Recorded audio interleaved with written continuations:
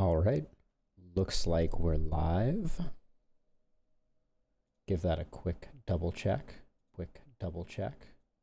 Yeah, everything looks good. So welcome to this lovely Monday evening stream. Going to be playing another one of my favorite games this week, Monster Train, which for those who are unfamiliar is very similar to kind of Slay the Spire in the sense that it is a roguelike deck building style game. So I'll keep the intro on the short end this week, but for those who are new here or pick up the VODs down the road, I'm Alden Potamus. You can also just call me Alden. And I am a recently turned from tech lead to video game streamer, among other things. So very excited to be trying something new and different. And I have always been a passionate gamer all my life. So without further ado, let's get some Monster Train going here.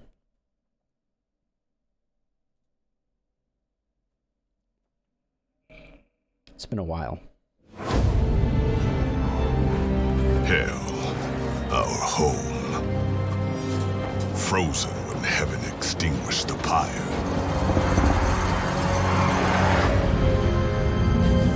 One spark is enough to reignite a revolution.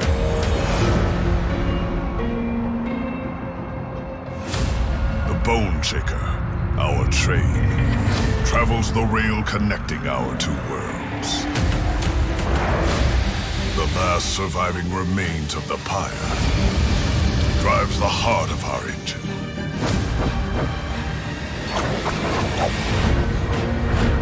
Gilded wing will stop at nothing to destroy it. But the champions of hell will defend what's ours. Because if we don't, there will be nothing left to defend.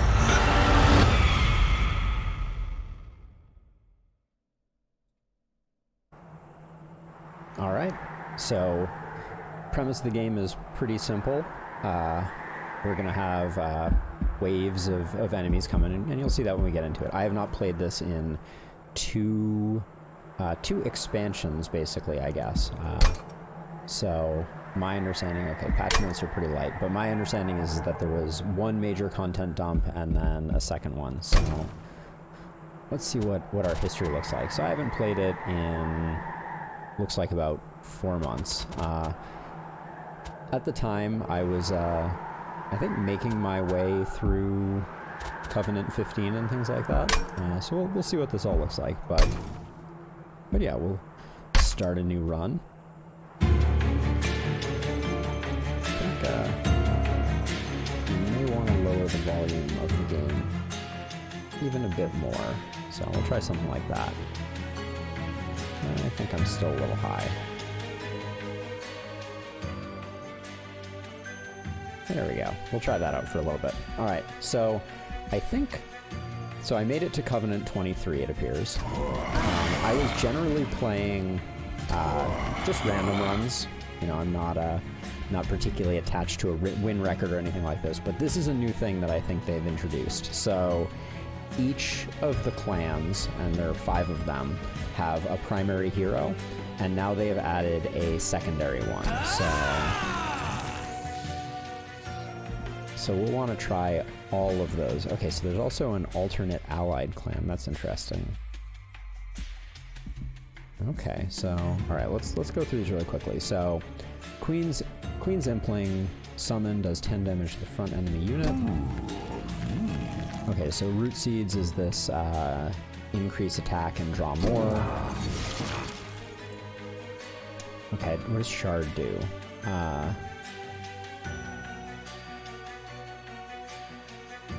Powers Soulguard the Martyr's abilities. Interesting. Okay, so apply 6 Frostbite to the front enemy unit.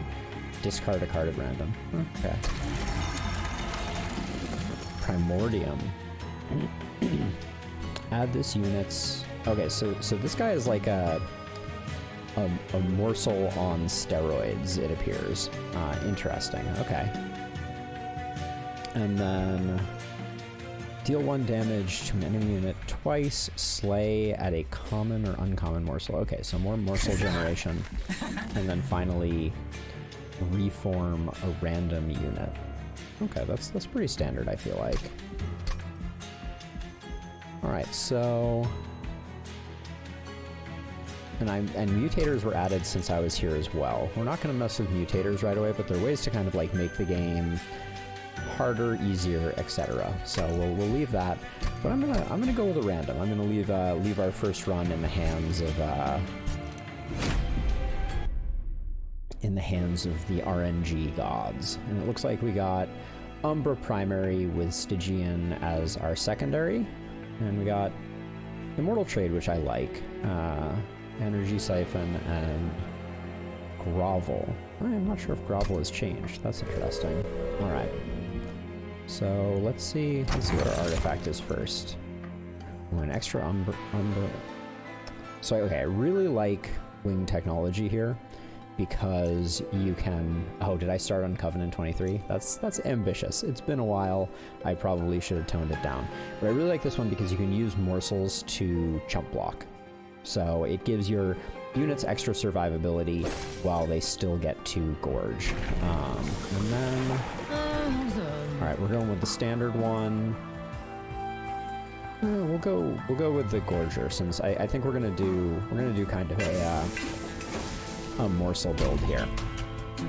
Historically, the Umbra's character has been a pretty hard carry character as far as characters go. Start of battle. Enemy units appear on each floor. How well equipped are we to deal with that? Well, it's been a while since I've been in here. This is how I see the map. Oh, here's the deck. This is what I wanted to look at. We can probably take out a few and we'll take a bit of incidental damage, but I think that's okay.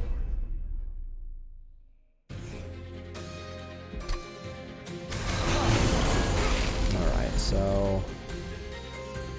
Ooh, right off the bat, I was incorrect. Now, anything that's summoned on the top floor will immediately get summoning sickness, so we don't want to do that.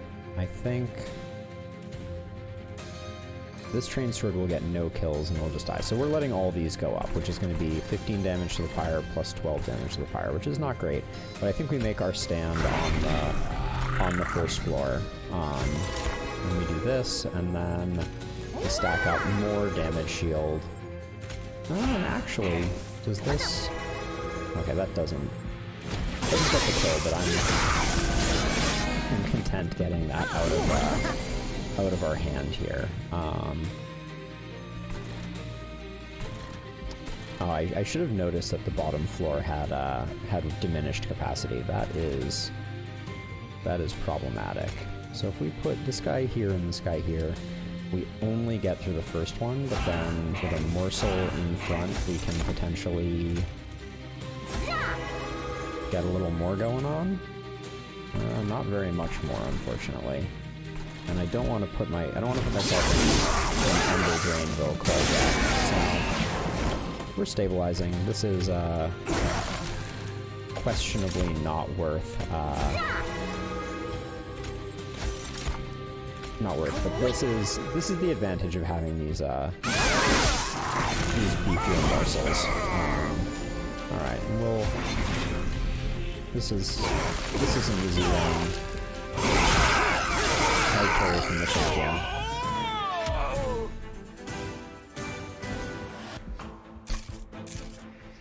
All right, let's see what we're working with. I'm always a huge fan of Atumbra Assault. That's very strong. Perils of Production, so really nice for the energy gain. In fact, I think they buffed the energy gain on this. I don't think it used to be 3 energy. But you can put it on a morsel, the morsel gets eaten. It's a great driver of energy generation. But I think in this deck, having targeted damage is like particularly critical. So I'm gonna grab that. And then magic power I don't love. Again, targeted damage is strong. This cantrip is also strong, but I'm gonna go targeted damage. Alright, early on, units and unit upgrades are quite advantageous. can't gain 3 armor. I like the sweep here. This, we do have some direct damage spells, so that's a nice advantage. Endless, I don't think we want endless, but more hit points on this one is going to be nice. And if we reroll, we can't afford anything else, so I think we leave it at that. Now, we're in not great shape because I don't think I can put the spell weakness on the same one. More attack damage. We're gonna have some skipping since we don't have that many targeted. So, given the fact that we have a pretty damage shield heavy group, I'm gonna try this because I think that we can. We're gonna be absorbing a lot more hits than we're gonna be taking. At least I hope that's the case. So yeah. So the problem here is if we put both of these on the same floor, this guy can't gorge. So I think what I'm actually gonna do is put her up here and put him down here. Is this 9-9? Oh, this is...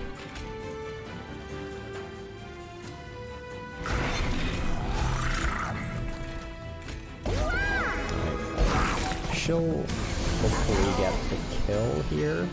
Oh, yeah. Okay, so I'll be able to take some out here. This is not terrible. I can drop her so that these 3 make it to this level, which I think will be advantageous. This helps with the damage. I think we want to use both of these here. Did not work out exactly the way that I hoped it did. It would. I'm a little rusty, but we're at least taking him down. This will give us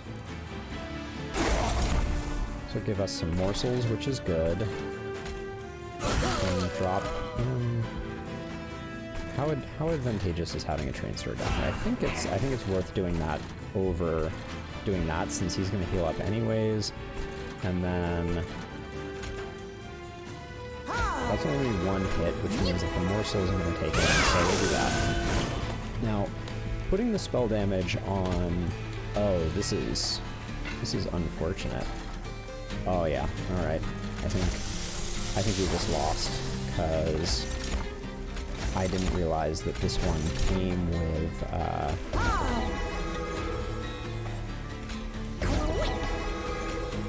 this one came with a haste unit, so it's going to skip our champion and go straight here, and I am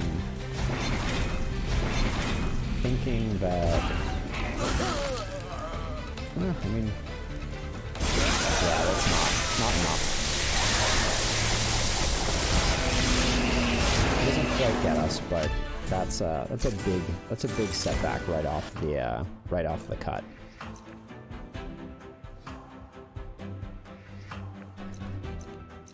Alright, morsel miner, no, not so much. We didn't pick energy generation, so I think the pack morsels is the way to go. I still like more targeted damage. I may regret that. And then this guy is a hard carry, so I'm gonna pick him up because we can put him on the top floor and he can potentially do some serious damage.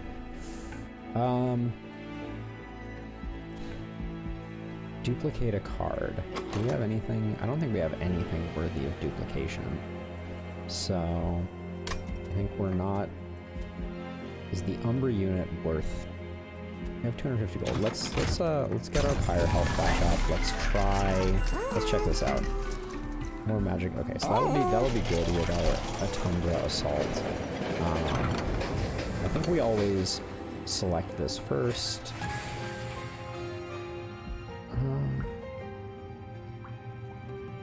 Descend in 2 days. Consume. I don't think we have the energy generation for this one, so I'm gonna go with that one.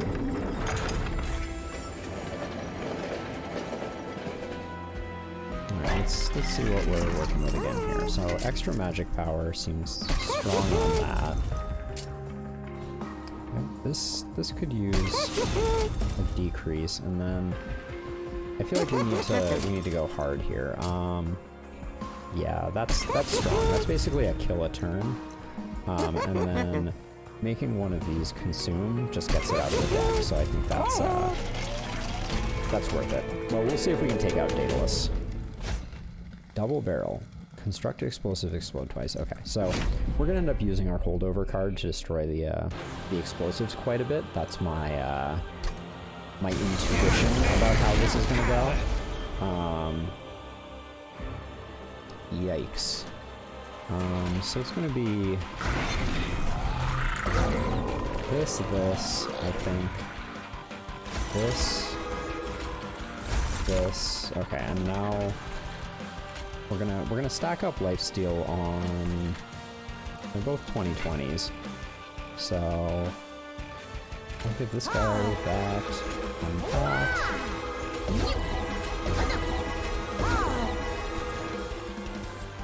Alright, and we'll call that good for now. Okay.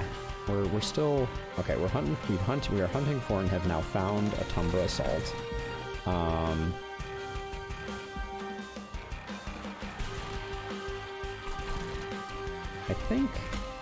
I think we put her up here and come to grips with the fact that it's gonna be a one morsel a go for him. We'll go lifesteal where we can. Alright, that seems solid. No point in starting to stack up some more spell weakness. Alright, so this still triggers, which is like, I guess makes sense. But we have solid morsel generation now, so I get to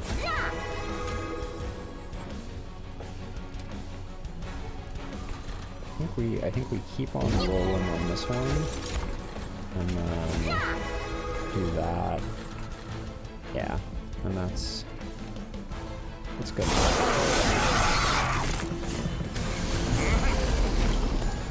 Okay, we don't like the haste unit, so well, I mean we don't mind it too much. That is more important. Although I guess he was netting nothing anyways. One less there. Keep that rolling. Keep that rolling. Alright, and then at some point we'll get a chance to continue that.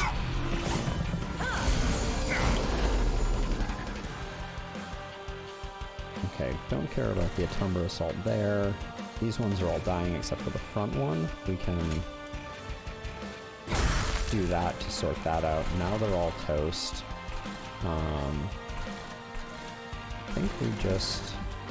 Yeah, he's taking no damage, so it doesn't really matter. Let's get rid of that. Oh. So that haste flash up, I'm not entirely clear on what that proc was.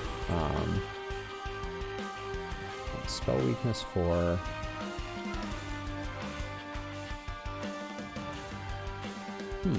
Okay, we'll have to figure that out. But there is no... How much is that going to do? Not that much. Okay. Let's get the frostbite on this one.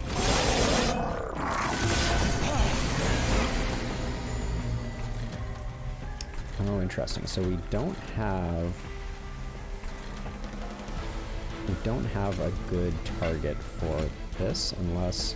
So 6 plus 6, 12. So that would be 22. I am a big fan of obscure but high skill cap strategy type games. This one I wouldn't say is super obscure. It had its moment in the sun, but I haven't played it in a while.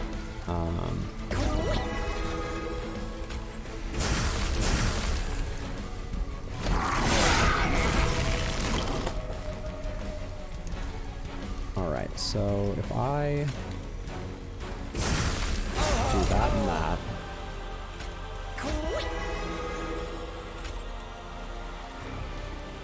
How close are we getting? 440 out of 571.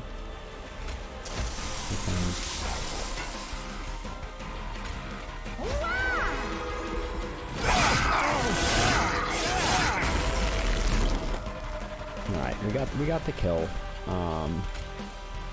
There we go.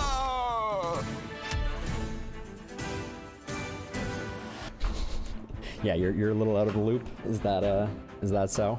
Also, I turned on low latency streaming mode, so hopefully the time between you sending a message and me seeing it and being able to respond is going to be significantly lower. I'm a little baffled as to why Twitch doesn't default that to on, but hopefully you notice the difference.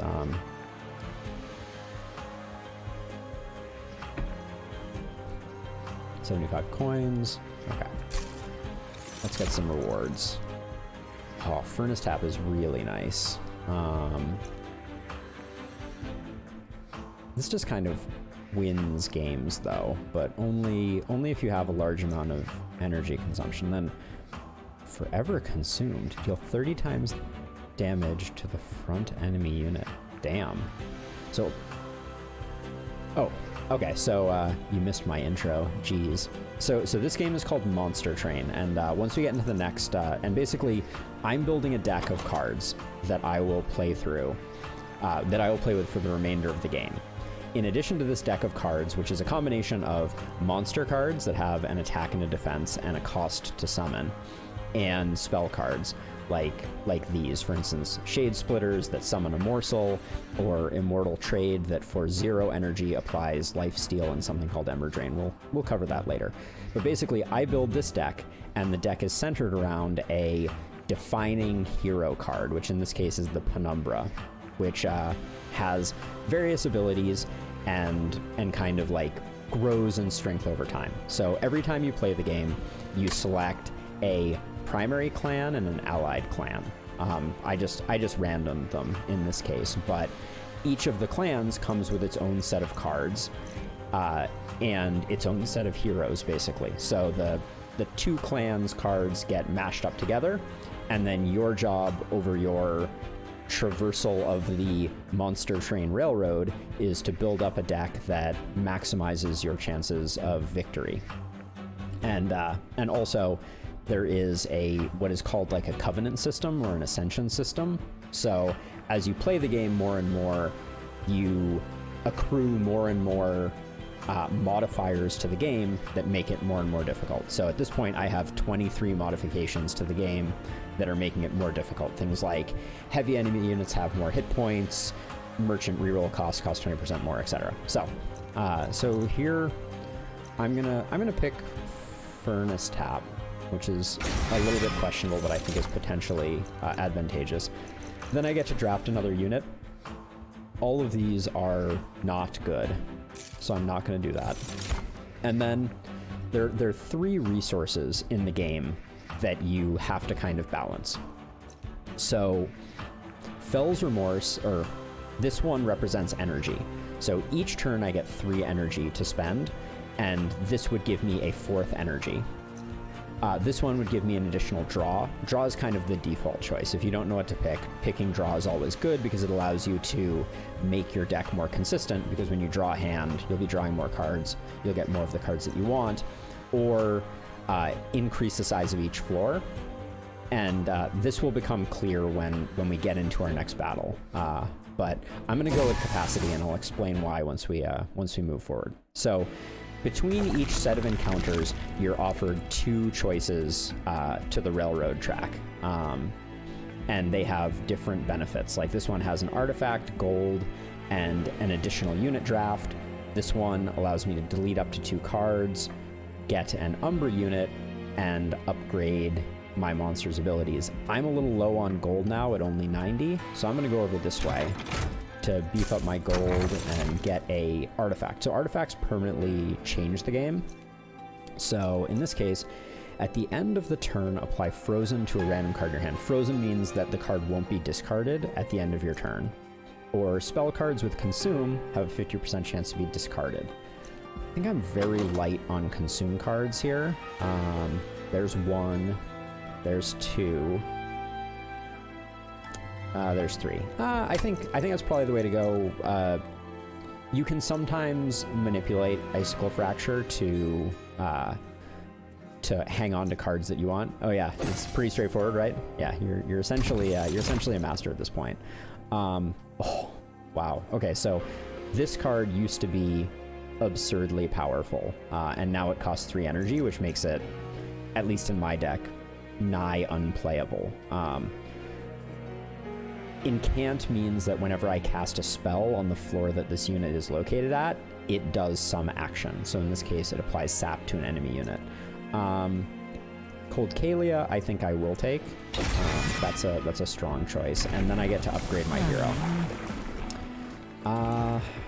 So I just upgraded space specifically so that I could potentially do this. So trample means that it will hit units behind it, and I'm gonna go with that one just because I want it to have more stats. All right, so now we'll get back into combat again. So combat is defined by a set of waves that are going to be made up of the enemies shown over on the right here. So in this case, we have the boss, who adds cards that are like dead cards, dead weight to my deck. This defender that has a bunch of armor and no hit points, and then these guys that kind of grow over time, so we want to kill them quickly. And then there's an additional challenge that you can toggle on and off for each time, but we're not going to do the challenge this time because we've progressed far enough and not gained enough power. Okay, so the train is comprised, and this is a bit counterintuitive, but the train is comprised of 3 vertical levels. It's a stacked train. And on each level, there is a capacity. So the capacity here is 6, which means I can put 6 units worth of cards down here. So for instance, I could put my champion, the Penumbra, down here, and I would have 2 slots left. Up here, there are 5 slots, and on the top floor, there's 6 slots again. So what I want to do is array my units in a way that these guys will progress to the next level if not killed, and new units will filter in on this bottom level. So I'm essentially building up my defenses, and I have 5 waves that I need to survive. So what I'm going to do is I'm going to put my champion here. I'm going to put this character here. She's going to take a bit of damage right off the bat. And then I'm just going to cast some spells on these guys to kind of start softening them up. Alright, so this guy will go here. So this guy, so Gorge is an important ability for the Umbra only. So Gorge is the ability for larger units to eat these small morsel units. So this guy will chow down on this guy, and every time he gorges, he gains 1 lifesteal, which means that all the damage that he does is returned to him. I'm also going to do that because we get a nice little coin bonus from that, and I think that's all she wrote for this round. All right, so Furnace Tap is interesting. We can do this, which is a consume card, but it was discarded instead, and then we can start allocating these. Now, Ember Drain 4 is bad because it means next turn we would be taking it off, essentially. How do we want to handle this? So there are going to be 2 hits here, so if I wanted to, I could do that.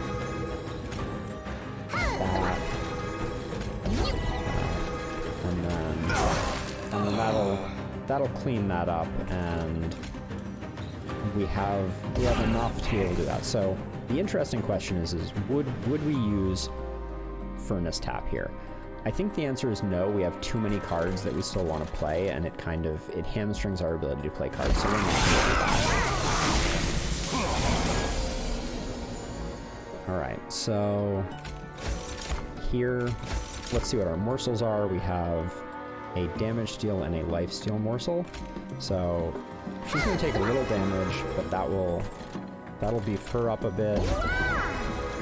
That.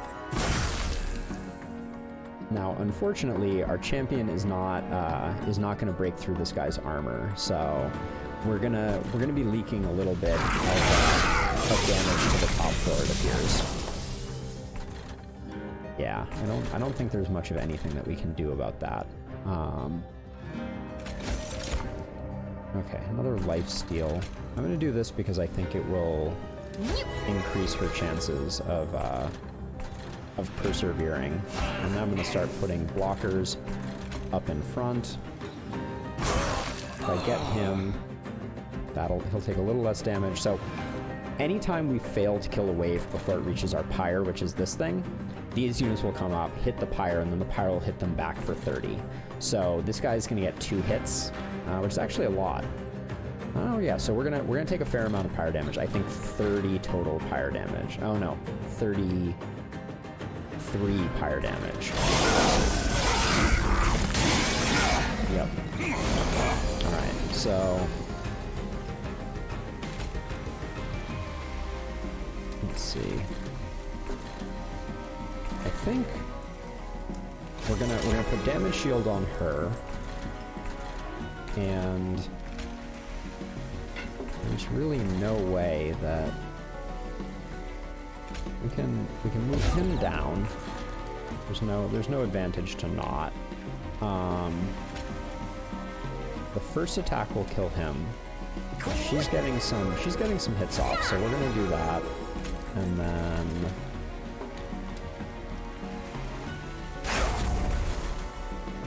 we're going to start stacking spell weakness up on him. Spell weakness acts as a multiplier for the spells that we cast. So this is his ability. He gives us these purge cards.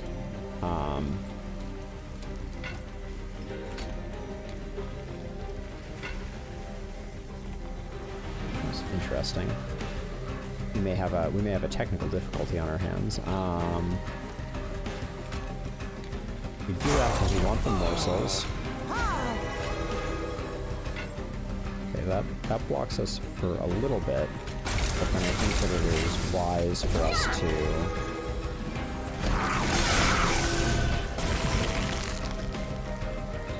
All right, so yeah, this is looking like a loss. Yeah, because that's only gonna give us a few hundred damage.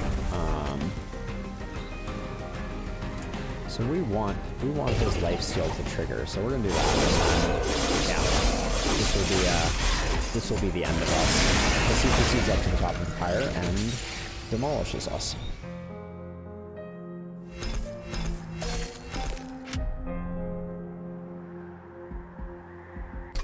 All right, so let's look quickly at the classes that we were talking about, because I just did a random run there. But so there is the Hellhorned, which have this lovely demon warrior guy, or this crystalline scorpion lady.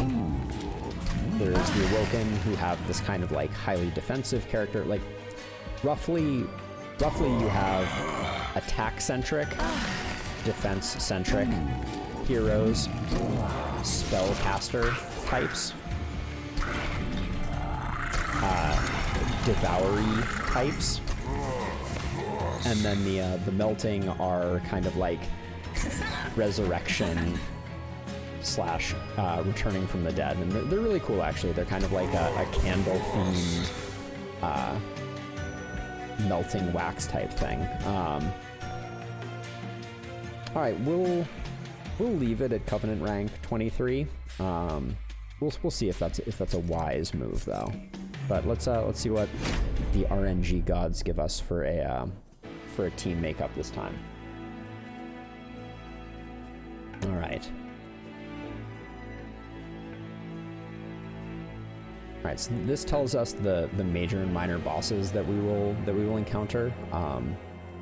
Playing strategically, you want to pay attention to these and kind of build your deck according to them. I am not always the best at that, but these are the starting cards that we get, which are solid.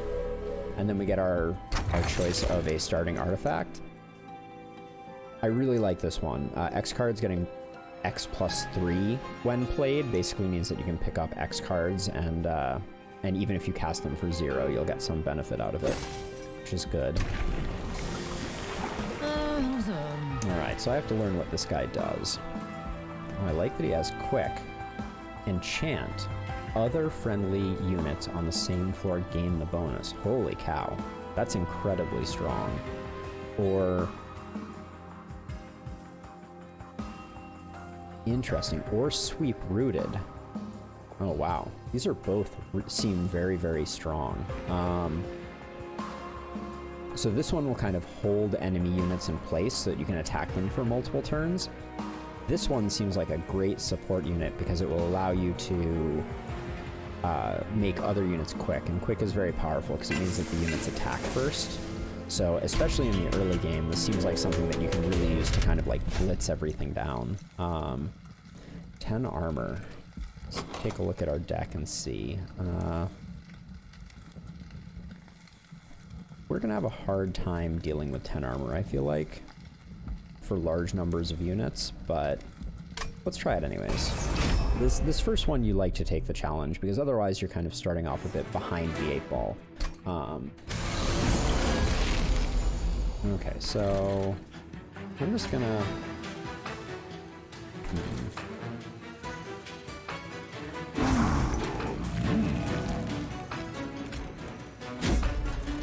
Yeah, these torches are not particularly valuable. We'll do something like that. Might as well soften one guy up.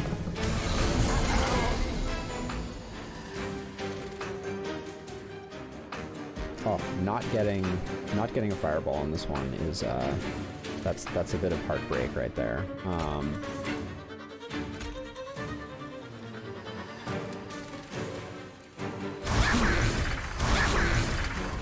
I think we use that just to beef him up, and then... Okay.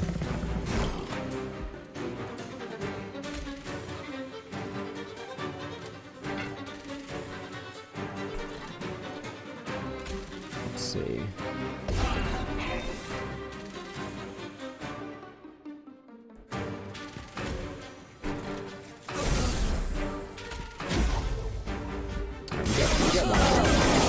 We'll take a little bit of damage on our pyre, but not anything too terrible. We are...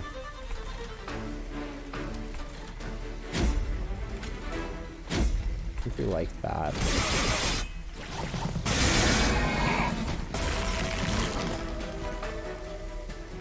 Oh, only taking 32 is not great. Okay, so he's doing 5 damage per. Which means right now we get 3 attacks with this guy. If we use either of these razor sharp edges, we will lose that. Now this guy's going to die regardless, I believe, so we're going to do that, and then do that. That's not great.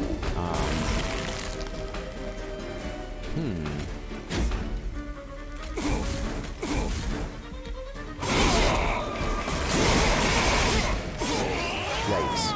Alright. It was a rough start. The 75 gold was probably not worth it. I think they buffed Sting. I think it used to be 8 damage. That's interesting. I think we need healing, and Wildwood Sap is a strong potential heal.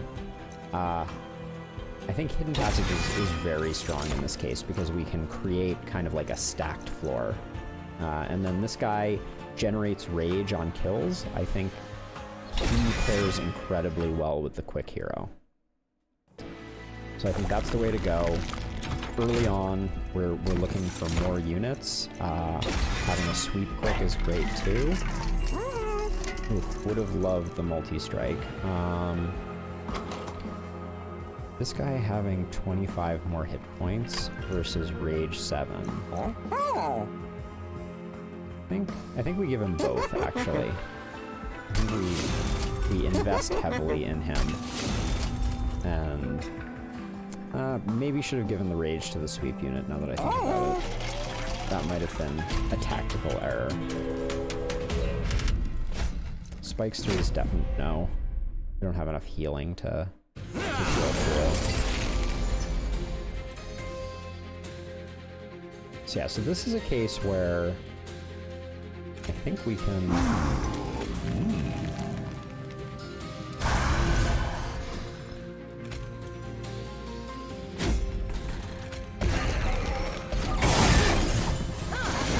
I forgot about our Ascend card. That was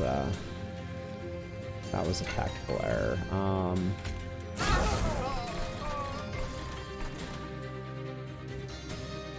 That was... I'm gonna defend that up a bit, and then... Well, this is pretty much instant death for him, right? Yeah. Very little benefit to that, but...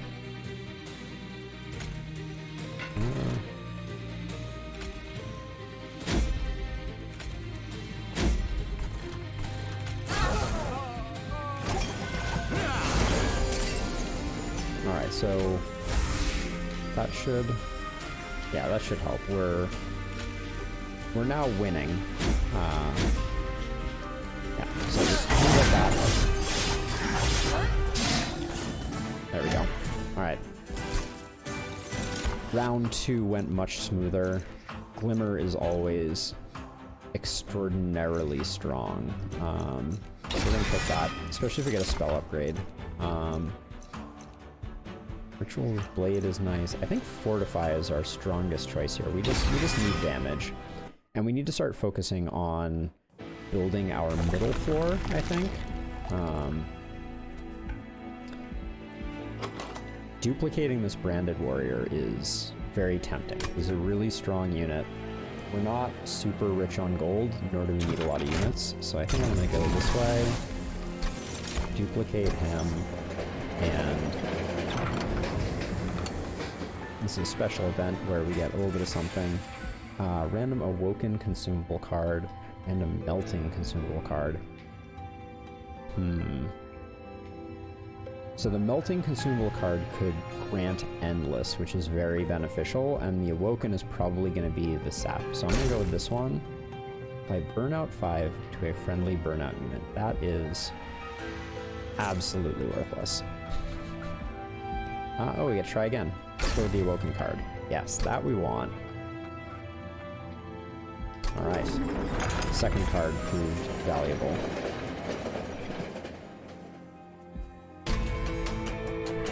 This is my first time facing Talos.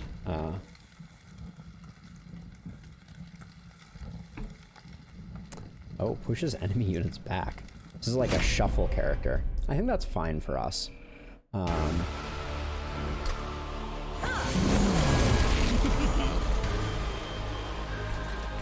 Alright, so I'm gonna build our middle floor here.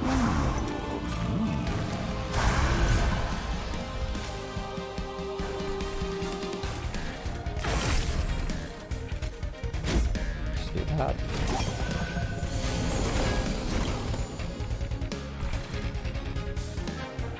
Alright, so if we do this, do we care to... We get no kills right now. Really? That's rather unfortunate. That was unexpected, is what I will say.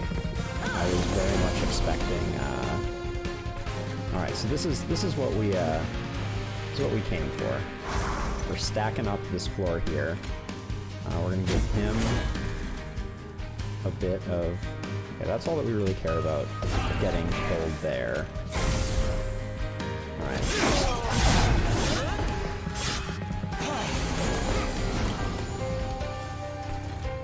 This is gonna be 2 and 5, so...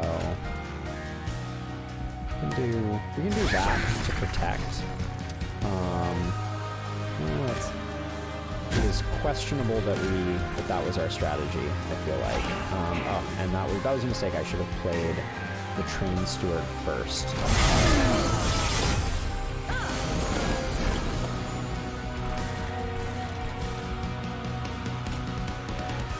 Alright, let's sap him up. I don't care too much about that. This guy has... That's pretty good.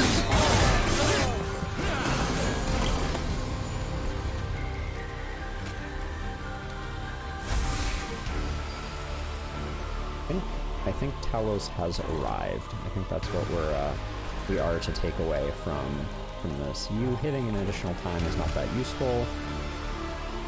Well, it's interesting that this does 2 damage now. Previously it just removed the maximum hit points.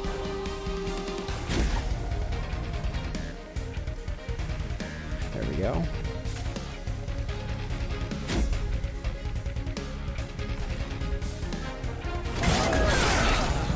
I think this middle layer is stacked enough to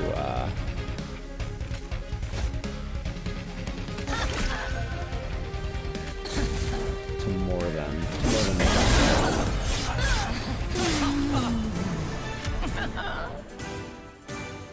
Alright. We have recovered a bit. We have more quick than we know what to do with. Boy, this unit... If this unit loses health, it dies. And it costs 5. My word, that is... Alright, the Awoken Drill Spike is a clear choice here.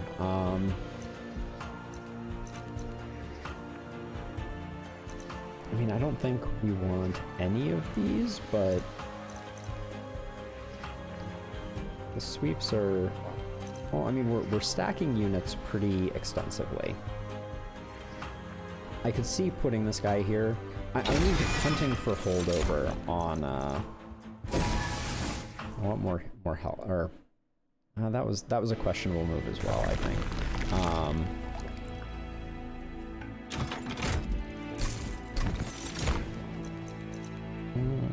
We're good on that front. Let's see if we can get our Husk Hermits a little bit of love, maybe. Is it worth making this guy a multi-strike? Yeah, probably.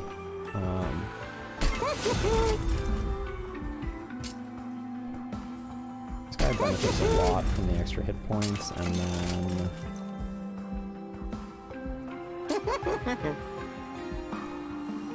Okay, so we have a lot of hit points on the board, which I think is good. I think there's no advantage to not taking that. And then let's see what our multi-strike or quick sweep. Quick sweep and apply rooted. Holy cow. I think multi-strike is the way to go here, though. This champion is just like a true beefcake. Okay, so I think we can handle the multi-strike here. We'll see. That may be maybe famous last words, but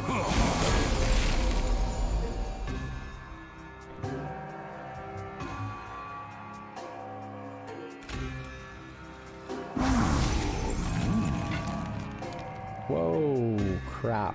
That was an error already. So I have 4, so... Yeesh.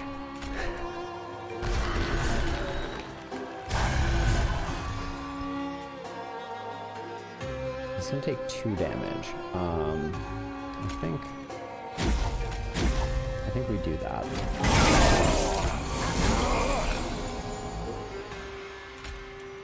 Rid of that. Do this. This being down 1 is truly awful. Oh wow, we lose our champion here. This may be game over.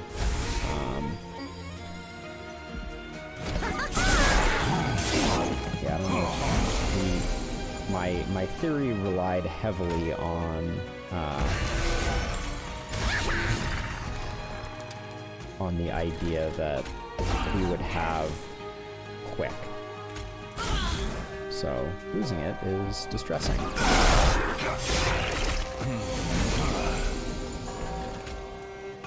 we gotta invest heavily here, and that's not great. Ooh, not dying is very worrisome as well. Oh, so 63, 65, 67. So 2, 4, 6 more is not gonna secure the kill. Oh, yikes. I think we do. I think we just wanna do that, but this is proving very worrisome.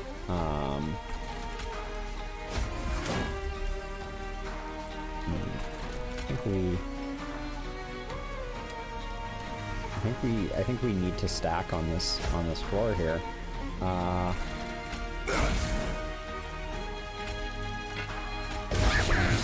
Anything to stop the damage, and then I can do that and that. And I hope that this is sufficient. Okay, it is sufficient, which is nice. So get rid of those. There's no need to put that out there, but we live to fight another day.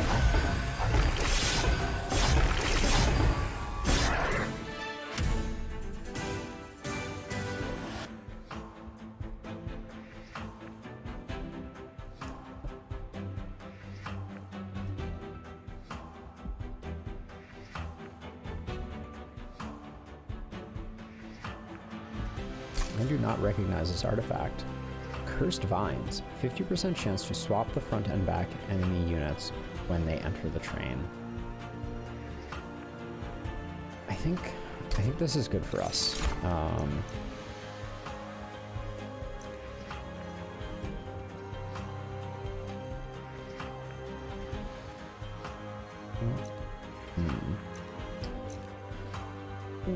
Pyre Grow. Minus 2 draw next turn, +1 energy per turn for the rest of battle. Huh. I don't think I like any of those. Of the imps here... well, this one isn't an imp. It should be an imp. It's very confusing. Do I have consuming cards? Do. Yeah, let's see if we can parlay the Scholar into some goodness. I think we've pretty extensively upgraded our cards. So this is a bit of a dead draw. So I think this is the way to go. Get a bit of fire health, which is great.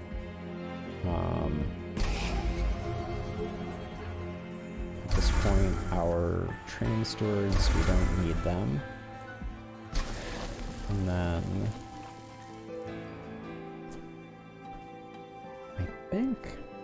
I think the rail spike is the way to go. It's a draw engine. We now have absolutely despise this enemy. Okay. I think I learned my lesson from last time about our hero champion getting absolutely decimated. What is it? Okay, so yeah, it swaps some things that we don't care about. So we're gonna go like this. I don't have the slots. I don't want to use the consume now. 16. So we'll put this guy down here. This guy down here. There's no reason not to. Oh my word.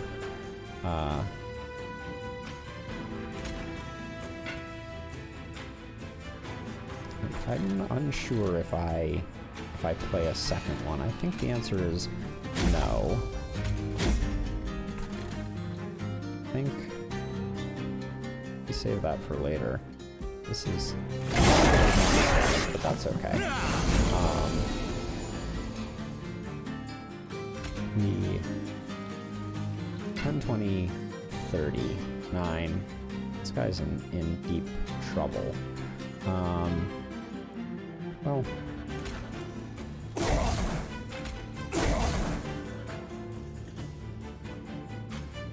Now only 10 damage, which I think we do that, and we get this guy up here doing work for us.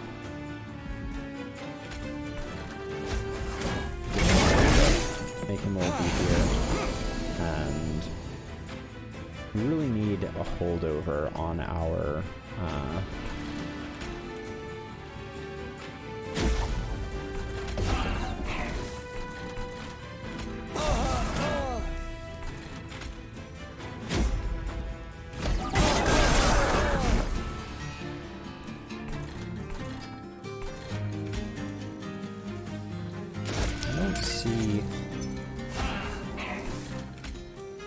this doing much work.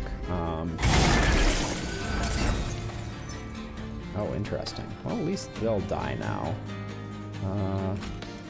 Oh, hold on. Let's not use that quite yet. This is the only place these can go, so let's do that.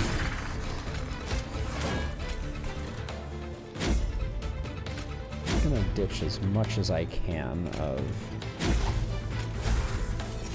this.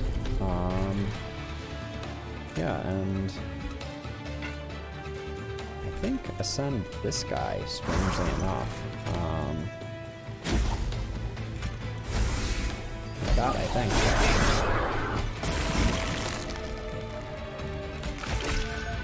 Does 26. These 7 rounds of stealth. That's okay, that's disastrous. Alright, we lost. Yikes. Yeah, too many eggs in that final basket there. I doubt we'll get anything of value here. We can.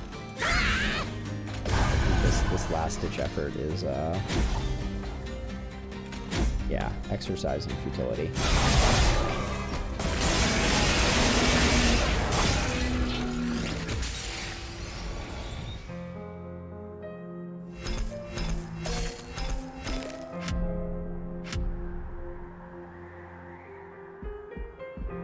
Yeah, that was the most quicks I've ever had. Let's do a new run. Really like that alternate champion though. That was cool.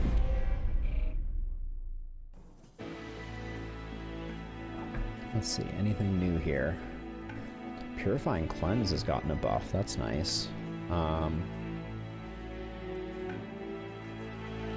Can't remember if resin removal removes melting, but we will see. So I have the alternate Stygian, but I have Rector Flicker. Okay.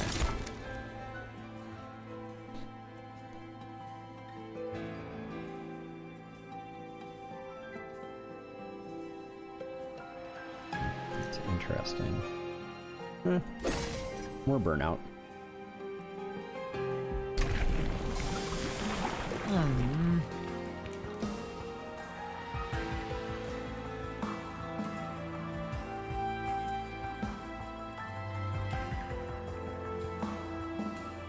The harvest one or the big burnout guy? We always go big burnout. That's, at least last I checked, that was a given. He carries super hard early game, no matter the opposition.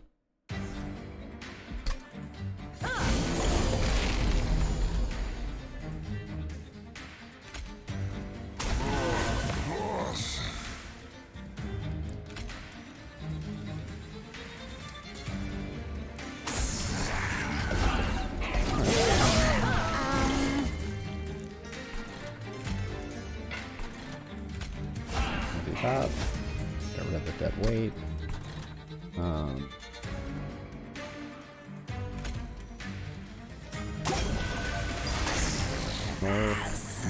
We need more pylons.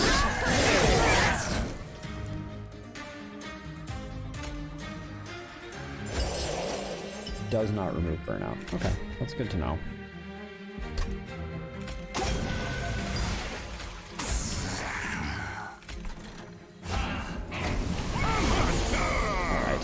expect this to be a short fight.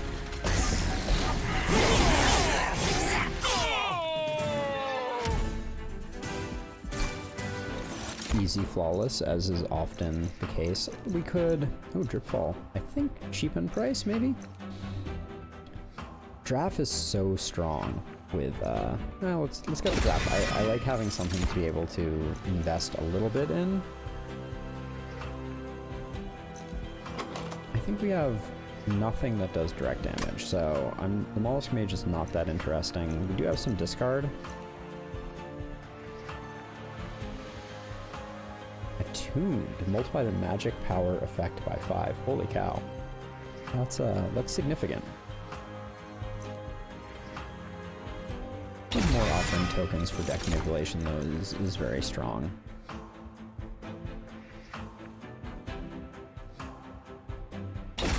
This, we always like to have this this engine for driving.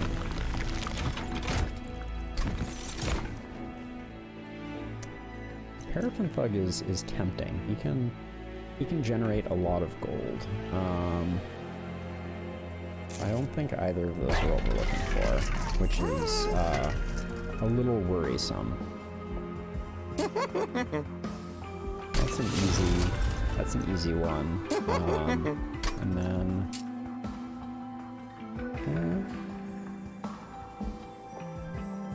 as long as this guy's behind her, he'll last and do like a lot of damage. Let's see if we can just get like a straight attack upgrade for him though. There we go. That's nice. Alright. Unsure if rerolling there was the wise move, but spikes is not good. We would like to avoid spikes. Alright, so these two would kill 3 of these. Let's do that. Let's put him up here. In here. There we go.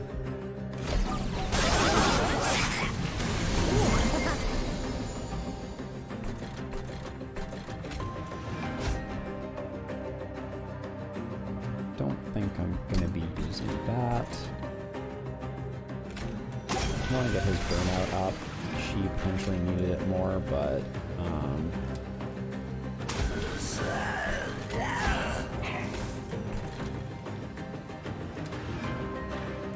there's no value in him getting hit here. Okay. Now she gets the heal, which is great. Put another dreg there. And another dreg here. Maybe we'll get,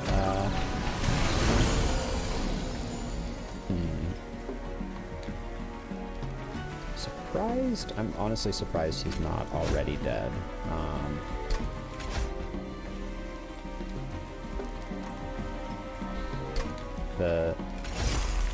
That's not useful. Oh, he has sweet. That was, Hey, Snorlaxer, how's it going? It's good to see you. This is a different game. I'm playing a game. This game is called Monster Train.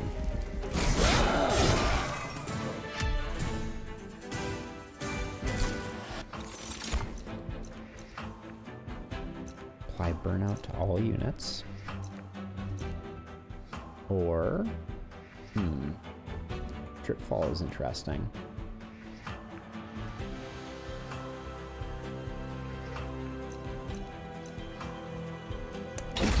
More heals is going to be best. So what I'm doing right now is I'm constructing a deck of cards that I'm going to use to battle enemies.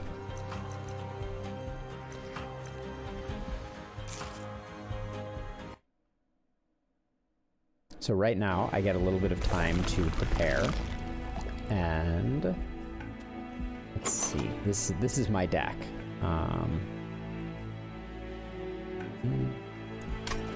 I will go this way.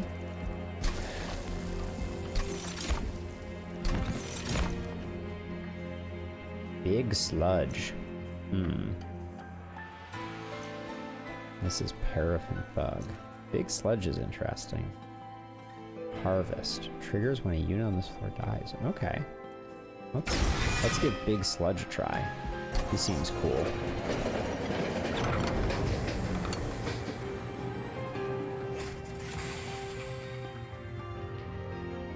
Ooh.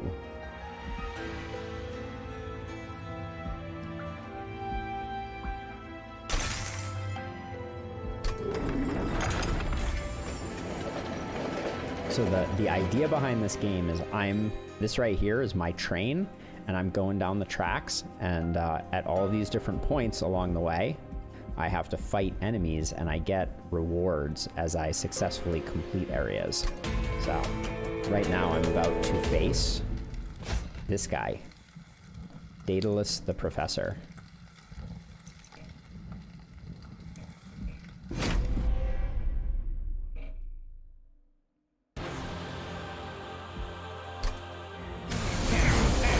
So at the beginning of each round, there's going to be a whole bunch of enemies that enter my train here on the bottom floor, and then I'm going to fill out the train. Oh, jeez. This is the small one.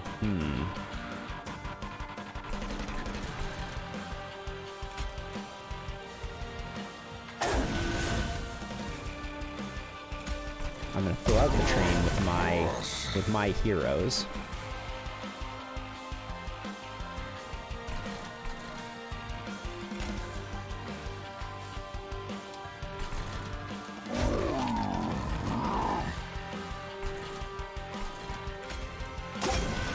And then my heroes are going to fight against these guys in order to hopefully defeat them.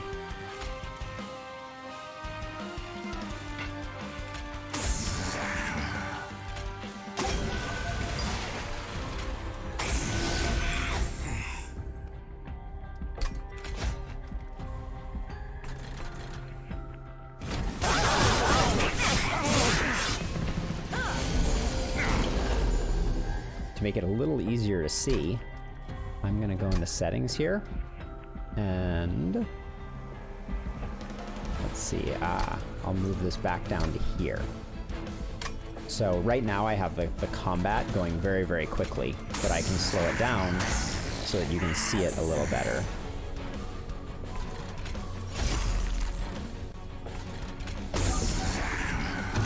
So see, this blows up. And then down here, this person attacks, and this person attacks, and then my people get to attack.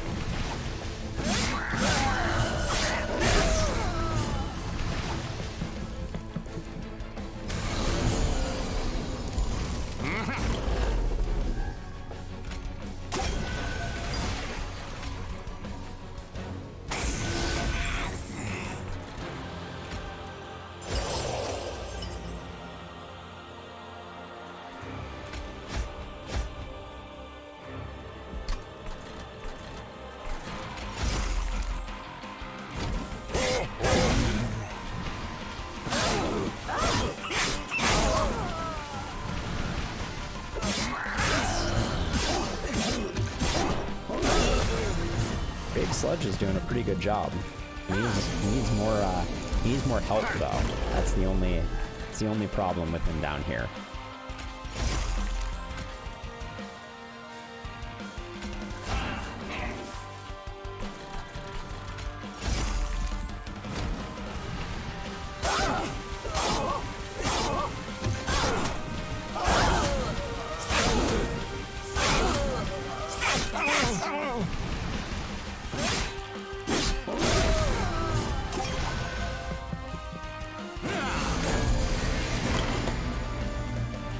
There we go. So, ooh, he's not. I don't think Big Sludge is gonna survive.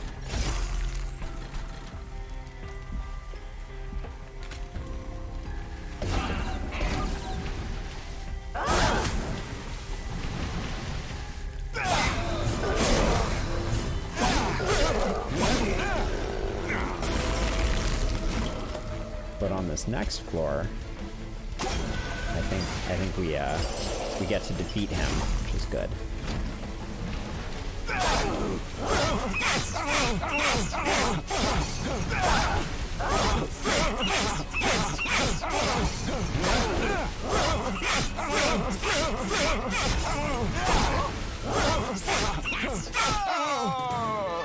There we go. And that was the last enemy, and so once we defeat the last enemy, we get some rewards. So we got some gold pieces. Okay, this removes burnout, which is interesting. Higher attuned, or draws 3 spells, add consume. So I think I'm gonna go with this one. Ooh, this guy is very strong. We like him. And I think we want more space on floors because we want to put lots of enemies together, or lots of friendly units together to battle the enemies.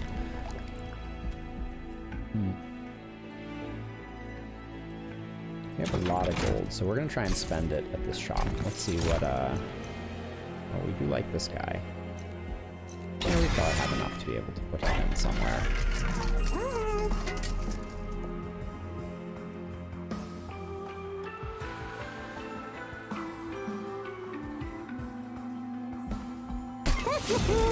We'll do that, and so right now I'm upgrading the cards in my deck to make them more powerful. I think we'll leave it at that. Now we get to upgrade our champion, and we can make him even bigger, I think. Make him nice and huge.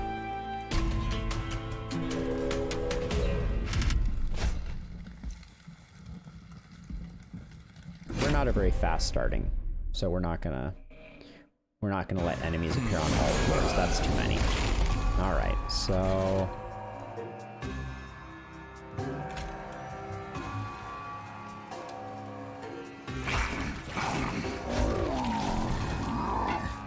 oops. One of those is more expensive than I thought he was going to be.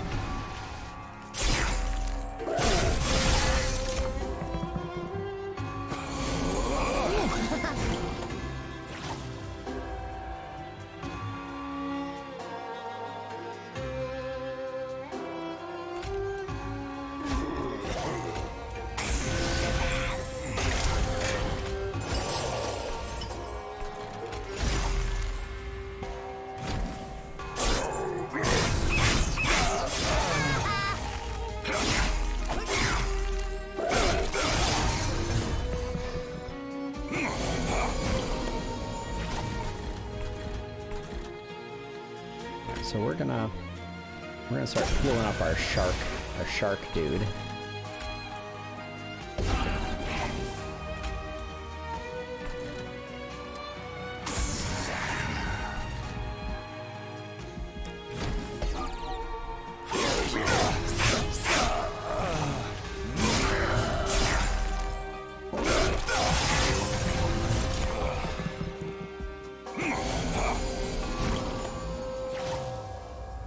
Hey, Rapid.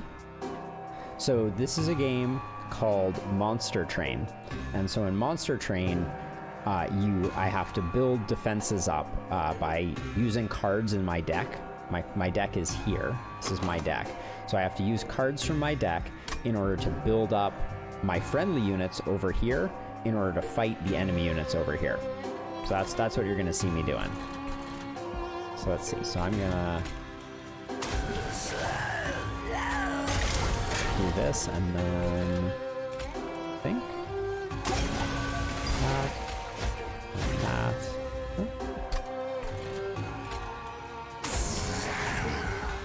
So when I hit end turn, it's going to automatically play out all of these units fighting. So these units are going to attack first, and then these units are going to attack back, and then these units will attack these units, and these units will attack back.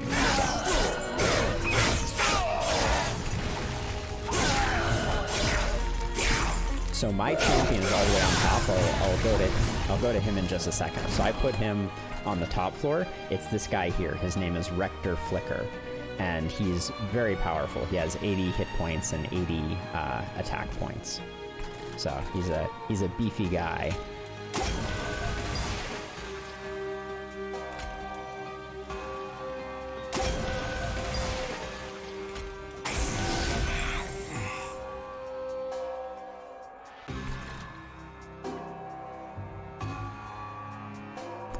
Hi, Mian. Thank you. I should put your stream up on my TV. I will do that when I take a stretch break.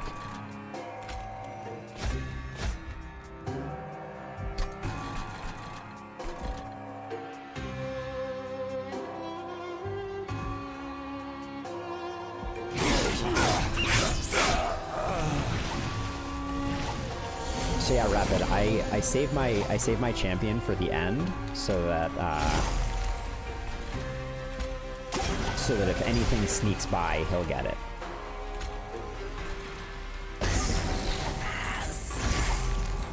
But one thing that's very helpful is the game gives you a prediction of what's going to happen. So these red X's mean that at the end of combat, this unit will die, and these 3 units will die, but this guy will survive. And right now, this is the end boss of the train, Pyre Light Master. So when I hit end turn, they're gonna fight, and my big sludge here is going to carry the day.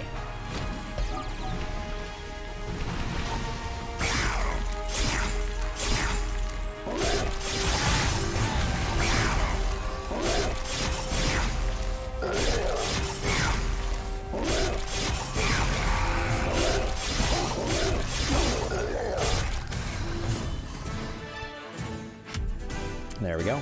And so I get a reward for successfully vanquishing that enemy. So what happens is, I'll show you this if you're still watching when I start my next game, but each of the clans, and there are 5 clans in the game, each clan has its own champions, and different ones are arguably stronger in different circumstances. This one is very, very strong, though, the one that I'm playing right now. I think this is a good card for me to select. I'm gonna take this because I have a pretty offensively minded. So the reason that my champion is so strong, I'll show you him really quick here. So this is my champion here. And the reason that he's so powerful is because he has a lot of stats in both health and attack, but he has this thing called burnout. And burnout means that every turn that he's alive, he loses 1 burnout, and if his burnout gets to 0, then he dies no matter how many hit points that he has. Ah, Sadistic, thank you for the follow. I really appreciate it. Sadistic is a viewer from my friend Mion Rai's chat. So burnout ticks down every turn, and when the burnout reaches 0, he'll die. So I have a bunch of other cards that I need to use to support him. So let's see, we have a lot of gold, but we haven't upgraded our spells very much. So I'm gonna come over here and see what we got. I don't think we have a lot of expensive spells. In fact, I think we have no expensive spells. So, don't really... Are there any? No, I think I'm gonna roll for holdover here. So he's very powerful, but you can very easily get into a situation where if you don't have the ability to keep his burnout at a high level, then he will die, and if he dies, you can be in a whole lot of trouble. So you have to be pretty careful in how you set things up to guarantee that he's gonna survive. But he is very, very strong. Oh, this guy's cool. The Historian. All right. Let's see. I'm gonna go with... I'm gonna go with this one. There we go. So these are my artifacts up along here, and over the course of a run, I'll collect more and more artifacts, and the artifacts are permanent changes. So that guy vanished just because he was like on the side of the road and we just kind of drove by him. Another reason that my hero is strong is, you see the way it says 6 burnout and it's green?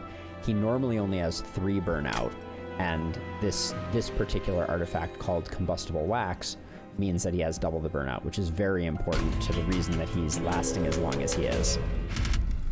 All right, so we are up against this guy who has sweep, and he has these guys who will be accompanying him. I don't think we want spikes though, so we're gonna go ahead and fight without spikes.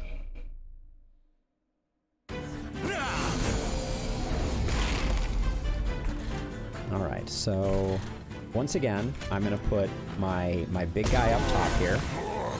I'm gonna put this lady down here, and I'll put one of those there. And I'm gonna use this to remove his burnout.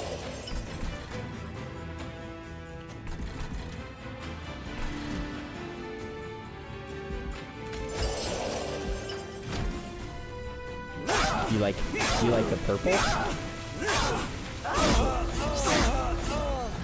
Where did you see the purple? Was it the purple that's on Rector Flicker or a different purple?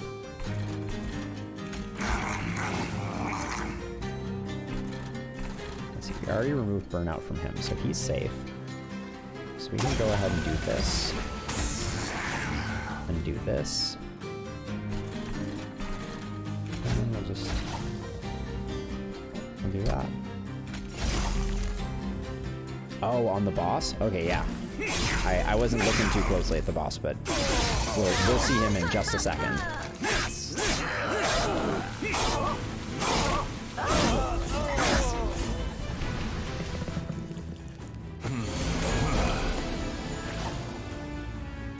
Alright, so we're gonna put him back here. And I think I'm gonna do this, so if he starts gaining burnout, I'll put this guy back here. Alright, and we'll go with that. Uh-oh, my shark is almost out of hit points. You see that? He only has 1 hit point left.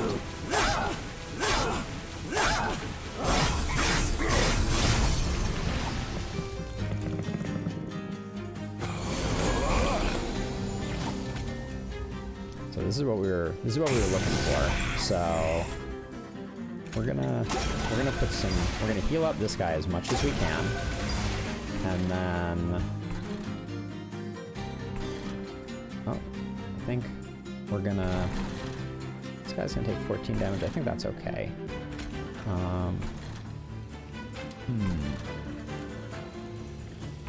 Actually, we're gonna do that so he doesn't take any damage anymore.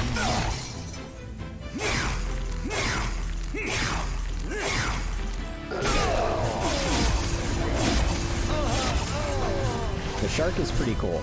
So the next time one of our guys gets up to the shark, I'll explain in more detail what the shark does.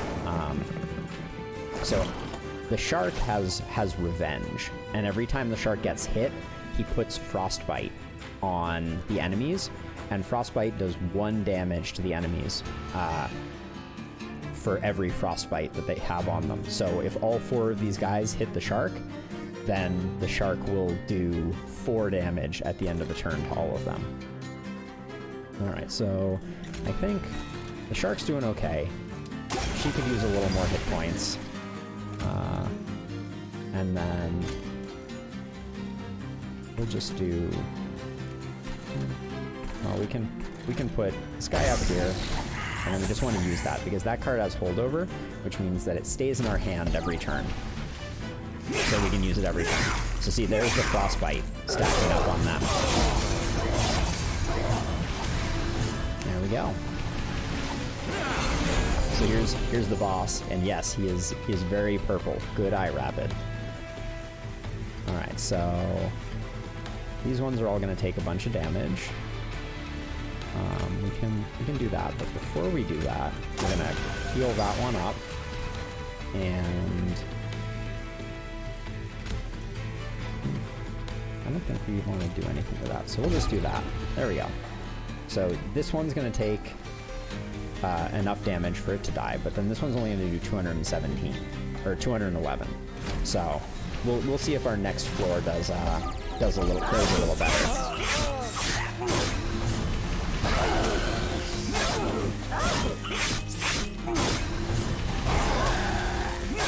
So one of the tricky things about this boss is it has sweep, which means that when it attacks, it hit everyone, not only the front unit. So that's why this floor went particularly poorly for us, and we didn't do a lot of damage to the purple. But this one should go a little better, I think. Well, actually, not as much better as I was thinking it would. Okay, that gets us pretty close. So it's gonna do 400 of the 579 hit points that he has. And that's mostly thanks to Big Sludge back here.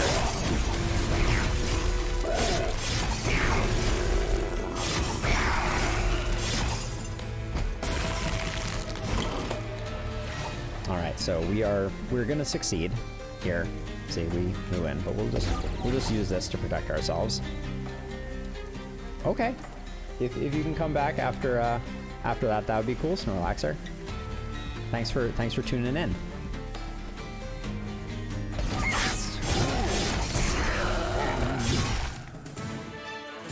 Rector Flicker saves the day.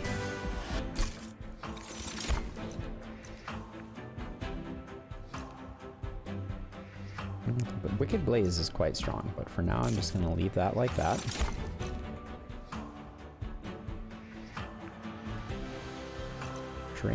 Drain is good.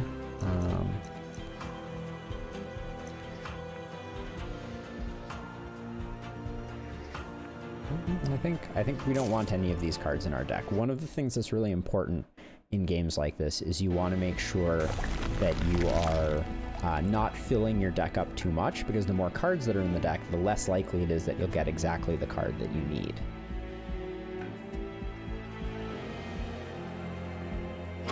So let's see. I think we need to remove some cards, and so the Unstable Vortex allows us to remove 2 cards. So I'm going to get rid of 2 of these Foregone Powers because I don't think they're benefiting us that much. And then we get to make a copy of a card. Right now I would lean towards this one here, this Purifying Cleanse, because that means that we would be healing a lot more. But I'm going to go ahead and go to this event. Yes, Snorlaxer, I did kill the boss. Ooh, okay, so.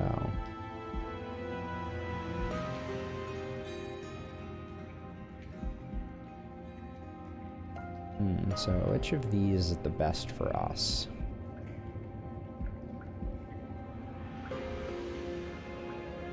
I don't think any of these are too powerful for us. Let me look at what we have here. Yeah, most of our cards cost 0, so this isn't very helpful.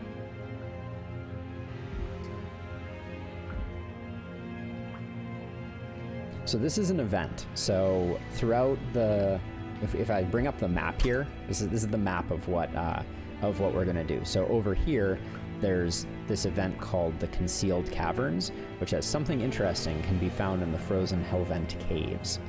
So that's what I'm doing right now. And so I have the opportunity to pick from one of these rewards. And I think that I'm going to pick... I think I'm going to pick this one, the Stygian Guards Railspike, which adds Sap and Frostbite, because that will allow us to reduce the attack. The attack of an enemy. And then the thing that we're going to copy is this holdover card here, so that we have more healing at our disposal.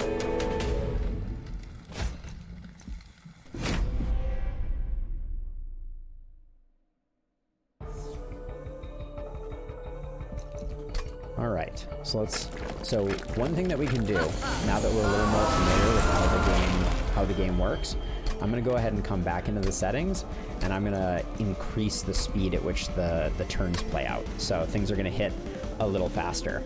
Yeah, this bird boss is pretty weird looking. Okay, so in this case,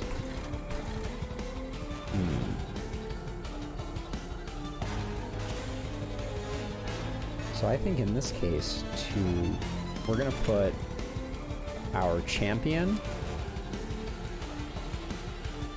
here, and we're also gonna put big sludge here.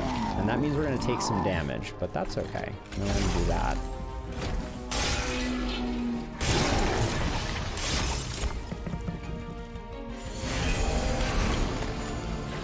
So the bosses during the game, they hang out on the outside, so it's not actually attacking right now. It just kind of floats around and usually has something that it does while it's floating around to just be a bother, basically.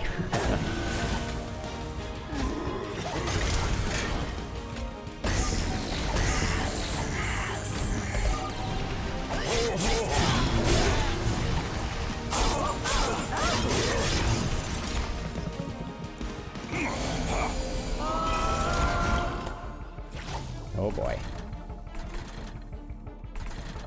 See, we're getting a lot of these bad cards. So I think this turn, to make sure that we don't get in too much trouble, we're gonna get rid of one of them, and we're gonna keep this one because we want to get our Shark Man out and about, and then we can do that.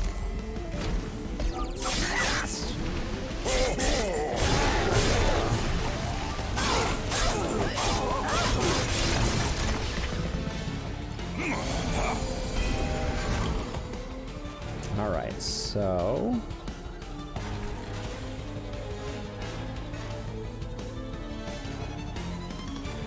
right now we need to be doing more damage down on this bottom floor. That's the main thing that I'm a little worried about.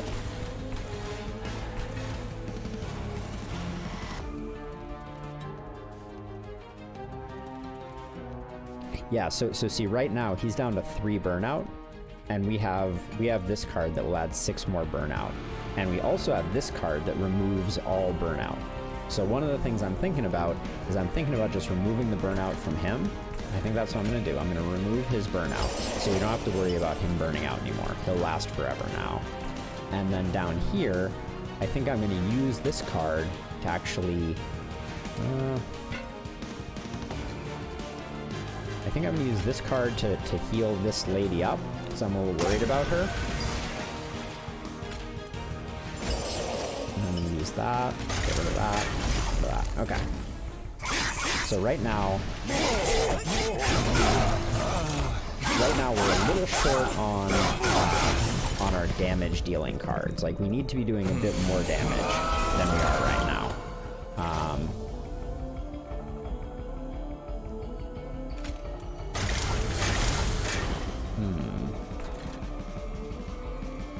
We're probably gonna need to heal this guy pretty soon. But I think for now, I think we just keep healing her.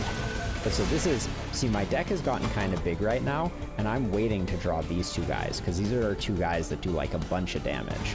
And so far we haven't seen them, which is a little bit troubling for us, because if we don't draw them, then we're not going to have enough damage to get through these big guys that are showing up with 105 hit points each. All right, so there's one of them, so that's good. So now we're gonna do that. Ooh, we still don't get this guy, which is surprising. And now we have, oh, see, these are burning out. That's what that candle icon right there means.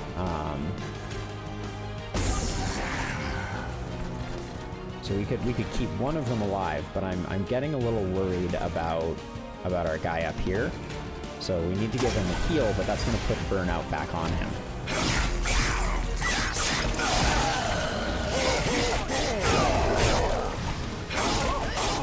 And now she's getting a bit low, so we need more heals for her.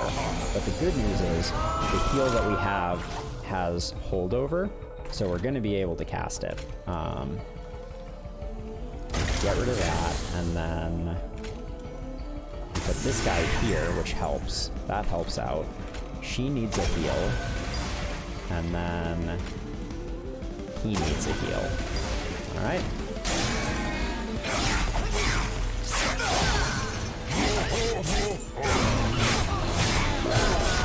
So we're doing a little better now. So that was the last wave. which means that now the big boss is going to become active. There we go. So we're only doing 360 of the 1,400 hit points that they have. So that's a little bit troubling. So the way that we're going to handle this is we're going to give her a heal. We're going to use the spike of the Stygian, which is going to reduce his attack from 10 to 4. And then we're going to use this, which is going to give us an extra attack. So that's going to get us up to 700 damage.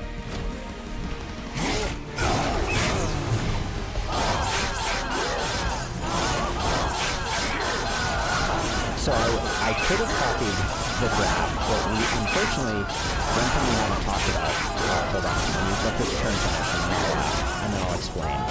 So one thing we haven't talked about is each floor has a maximum capacity, and so this floor can hold 6 capacity worth of units, but the big sludge you can see is 3, the draft is 1, and Rector Flicker is 2. So what that means is that if I copied the draft, I would have had to have a place for the draft to live, and it's hard to find them. And this heal, as you can see, is really powerful, right? Because it's keeping alive our units. So we just went from losing to winning, and now I can do that, and now our team will beat up the build person.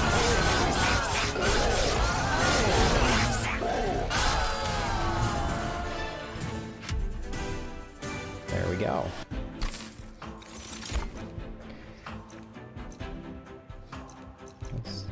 We don't have a lot of spell damage, so that's not very useful. Apply. Ooh, and burn out 4 to friendly units. Oh, to all units? Oh wow. Okay, let's try this. Let's try the waxing spike. So during different points in the level, you get to select if you upgrade your mana, your draw, or your capacity. So if I select this one, each of our floors will be able to hold more people. So yeah, so Big Sludge is powerful because he has Harvest, gain 5 Rage. And so what happens is every time a unit dies on the floor that Big Sludge is on, he gains 5 Rage, which is 10 attack. So yeah, so the yellow one is very strong because it gives us more space on the floor. So I'll pick that one, I think, this time. All right, so now we're gonna have 1 more slot on every floor, which means we'll be able to stack up more units. Let's see, so yeah, so we don't have a copy option here. So we have coins, we can enhance our spells and we can remove cards, or we can get Pyre Health, improve our units, and get an artifact. So I'm gonna come over here, and then I'm gonna get some Pyre Health, that helps. And then let's see what our unit is. So, oh, so this is cool. So apply daze to enemy units when they enter the floor below the pyre room. So this will mean that any units that enter our top floor won't get a chance to attack. Or we could do this one, 50% chance to apply spell weakness to an enemy when it enters a train. We don't have a lot of spells, so this isn't very powerful. So we're gonna go with this one. And then here, we get to select upgrades for our units. So let's take a look at what units aren't upgraded. We have Big Sludge, obviously. He's a good target. And then we have another one for our Paraffin Enforcer or Lady of the Reform. So our Paraffin Enforcer is actually really interesting. If we give our Paraffin Enforcer quick, he's gonna attack first. Oh, good job, Snore. Welcome back. So if we give him quick, he's going to strike first, and when he strikes first, all of the friendly units that have burnout are going to gain rage. So that's very effective. And then if we want to get a little risky, we can also give him burnout 4, which will mean that he also benefits from the rage that he's generating. So I think that's very strong.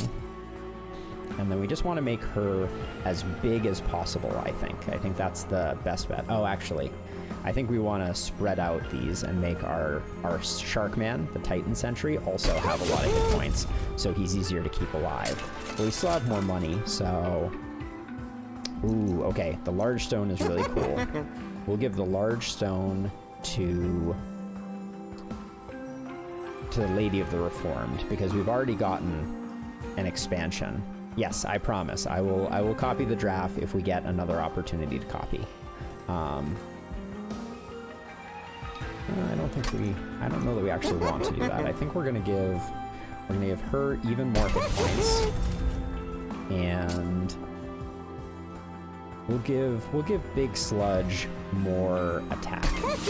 All right, there we go. So now we've done that. Now we get to come in here, and we get the choice of one of two ways to make our Rector Flicker even stronger. So we have Burn Bright, which makes him 145 by 145, or we have the Accumulator, who makes it so that every time a unit dies on his floor, he gets a little bit bigger. And I think we're going to go with this one. Burn Bright is very strong. 145 makes him huge. A huge dude. All right. All right, so now we're going up against this Birdman. Defil the Wingless General. Looks pretty mean. He has Trample. So they would enter with Spell Shield too. We don't really have any spells except for these. So yeah, I think that this is a really good time for us to do this. Yeah, so basically all of the bad guys are birds, as you can see. All right, let's see what we can do here. He does. He has a very, very large weapon. Okay, so let's see.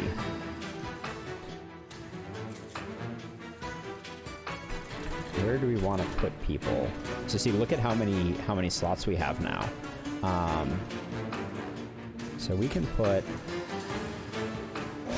Big Sludge and Rector Flicker like that. And then I'm going to put our Ferrofin Enforcer here. And that'll be the end of our turn.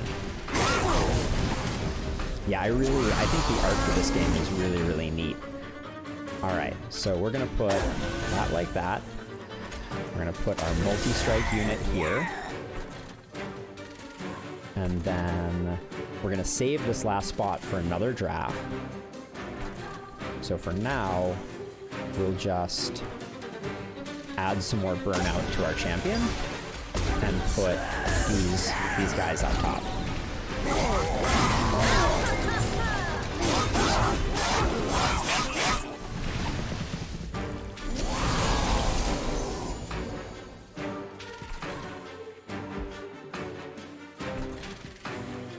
So kind of, yeah. They're like, these are the weak starting units. The dregs are just kind of like weak units, and the drafts are more powerful. So all of the units, so if we go into our deck for a second, all of the units in the melting clan are candles, right? So they're made out of wax. So, right, these guys are like spiky candles, and these guys are like slightly less spiky candles, and this guy is like a big pile of wax, kind of. And obviously our champion is like a wax guy with some cool maces. All right, so let's see. We can remove burnout from our champion. That's definitely a good idea. And then I think we want to use this, even if it's only for one. There we go. All right, so our middle throw is doing a good job, but we're running out of ember because of these ember drain units. So that's the only problem that we're running into. We can't actually cast our draft because we don't have any mana or energy, I guess it's called. But same basic idea.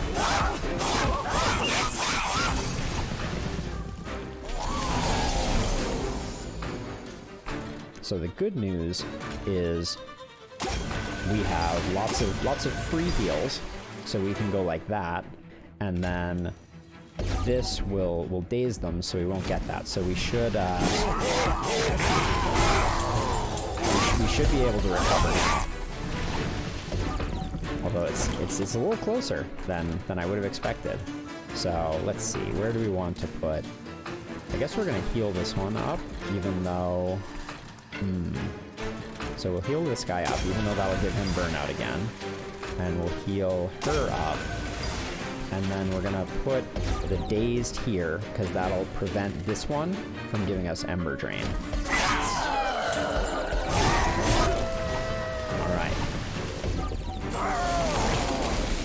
Alright, so how close are we? 600, okay.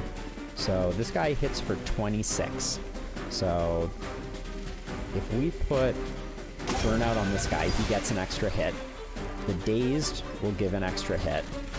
And then we'll heal up this. And then this guy's gonna get to hit our pyre a few times, but there's not really anything we can do about that. So we're just gonna go like that. And then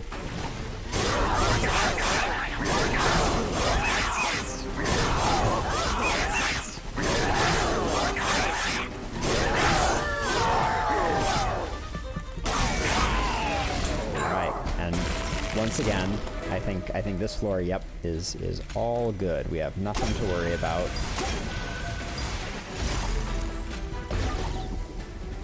And Big Axe Dude is going down. There we go. There we go. And we did the challenge, so we get a bunch of extra gold, which is really nice. Alright, and then we have Crushing Demise. Kill a random friendly unit, kill a random enemy unit. Molten Entrapment, deal 25 damage and apply 3 dazed to an already damaged unit. Or Votivary. Okay. I don't think any of these are super in line with what we're trying to do, so we're gonna skip that reward.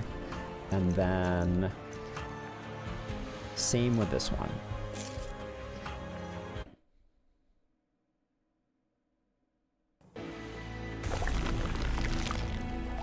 So let's see, so we have the ability to remove. We could duplicate over here on this side. Is that, I think that's a good idea. We're gonna duplicate the draft. All right, there we go. Another draft on the deck. And then let's see if we can enhance any of our spells. Let's see.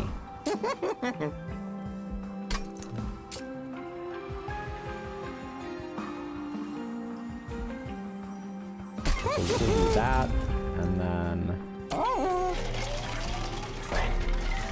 let's see what trinkets we have. Gain 5 energy when a tomb unit dies. We don't have any tomb units. When a card with Consume is played, deal 30 damage, or when a friendly unit dies, apply 10 to that unit. So none of these, I think, are particularly useful for us, because our units don't die a lot. Friendly units gain 3 range whenever they lose a stack of burnout. This seems amazing for us, because we have lots of units with lots of burnout. So we'll grab that one. And then I think then we'll spend some money to purge some cards, because these Foregone Powers, when we draw them, they don't really do us a lot of good. So spending money to remove them means that we'll draw our good cards more often. All right. So this is the end boss of the game. This is Seraph the Patient.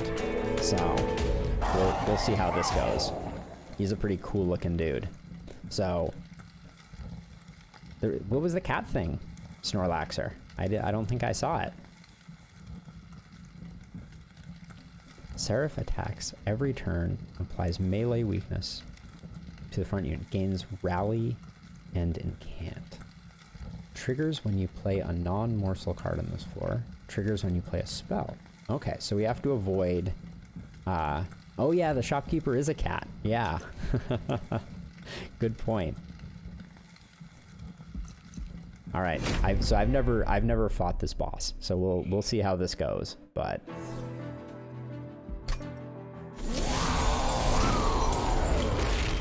all right, so we're gonna put. Oh boy. So this is already a tricky one, and the reason is that this guy is gonna hit super hard right off the bat. is gonna hit for 15. So if I put something on this floor, we don't want to play anything on this middle floor because this guy will get stronger if we do. So I think what we're gonna do is we're gonna put this guy, and this guy up here. We're gonna put this guy down here, and then that's gonna be our turn.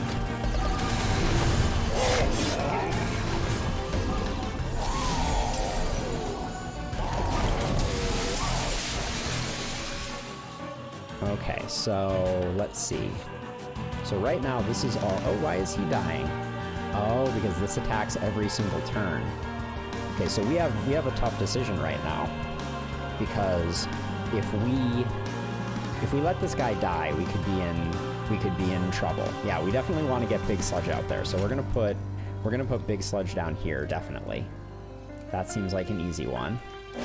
There we go.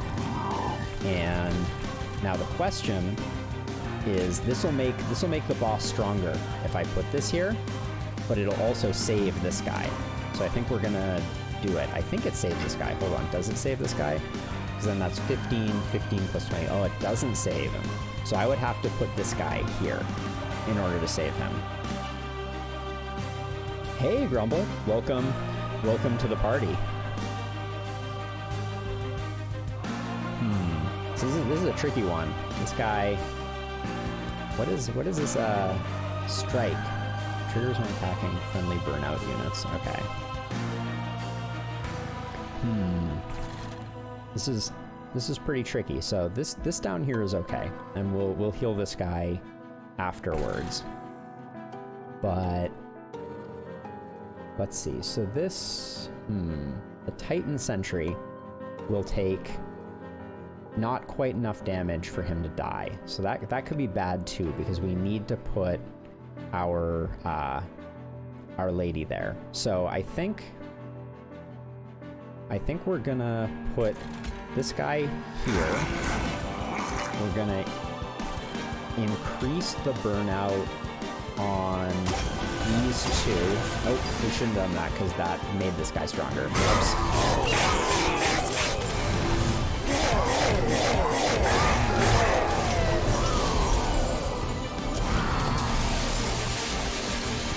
All right, so now what we get to do is we get to put this lady up here, and also put another draft up here, which I think will be okay. Uh-oh, this guy's dying. We're in trouble.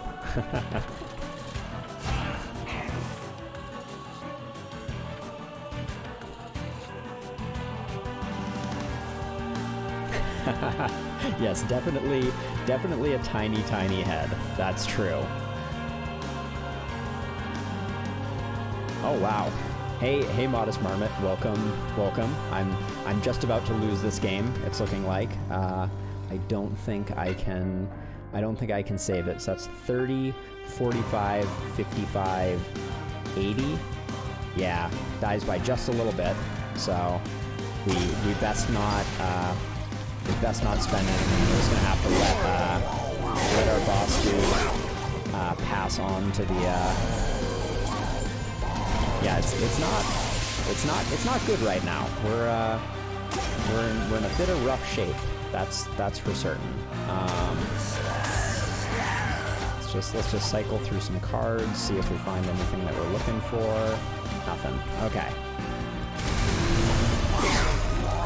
So our top floor is getting very strong. So assuming we can keep our top floor alive, we may stand a chance here, but it's not looking great. Okay, so we're gonna cast no spells up here, so that's gonna be a-okay. Down here, we don't have. Well, we can heal that up, and it's really tempting to... These guys are all getting absolutely gigantic. 33 attack, 47, 47. Yes, yeah. So just to go back a second for those that have just joined. So this is a train that we are on, and these appear stacked, and you know we're kind of racing through hell at the moment, and facing these bird monsters on the way to take this last shard of the pyre and reignite the kind of the heat source of the underworld, but we as the representative of the underworld are the good guys. So that take that for what you will, I guess.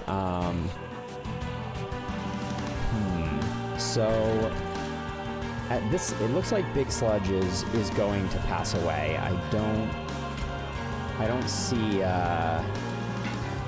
see a way around it. So Giant Sludge, he's already at full health with 30, and he's gonna take 40 damage right here. So I don't really have a way to heal him. Then this floor is looking really good, and I'll be able to do some healing next time. But I think Big Sludge is going the way of the dinosaurs, unfortunately. Yeah, I don't think there's much that we can do about it, so we'll just let this play out. Our top floor is still looking very strong, but I know it's sad. We were doing so well, and then we lost it. Uh-oh. So this is a problem. Okay, there we go. So one thing we can do here is we do have Sacred Wicks, which is going to bring back some of our troops. We gotta manage our burnout very carefully on this top floor, though.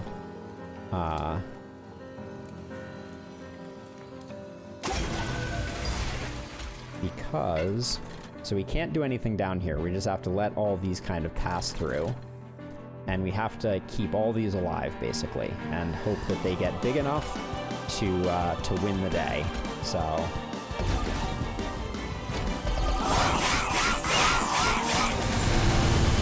yeah, there are a lot of people up there, and they are... oh, someone made it through? How is that possible? Okay, so this is kind of the worst case scenario that we have right here, which is we don't want this guy coming up here because it means that I can't cast my spells up there. So I think we're gonna we're just gonna put the dregs here to get them out of my hand, and then we're gonna cast these so that we have them for next turn, and then daze these guys up.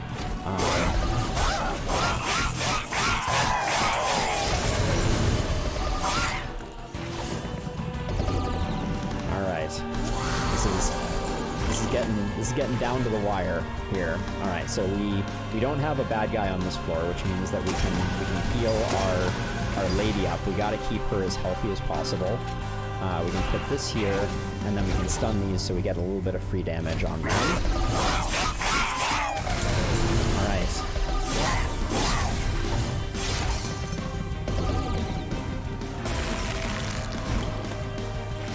This is dicey. Okay.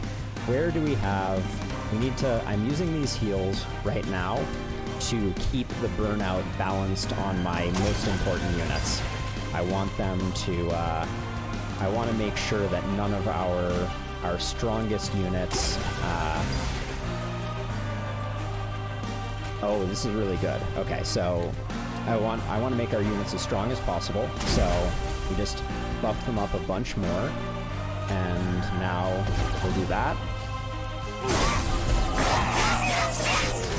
Yeah, it's really, really close. I think there's a possibility I might win, but it's hard to say. Ah, we win! All right, so casting spells will change his hit points up here. So, yeah. So we win. So I'll just hit end turn, take my hands off the wheel, and let this play out. I think that the winning play was making the extra copy of the draft. So thank you for that suggestion, Rapid. I think that made all the difference. So yeah, so that was a win. So when you get to the end, you get to return the chunk of the pyre to the frozen center of the underworld, and it reignites the flames.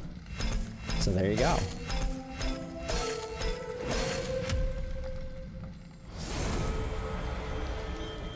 So I think in this game there are only 25 Covenant ranks, so we're playing at the second to hardest difficulty.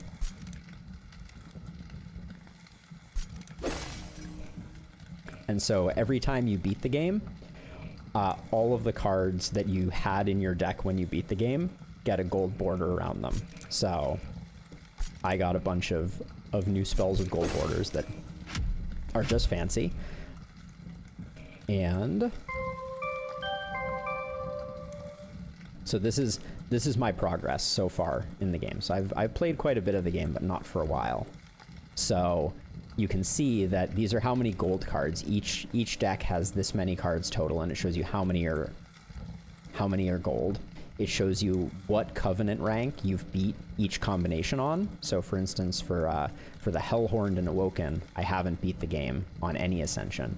I've done very well with the Awoken apparently, and I've done very well with the Melting. So yeah. And you can look at all the cards in the game in here and check things out and stuff like that. Yeah, that was a tough one. I didn't think I was gonna win that one, but it was pretty cool that I won in the end. Okay, so now that we finished that game, I'm gonna, let's see, can I play the intro cinematic? I think I'm gonna exit out of the game and come back in. For those that are watching now, I'll play the intro cinematic just so that everyone can see the Oh, so that's one of the cool things, Rapid. In order to play it at Covenant rank 25, you have to beat Covenant rank 24. So until I beat it at Covenant rank 24, I can't play it at Covenant rank 25. So we have to beat the game at least one more time before we can play it on the hardest difficulty.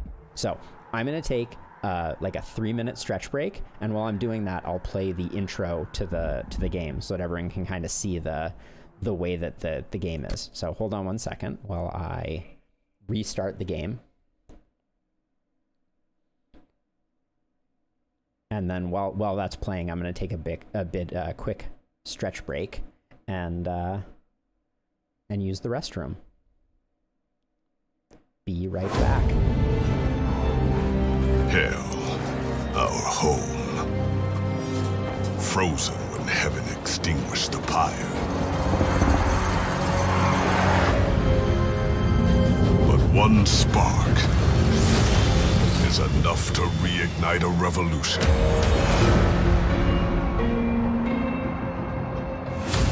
The Bone Shaker, our train, travels the rail connecting our two worlds. The last surviving remains of the pyre drives the heart of our engine.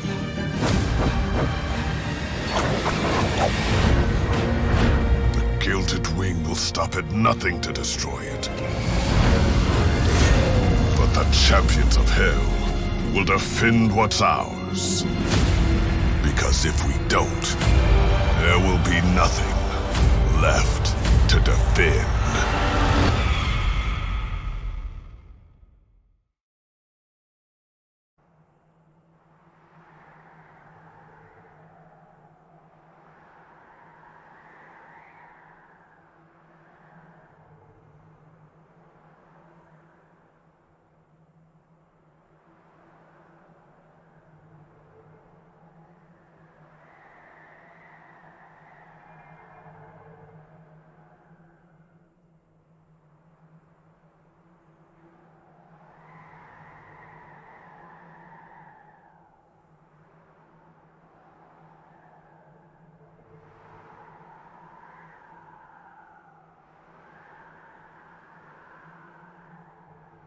All right, I am back. All right, so what did I miss here? Do a speed run. So play as fast as I can. I've seen people do that. I don't think I'm going to be very good at it. But yes, so the story is that the birds are the bad guys. So let's see. So this starts a new game actually. Hold on. So really quickly before we go into it, just so you can see all of the heroes. So this first one, these are the Hellhorned, and each clan has 2 heroes. So it has this guy, and it has Scorpion Lady. Then the Awoken has this shield person, or this shiny fisted punchy dude. Then the Stygian have this floating nymph-like creature, I guess, or this sort of weird octopus monster. Then the Umbra have this I don't even know where to begin with this one, and also this interesting morsel type dude. And then the Melting, which is the one that we played as last time, has Rector Flicker, but also has this other one. Do they have names? I guess. Here are the names. So this is Little Fade and Rector Flicker, Primordium and Penumbra, Soulguard the Martyr and Tethys Titan's Bane, Wild Denton and the Sentient, and Shardtail Queen and Hornbreaker Prince. So if we want, normally I just select this dice, which creates a random combination. But if anyone has any preferences, we could pick a particular one. The smaller one, are you talking about this one here, the Stygian? Or were you talking about this one, the Primordium? So the orange one or the purple one?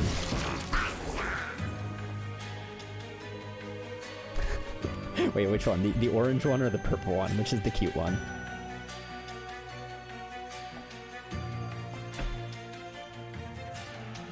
This one here? Okay, purple. Okay, so purple. And then we can also pick an allied clan, something to pair it with. Like we can choose the regular kind of standard demons, the tree folk. We can't do that one because you can't do double. Or those creepy the orange ones, or the blue ones. So we can do that, or we can random the allied clan. And as a side note, now that we're on Covenant rank 24, your Pyre takes 20 damage at the start of the run, which means we're going to start with less Pyre health than we did previously. So let's go Stygian random.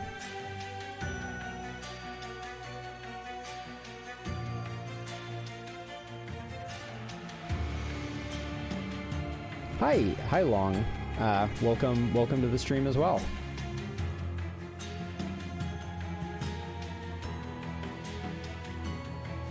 Oh, cool. Thank you. I appreciate that. All right, let's head off. I think that's not. I'm just gonna time that person out. I'm not sure that they're on the up and up. Yep, so we chose the cute one. We have some Titan's Gratitude, we have Sting, and we have Cuddle Hex. All right, here we go. So now we start out, and our Pyre health is at half, which is a tough place to start. But let's see what we get here. Apply 2 spell weaknesses to enemy units when they enter the floor below the Pyre room, or more Pyre attack. I think that we'll go with this, and then now we get to upgrade our Tethys Titan's Bane. Either we can make it so that damage spells cost less on the floor that they're on, or we can give them sweep and make them give spell weakness. I'm gonna go with this one. I think this is very strong. All right, we're awoken as our second one. All right, so Snorlaxer, there is no best one actually. That's one of the really interesting things about this game, is that there are a lot of different combinations, and no one combination is the best all by itself, which is kind of a really fun way to be. So I'm looking at this right now, and one of the challenges that we have, maybe not, I think we'll be okay. One of the challenges that we have is that we don't have a lot of monsters right off the bat. Yeah, they all have different strengths and weaknesses. That's a great way to put it, Rapid. You're always trying to play to the strengths and find ways to mitigate the weaknesses.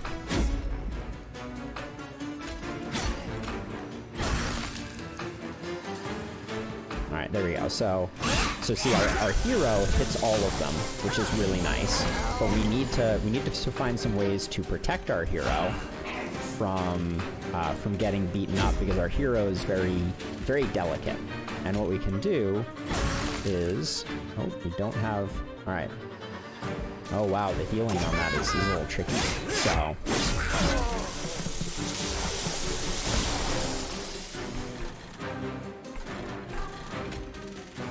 So right now we're just trying to really set up for the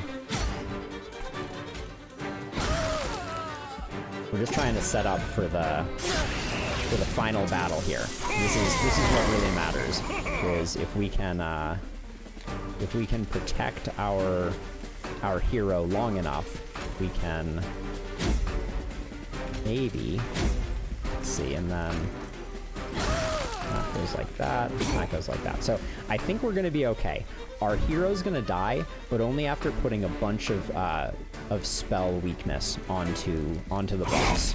So we should be able to use the spells in our deck to finish this guy off, hopefully. Yep, and I think this will do it right here. So there we go. So even though we didn't have very many monsters, our spells were very strong, and they helped us kind of pull that off without taking a lot of damage. So this is an interesting one. Right now, we don't have any ways to discard spells, and this spell is very strong, but it's also very expensive, and it has a modifier called Offering, which means that if you discard it, instead of discarding, it gets cast. So in the future, this could be very powerful because it deals 60 damage, and attuned means that it benefits even more from those spell weaknesses that our hero is putting on. So I'm gonna optimistically grab this, even though we may not be able to take advantage of it. We'll see. And then Razor Sharp Edge is very strong because it's going to allow our hero to hit much harder very quickly. And then I think we're going to get this Animus of Will that hits 3 times instead of just hitting once. So for some things that's very weak, but we may be able to benefit from that. The other option is we could go for this Offering Monument that allows us to draw a lot more.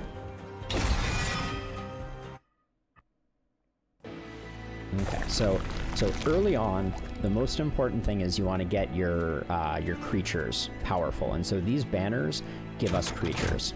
So I'm going to go ahead and click this, and then this is really good because this matches with our plan of putting a lot of spell weakness on the bad guys.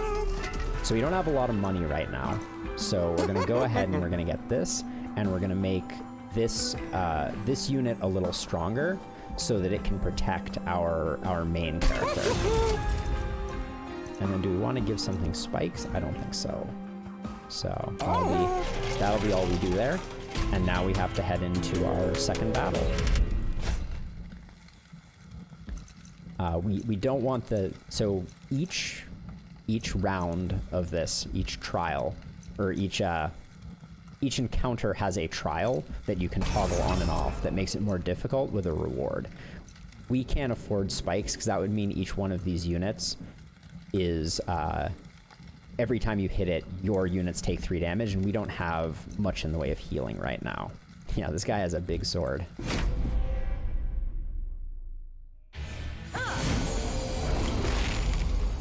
Okay, so right now we can put that down and that down. I'm gonna put our Animus up here and cast all our spells.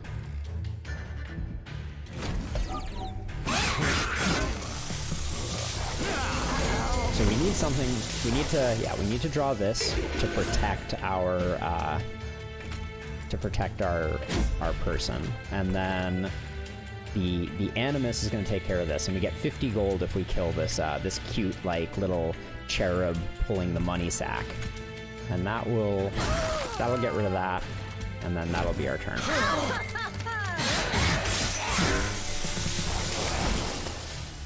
So everybody up here has lots of spell weakness, which means we can hopefully dispatch them rather easily. We're going to keep trying to increase the power of our hero, and we're already on to the final boss. And what we want to do is we want to buy our hero as much time to do work as we possibly can, and we want to. Do we want to increase that? I'm not sure. I think we actually want to do that. I think that's our best play, because she's going to hang around for a little while. So she'll do a bunch of damage that way.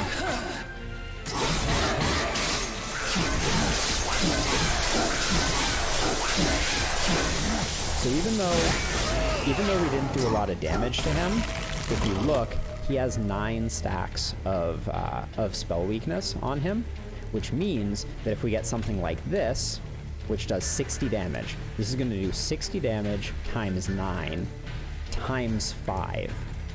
So, yeah, 600 damage. That math didn't quite work out. I need to figure out what attune does. Multiply the effects of magic power. Oh, of magic power. Okay, so not spell weakness. That's a slightly different thing. Okay, we just learned something important. This was probably not the right card to take in that context, but this card is very, very powerful, because it'll hit for 23 times. So the spell weakness will be multiplied. We do need some healing, but I think Glimmer is a very powerful spell for us right now, because Glimmer heals all of our people and hurts all of theirs. And then I think spell upgrades are really important to our run right now. So I'm gonna go ahead and do that, and neither of these are great for our current setup, so I'm not gonna take either of them. And let's see, Glimmer having 10 extra magic power is very, very strong, as is Ice Tornado being cheaper. So right now I'm just upgrading our spells to try and do that. So double stack. We can't put double stack on anything. There's that cat. I'm glad you noticed that, Snorlaxer. That I had forgotten that there was a cat there, but he's a pretty cool little guy. Alright, and then let's take a look in the concealed caverns to see what our special event is. Okay. So this is a very funny event, because it allows you to copy one card or copy one card 5 times. So we could decide that there was a card in our deck that was so good that we wanted 5 copies of it.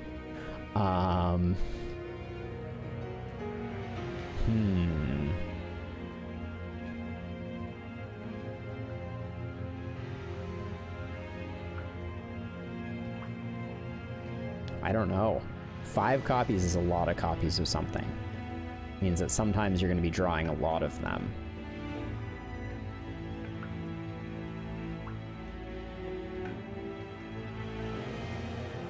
So Ice Tornado is really good, but it's really expensive, right? If we draw 2 Ice Tornadoes, we're not going to be able to use them both. So so before we proceed, we can't go back. So I think one thing is Sting is really, really good. So it is strong, but it does a whole ton of damage, except that if we can't cast it multiple times, so having 5 of them could mean that sometimes we would draw a whole hand of just ice tornadoes and not be able to cast them. Sting, on the other hand, is free, so anytime we get it, we can cast it. It does 10 damage, and it draws a card next turn. So I think that I'm going to get 5 stings, actually, because Sting also draws a card next turn, so it's going to make it so our deck draws a lot more cards. So we'll see. That might be a mistake, but for our deck, we have a lot of spells, and our spells do a lot of damage. So I think maybe having a lot of stings is gonna help us.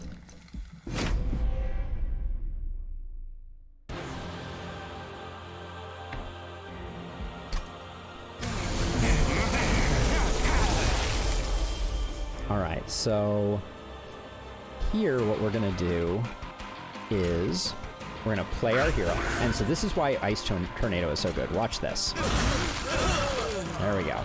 Then we use the Sting to finish things off. And then we can put our Animus here. And then we're all set.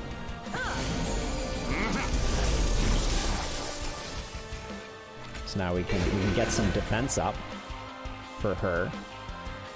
We have another Sting, which is great.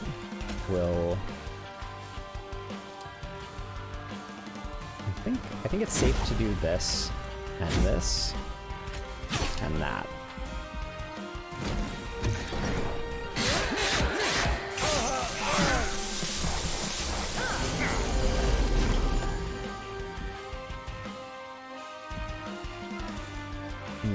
It may not have been safe to do that.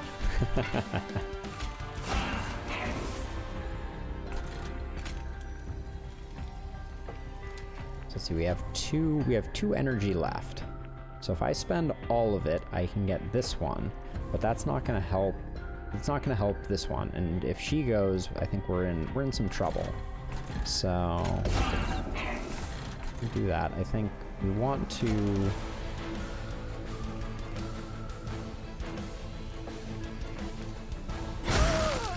I'm gonna do that. So okay, so we're gonna lose our bottom person, which is a little bit. This is a little bit of trouble. The front enemy move them back. So okay, so the stings are. So we can do that. I think that was our best play, but we're losing these ones up here. So I think this one, I think we're in trouble. I don't think we can. I don't think we can survive this one, but we'll see. All right, so we'll let that one go.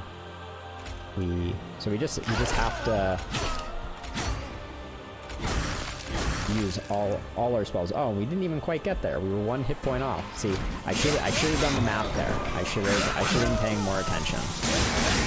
But they're gonna start doing damage to that tire. So this is the final wave. So we're gonna try and put as much spell damage as we can on. So that doesn't change much. We get a little more spell damage from that. We put some stings up, and then we go like that. And so now what we have to do is we have to hope that. Well, that did 150. I don't think that's going to be enough. So we'll keep hitting him, but I think we're going to use this one real quick. Now we have Ice Tornado, and he has 2. So that's down to 150. 143. I think he's still gonna get us, but we'll see. Yeah, he is. All right.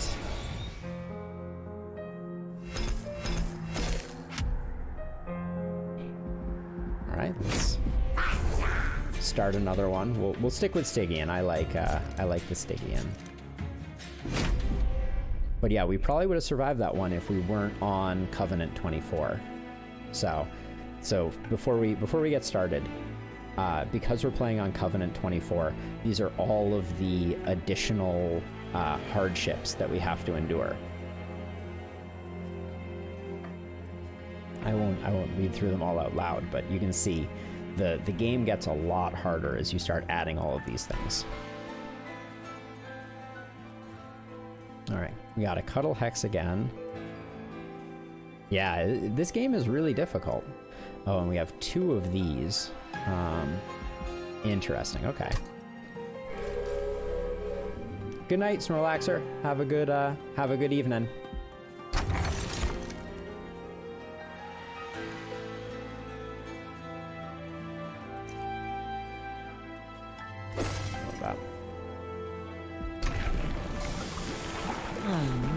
Sweet dreams.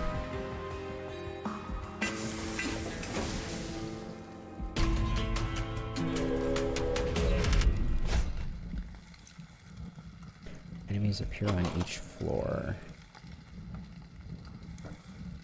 We have a lot of planks. Is that gonna help us? Maybe. Let's try it out. Let's see if planks defend the early game.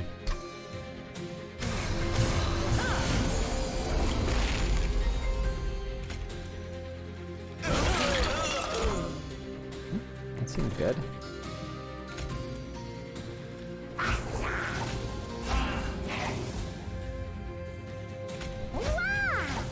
So these are morsels. They're super cute. And at the end of every turn, the frontmost unit on the floor eats all the morsels. So you'll see that in a second here. So there he goes. There he eats them.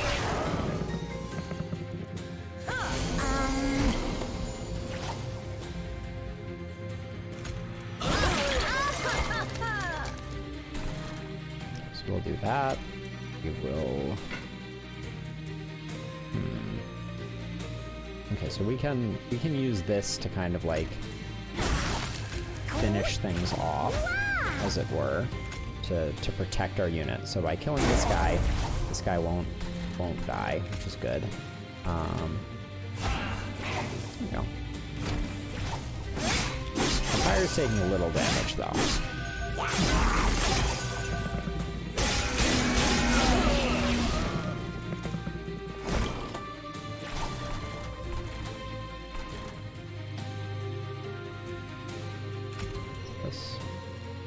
So we could use this and 2 planks, and that would clear out this floor. That's probably the best bet, because we don't want things. There we go. We don't want things continuing on. Can do this, which will get us back our energy. So Slay gains 2. So we'd use 2 to gain 2? No, that's really not advantageous. I guess we do that though. Alright. Okie doke. So here we are.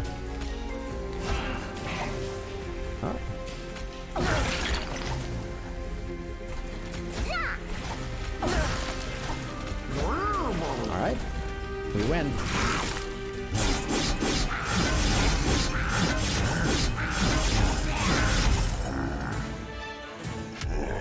Easy peasy. We get the bonus gold. We already have these crypt builders in our hand, in our deck that is. So this offering token to draw and discard is very helpful. And then over here, this is really nice because it allows us to grow a floor without having to take the yellow upgrade. We don't have a lot of value for additional morsels right now, so I think I'm gonna go this way and grow it. Yeah, so that one was surprisingly easy. I didn't expect it to be as easy as it ended up being. So let's see what Umbra unit we get. So this guy is really cool. So he has a fuel mechanic, so he has to eat the morsels in order to get fuel so that he attacks. And if he doesn't have fuel, he just stands there and doesn't do anything. So he's really powerful if you can feed him successfully. So the problem with choosing him is the only way that we can generate morsels right now is using these planks. And the planks only give us morsels if they slay an enemy. So unfortunately, I think if we pick him, we're going to be in trouble because he's just going to stand there and he's never going to get to attack. I actually think that's a problem for both of these. But the Crucible Warden is slightly better in that regard and costs a little bit less. So we're going to go with the Crucible Warden in this case. And then what can we give the... yeah, unfortunately can't get him. And then if we want to, we can make the Crucible Warden really big. Yeah, we're gonna make the Crucible Warden giant. I don't think we'll save our money. That's gonna be all we're gonna buy. And then we head on to the next one. The Diamond Dog? I don't think I saw the Diamond Dog.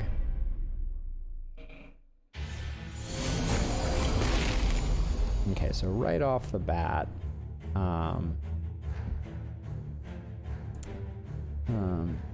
so I think we're just gonna set up this guy up here, this guy down here, and this in front, and this in front too. So we couldn't set stuff up. Okay, good night, Rapid. Thanks for joining. Have a good one.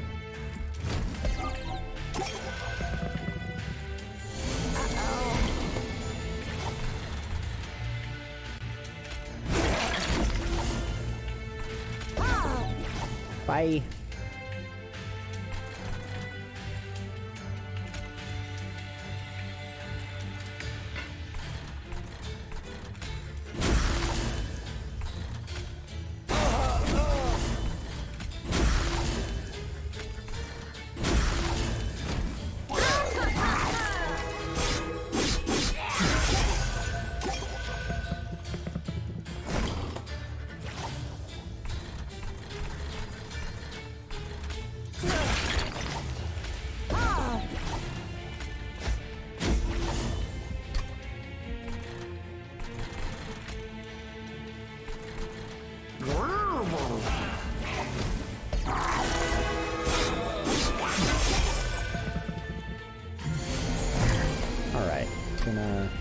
Gonna crank the speed back up to full speed. And let's see, what are we gonna do here? We have 2 planks, which, unless we get really unlucky, will yield us at least one of those. Which we almost got really unlucky there. But put this here and we'll expand this, even though that I think we're in decent shape here. Let's see if we can get lucky. Yep, got lucky with a morsel there.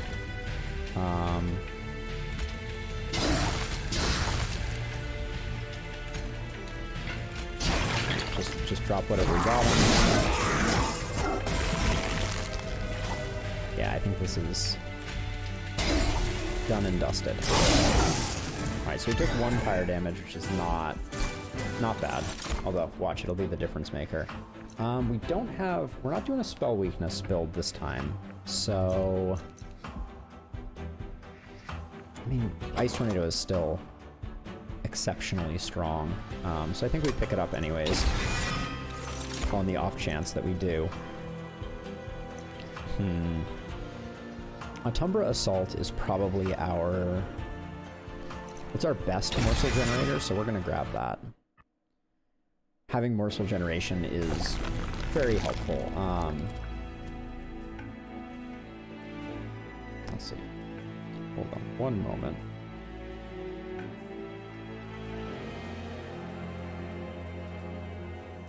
All right.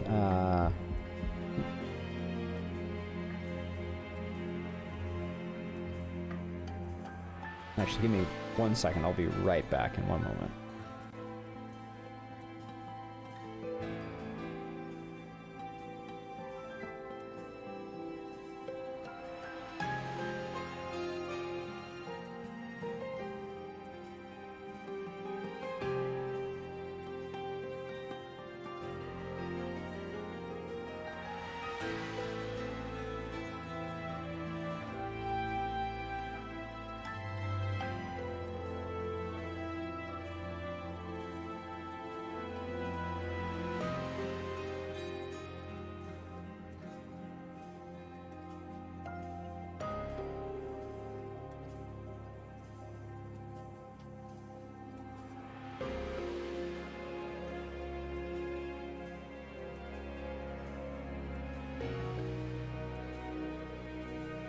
Sorry about that. Quick phone call I had to take.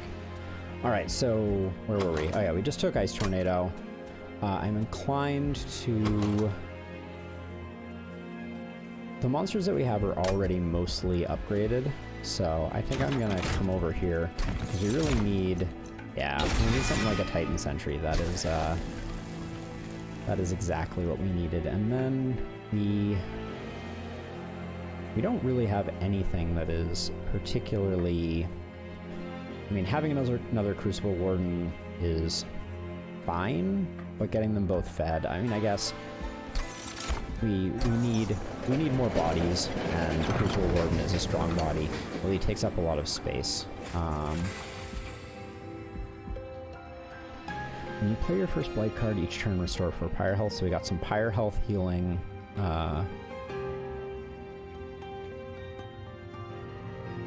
Whoa, more Blights. I think we go with this. First Blight card each turn, yeah.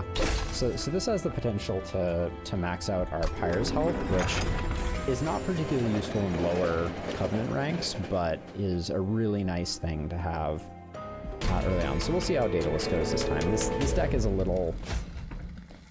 We have an odd construction here, is what I will say. I should have looked... Alright. Okay, explosives explode twice.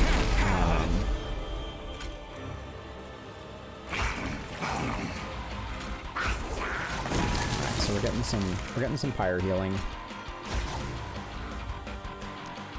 This Plink will save us some pain. Okay, we can get this guy out. Then Fishard costs us something, so that's, you know, that is what it is. But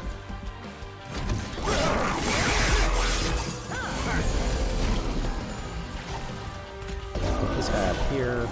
The Autumnal Assault is great for blocking that. We could put a damage shield on this guy, but I'm not sure. We've not left ourselves in a great situation for.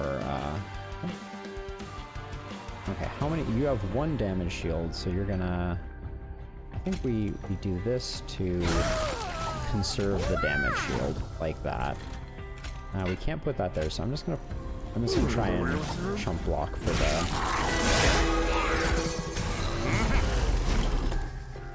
2. This is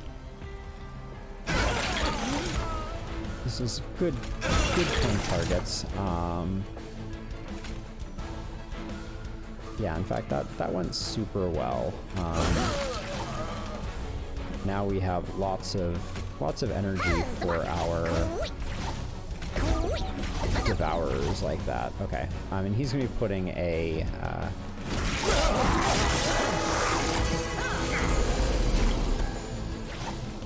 Alright, we may use the Ice Tornado. Oh wow, we have a lot of there's no reason not to do that.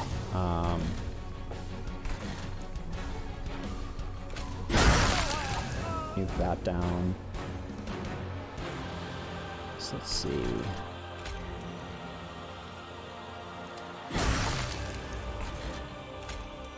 No, yeah, that was a tactical blunder. Yeah, but I don't think it really matters. We end up with the same final result. Okay. More Pyre health. Are we mortgaging our future? No. We definitely want to do that. I'm gonna do this, and then put a Train Steward behind him, and do that, I guess. Yeah, I'm not loving the way that this is, the way that we have this set up, but I think this guy carries hard. Let's do that.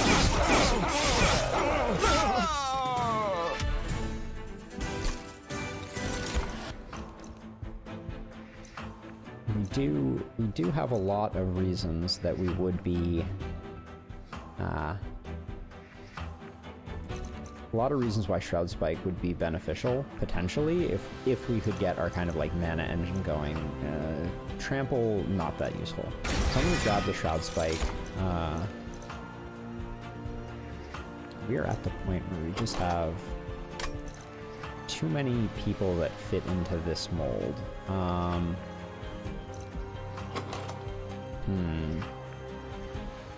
don't know. The lodestone is super powerful, but the price on it is just ridiculous. Let's see how bad it's become now, and then more energy because we're casting so many spells is a definite positive. I think we need the spell upgrades. Yeah, so we're gonna come over here.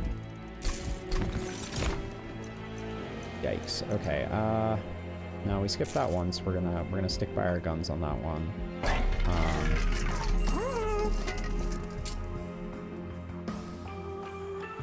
Plink is a really good target for that, but I think... Wait, do we have holdover? We have holdover, so... We're gonna upgrade this. And we're also... Yeah, we're gonna go big into that one. Ice Tornado is gonna get cheaper, and we do have enough to kind of go back again, and I think we just make Ice Tornado cheaper again. I think when that comes up, we're gonna be really happy that we did that, and adding more damage to that plank is beneficial. Now we're hoping for, yeah, we want sweep and spell weakness, because that's kind of the deck that we've been building towards. Definitely can't handle spell shield. That would wreck us.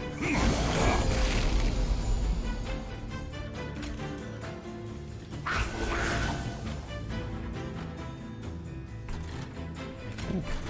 think we do this and so we play the lodestone and we have 2 slots left. Who is our blocker for this bottom floor? It's the chili.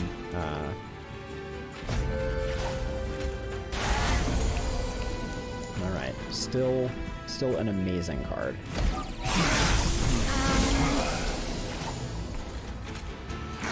Do this for protection. We do this because that's the way that just works. We drop the Plink, which is great. And then we're going to be able to cast the Ice Tornado, which is amazing.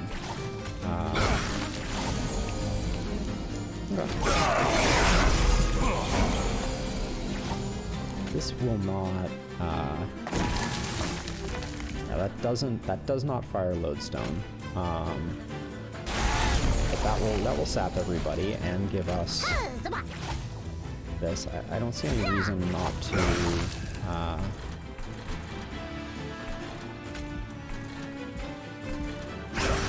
Alright.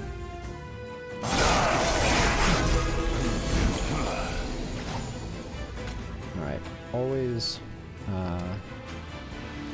okay, so this will cause a sap trigger, which will cause the back unit to do more damage. We get our 2 morsels, which gets damage shield continuing to build on this one. We might get... Oh, that was not a full power point. But lots of sap on it.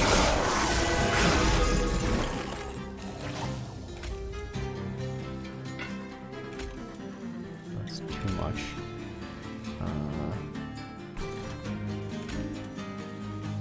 So that's good. We wanted to get our trigger if at all possible.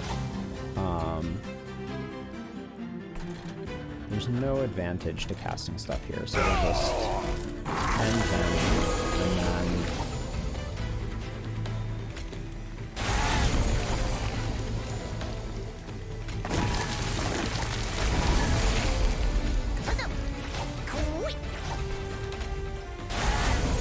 alright, lots of sap.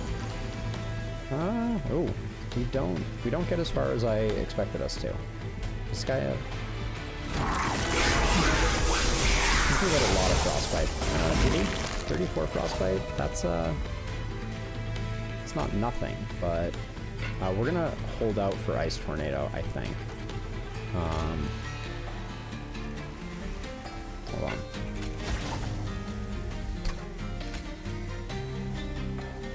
Okay, that's a win, so we should definitely do that. Alright, that's good enough.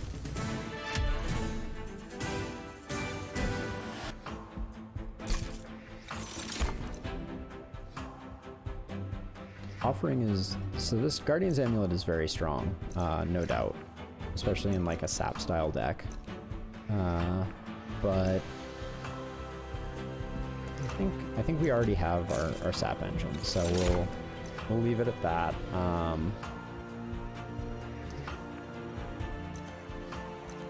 What was in the floor above? No, we don't really have a good cave-in option unless, no, we don't. Cannibalize is good though. It'll allow us to turn one into many morsels. Our spells are pretty decked out. We don't need the pyre health. We could use the removal bow. Like, we have a lot of garbage in this deck. So, but I think this is actually a tough choice. I think we go for the small upgrades on things like Plank, and we try and clear stuff out. Yeah, like this is... Oh, actually, holdover is big again. Isn't it? Yeah, what was I... There's something that I was like, we should hold over, fill in the blank. And now I don't see it. We could hold over cannibalize, but I don't think that's worth it.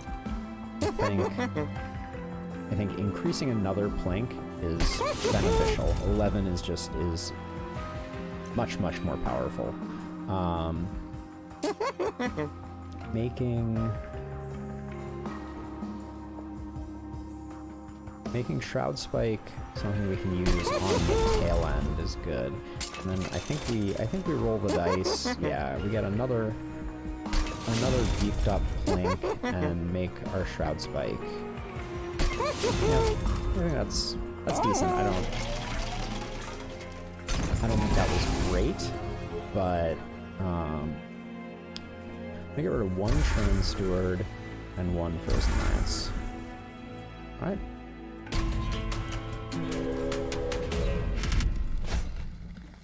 Okay, back to the purple guy. Start of battle, and enemies on each floor. We have more than enough fire health. I don't think this is going to beat us up too bad. And now we have a lot of beefed up planks, so we should just be able to evaporate the bad guys. So I didn't get the Descend, so with 4, how do we handle this with 4? We can play you and you, but that's not great. I think we go on this floor. Oh, but wait, these guys when they die get bigger. Taking 6 is rough, because this guy will kill.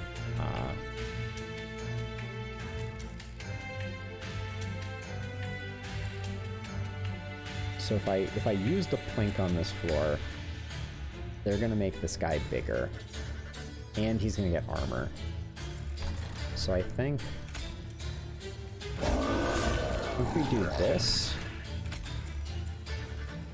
we do that. I have 6 now, which means I can't. Ooh, I can't cast my hero now. That's it's very not good. Yeah, that's pretty much.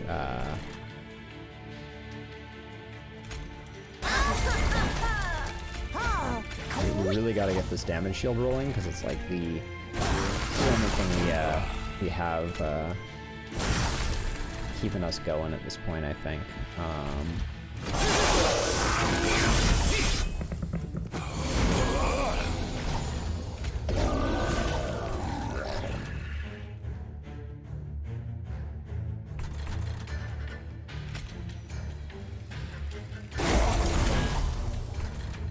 That guy's gonna do just a boatload of damage to the fire.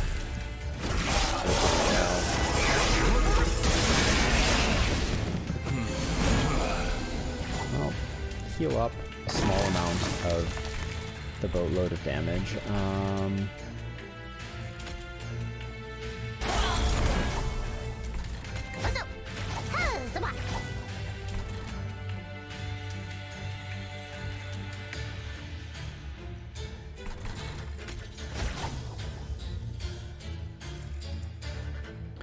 Yikes. I'm gonna get rid of the plank, I guess, and then I guess expand that one, but yeah, our well, okay.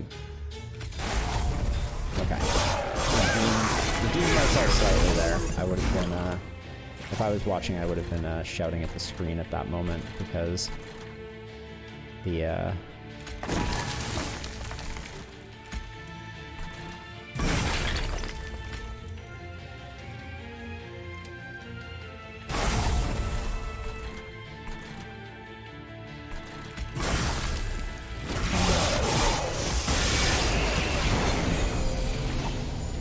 okay, what do we have here?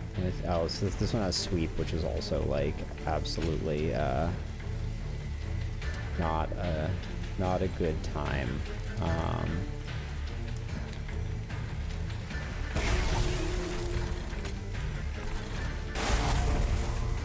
Oh, he has regen too.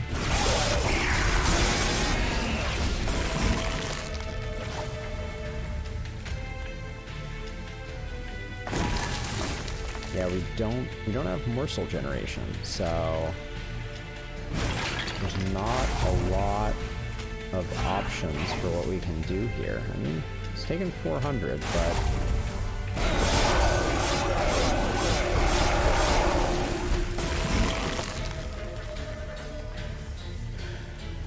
wow, we win.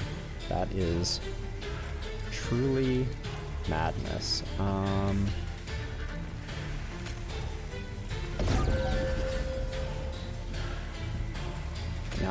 Now I'm just being silly here, but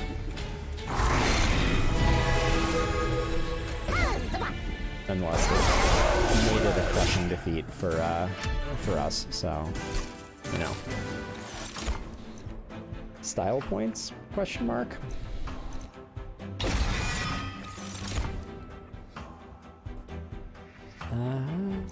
None of these, I don't think. That was really a case of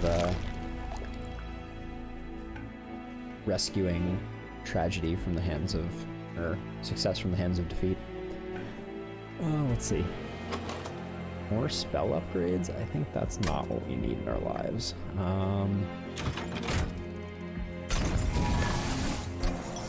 Check the caverns in case there's anything duplication worthy.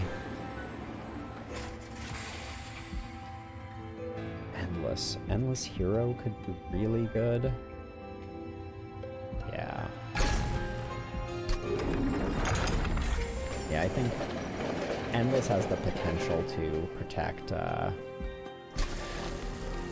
And Tumbra Assault, like, we can't have too many of them. I mean, we can, but it's rarely a dead draw. Whoa! Darkness Incarnate, Sin of Shadow will summon Binding Dark Shades and Shattering Dark Shards. So he will summon these. Cannot attack or be damaged or targeted in any way. Okay. Triggers when one of your units dies. Oh boy. Add a Weight of Contrition card on top of your pile. Resolve despawn. Okay, I may just have to see how this works. I'm not sure This one... Okay, so they're gonna, like, poke at my units and things like that, I guess.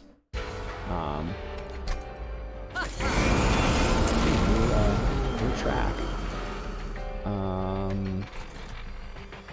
So.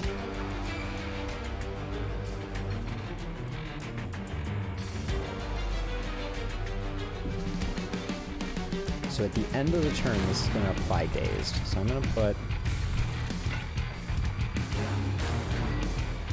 So can I kill both of these? I think I can. So I'm going to do this.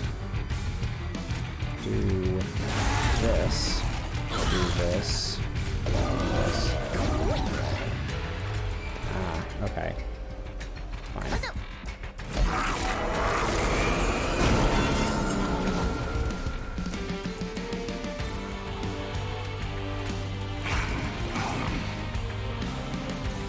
Is one of my good planks? No, this is my bad plank. I can't target that. Wait, so what is it? Okay, so triggers when one of your units dies on this floor. Whose your are we talking about? Okay, let's find out. I'm just gonna... Okay, I did not get a,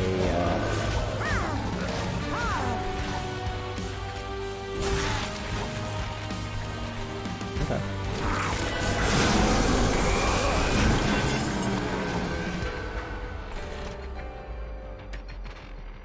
Alright, this is a good time to be able to...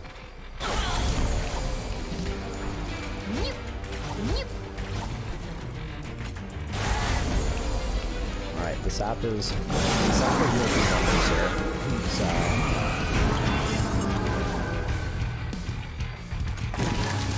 Get that fire health up.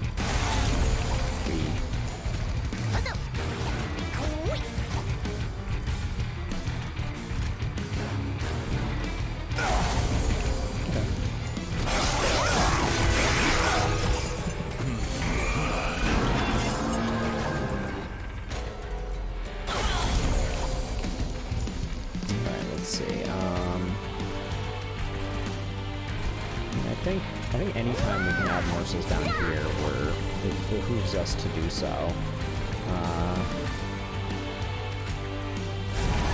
This is the lifesteal one, so that's...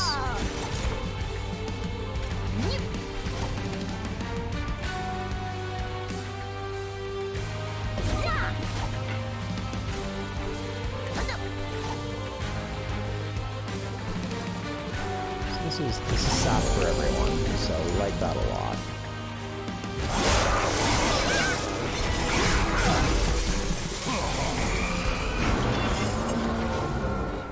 Okay,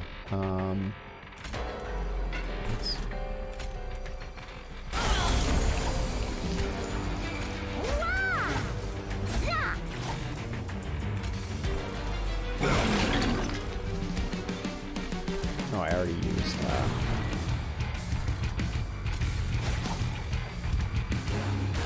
Yeah. Okay, I think we go for this, even though it's not the best, but it's just like, it's so many damage shields. I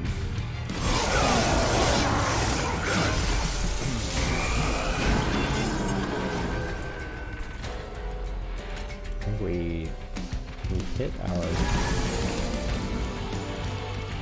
our dude with that. We want the morsels. So we do this, and then no point in letting anyone escape. Let's get the sap off on him.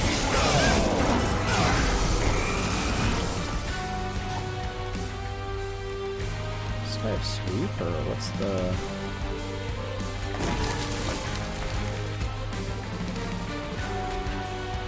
Down to 28. No, I think we just load this guy up with sap. I think that's the...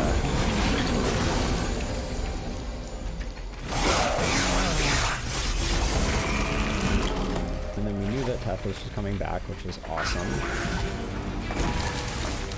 It's 6 at this point.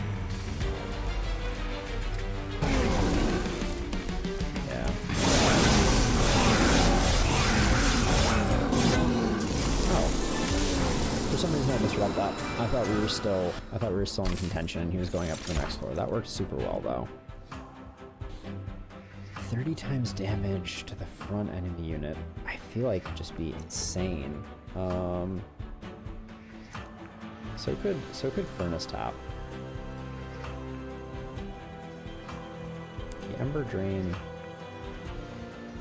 The Ember Drain is rough, but Tethys double striking is, yeah, I think it's worth it.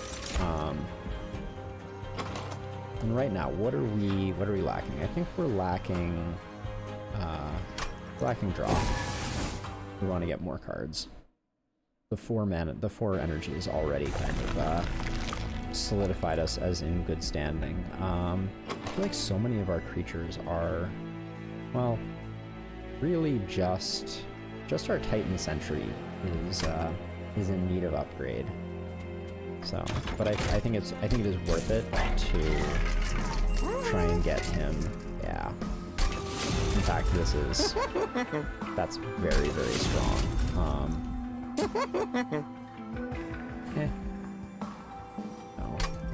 No, that is a waste.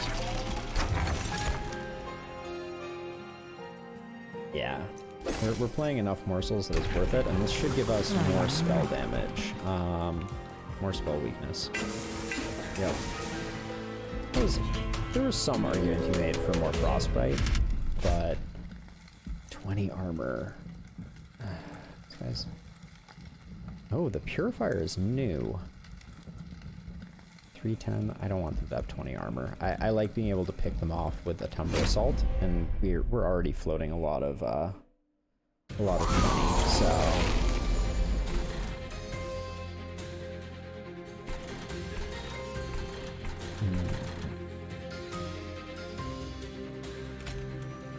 How do I defend? The first hit's gonna be 10, the next hit's gonna be 3. I think we do that.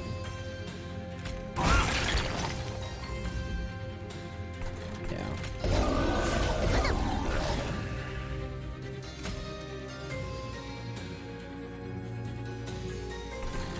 And nothing. Well, okay, so I could. I'm not going to Shroud Spike this turn. Wait for Shroud Spike to come back around.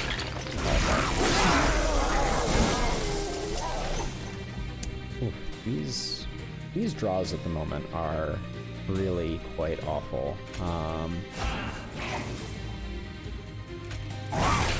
That was a really bad.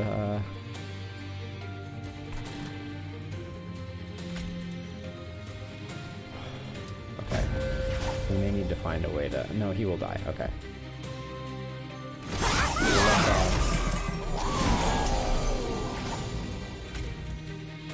This is a good setup.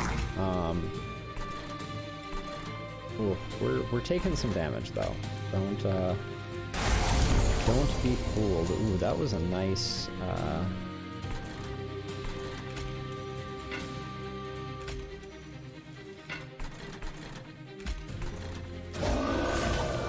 That was a nice Tumbra Assault. I think.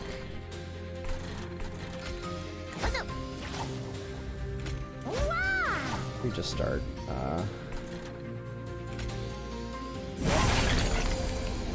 Oh, that's.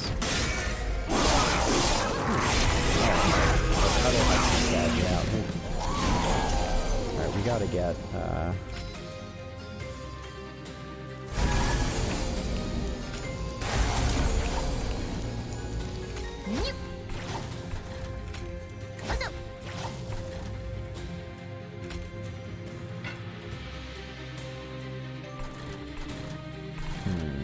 I'm gonna do this just to, I think, reduce fire health slightly. It's not a great situation. We are definitely struggling to. This may help though. Make fire health back up a bit.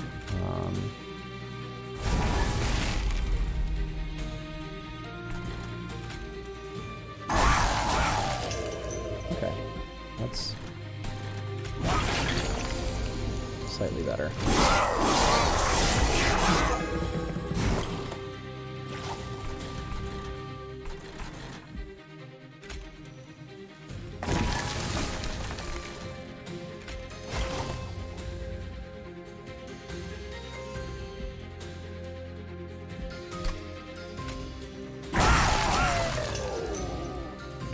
barely hanging on there.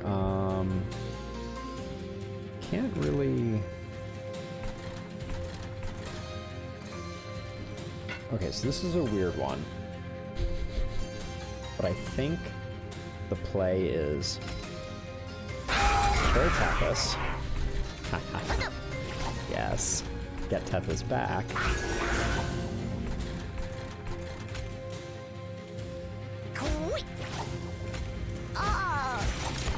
Get more morsels.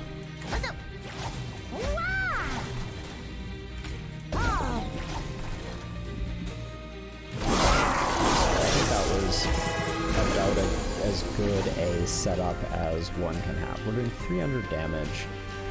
This is like the perfect time to Furnace Tap. So, Furnace Tap Tethys, and then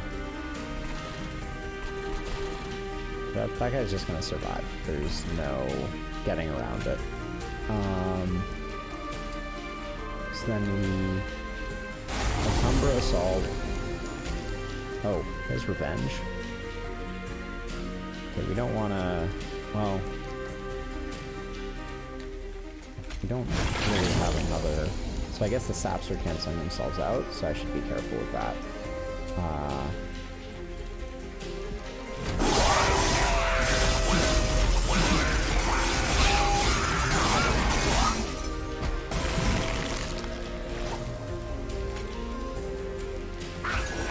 He's already dead, but now he's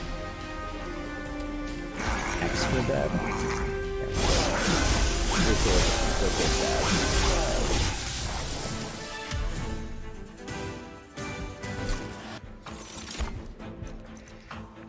Frenzied Swarm is tempting. Glacial Seal is not. Frenzied Swarm this can be like a really hard carry card.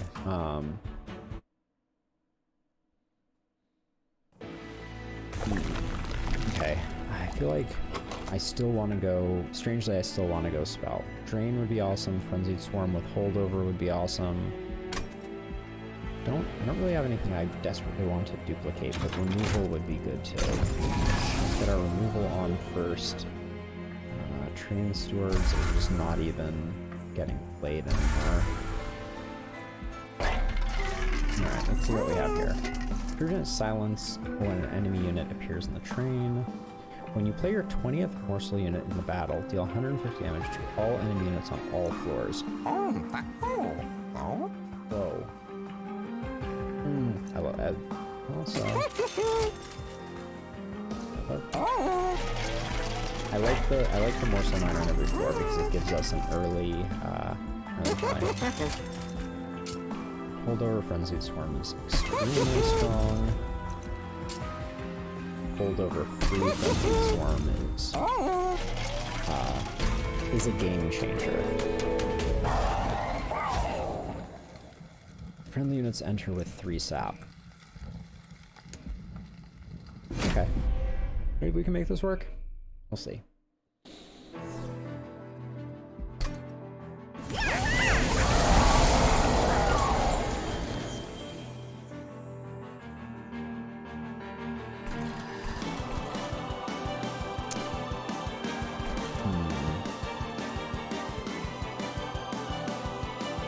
This first floor, okay, I think we're just doomed here, for lack of a better descriptor. I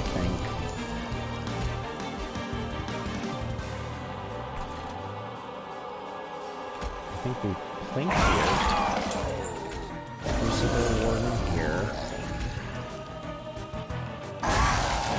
do that. This here to further protect. Okay, so question becomes, I think we nuke this guy and getting 2 back on the holdover is better. This guy only can't harvest now. That's not great.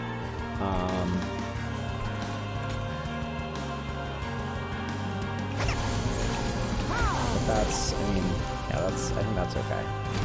He's gonna get a fair amount of armor, but this gets a lot bigger. Alright. That's fine. We endless Tethys, definitely. We get one of the multi-strike units nuked. We're gonna daze this floor, so it doesn't really matter. We're gonna do that. We're gonna do that. Can we? Is this still a kill over here? Yeah. So 1 energy to 2 energy. Don't see any reason not to nuke him, and then we'll do the daze here. Okay. We need to start ramping our damage, but this is going to be with that holdover, we'll be in good shape. Yeah, these guys are all going to die from this, so that's fine. We need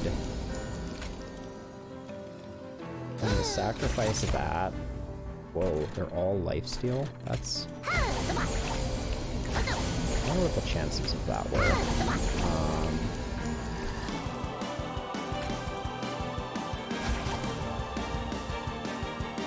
I'm not going to get to keep that regardless.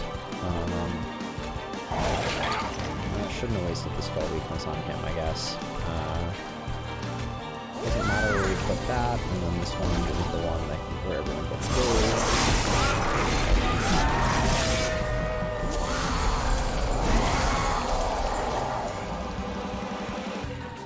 Okay, second one of these is great. This is great. Get the heal up. Let's start feeding our devourers.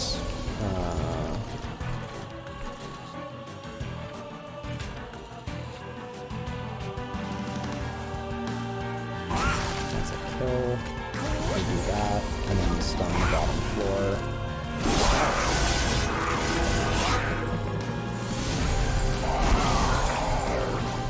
Alright.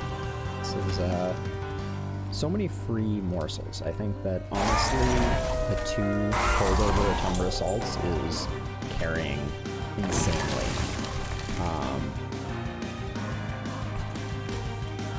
Is this guy taking any damage? No. Alright, so it doesn't really matter. We don't love to draw that vengeful shard because it's wasted.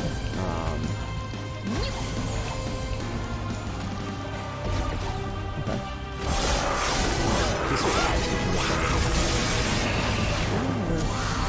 We're taking this entire dungeon. We don't have a great answer.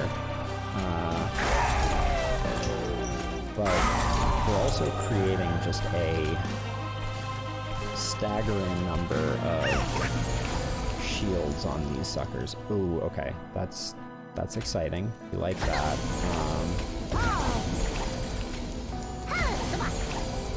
Yeah, we're gonna Shroud Spike on this Morsel Miner is big. That's gonna put us in good shape. I mean, I worry that just like the chip damage is gonna get us.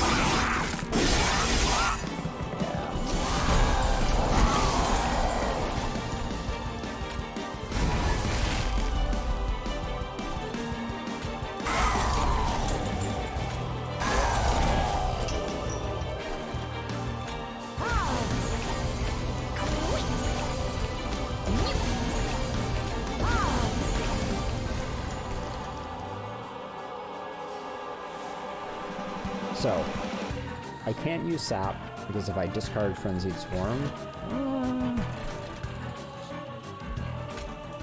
think... Okay, that was risky, but I think it was the right play, because I need to... Oh wow, okay. Is this a kill? No, this is not a kill, so I think we lose.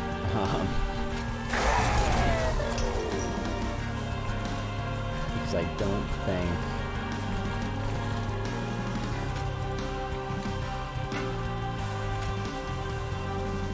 48, 48. I wonder, is there... I don't think there's any way that I can stop these guys. But, I mean, I might as well try. Okay, so the most important thing is we need to protect... We need to protect the pyre here, which is...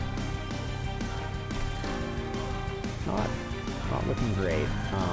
Both of these have endless, so they'll both come up and I won't even have space to use them both here.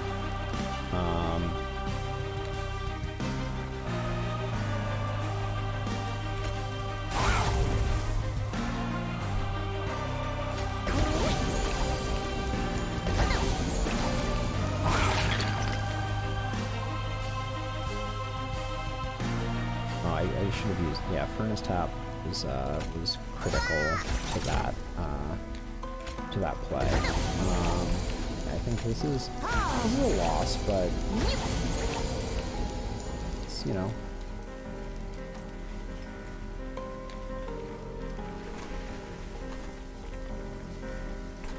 I don't think there's anything that we can do here.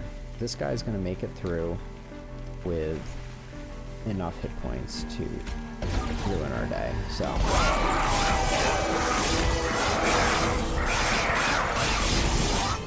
Yep, that was a close one though. I think we were on to something. We just we didn't quite have the wave clear.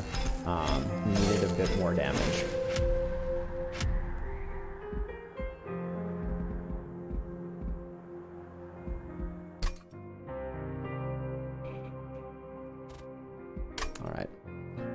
Alright, I'm going to take another stretch break really quickly.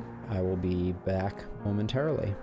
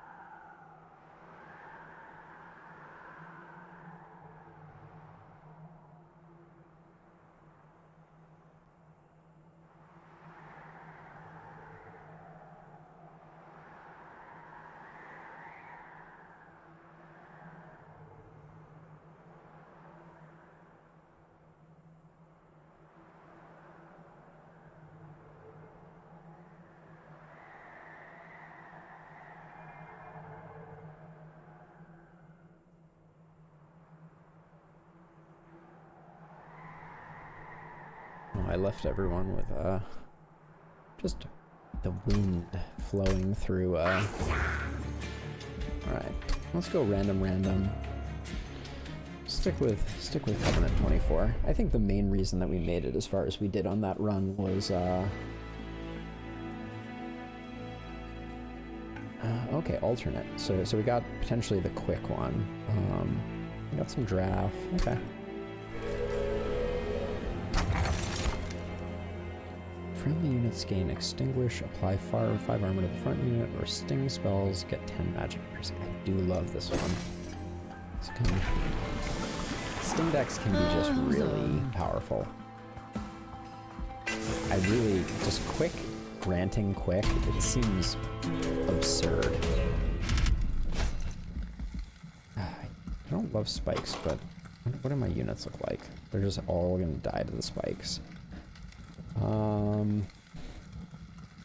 Yeah, we'll probably still hobble through. So let's go.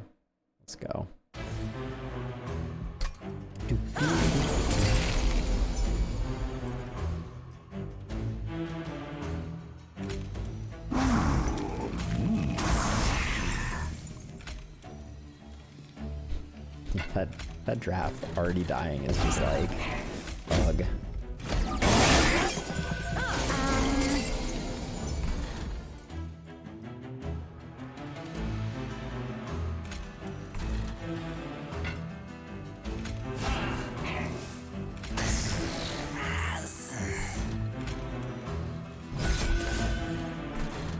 there's probably an argument to be made for having used it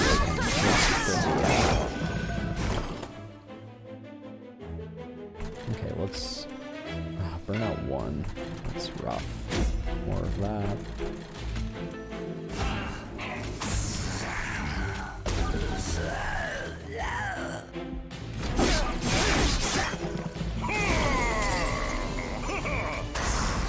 Oh, they get... Oh, not enough capacity. Rough.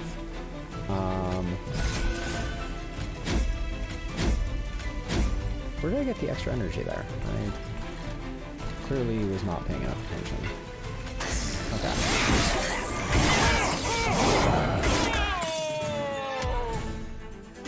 Alright. Glimmer. None of these. Let's see if we can get some sting going.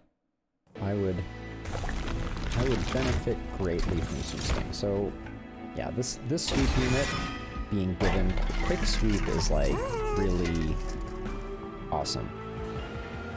I'm gonna go for, yeah. This is worth it because this makes this unit significantly more viable, and then we can toss a bunch of hit points on it too, and that sets us up nicely. Like, I think that makes our bottom floor on each floor. Okay, so if I draw a Glimmer, I can get rid of. Okay, maybe. I think we risk it. If I draw a Glimmer, I can nuke the top floor. So that's there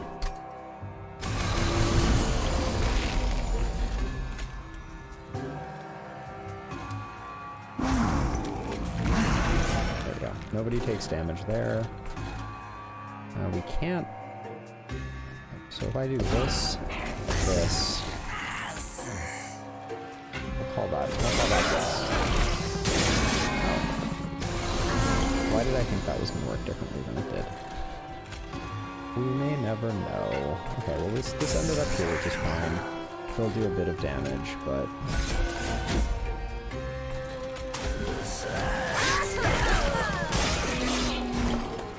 Alright, not too bad.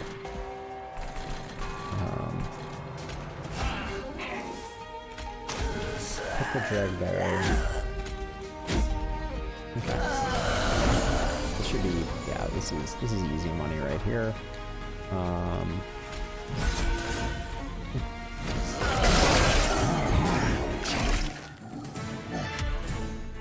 Quick sweep early game is just absolutely decimates. Don't think I'm going to be doing a lot of healing since I'm going the quick sweep route, so Razor Sharp Edge seems very good.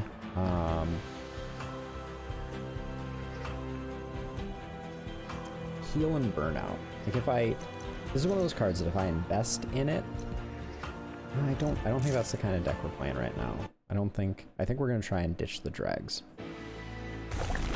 And I think we're going to get a unit and some spell upgrades. Yeah, we have the Glimmer, so...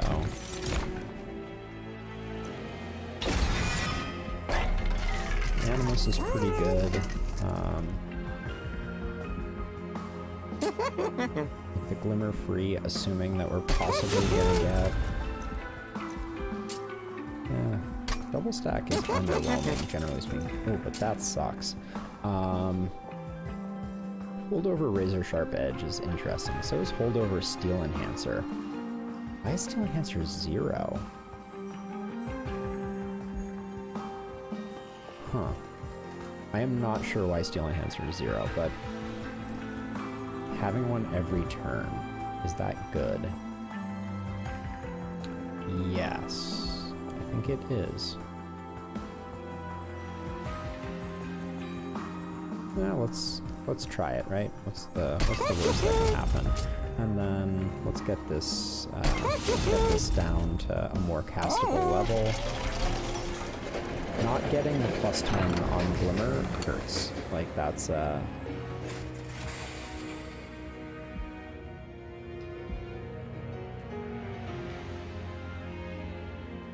So Pyre kills get Pyre health. If I had this stun, I would do that. Who can I upgrade with 25? Ooh, I can get... this guy just is becoming like a serious tank. Or I think the Animus being tankier is the better play. This guy's already super tanky. Yeah, it gives me some play for razor sharp edge among other things.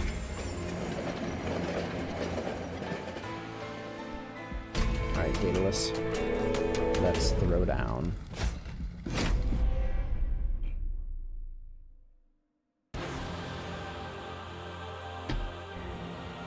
Explode twice.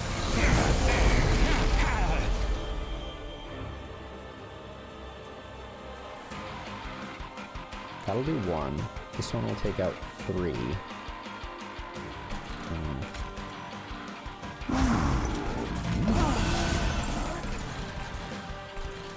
We also have a lot of...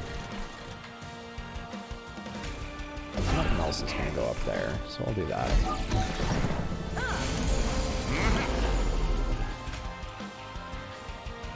Oh, that's rough. That was a mistake. That was a bad play.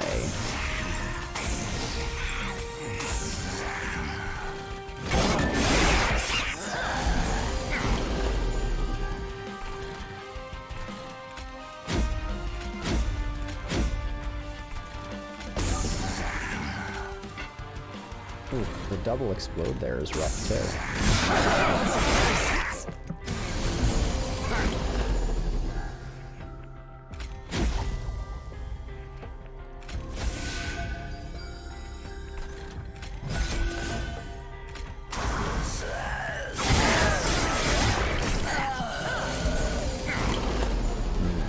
There's my holdover steel enhancer. I don't know if that's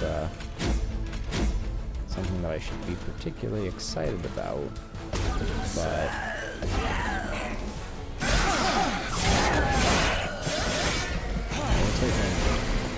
we're taking unnecessary damage.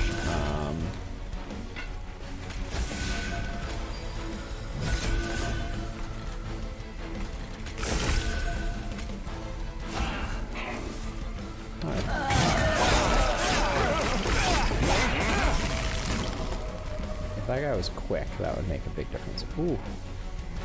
This...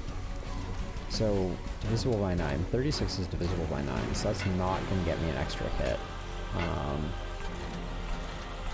Ugh.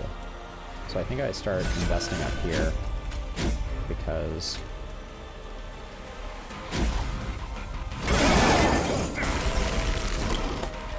Should be okay, right? Yeah.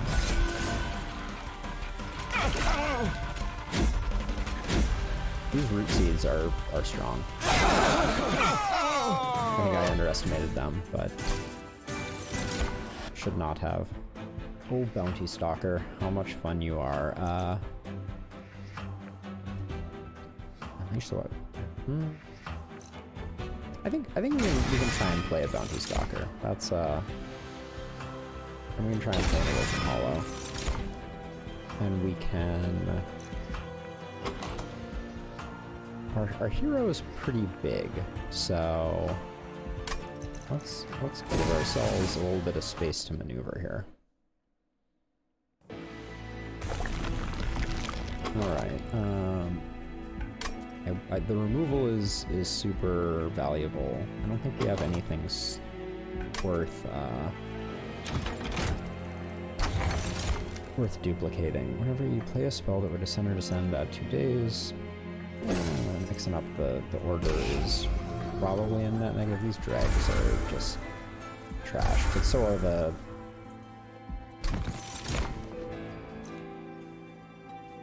We don't have like the burnout sustain, so that's not going to do us much good.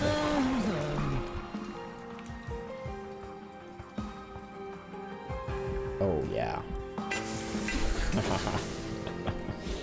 I am very excited now that I know what the third ability on that guy is.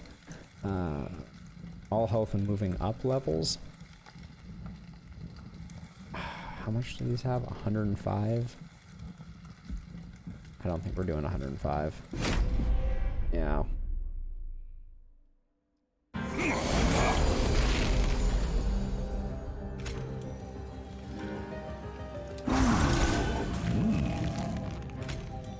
That's awesome, though. Okay, that's actually, like, really satisfying.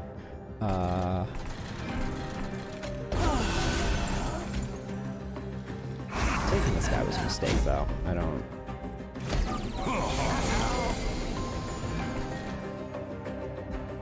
Oh, yeah, it was... Not only was it a mistake, but it's getting in the way of me playing this guy. That was a rather important misplay, actually, there, again. How do we... I think I have to put this guy up here now, just to protect, and then I have to start doing that, and then...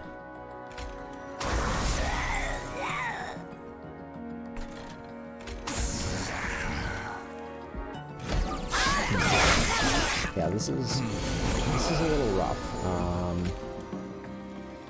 I think we do this just because we don't really have another answer for this.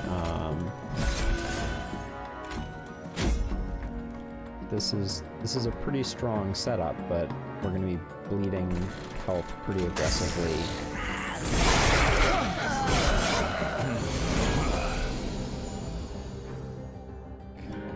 Them switching was nice, but we're gonna need to find our heal pretty soon to be able to make this work. I think I'm gonna...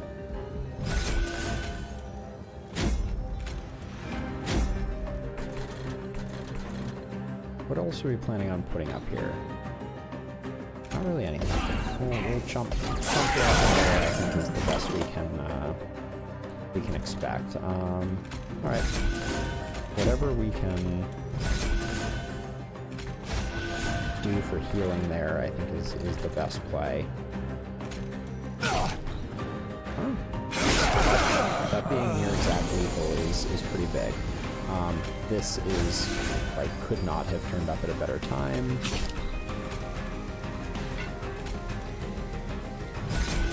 Yeah. Alright.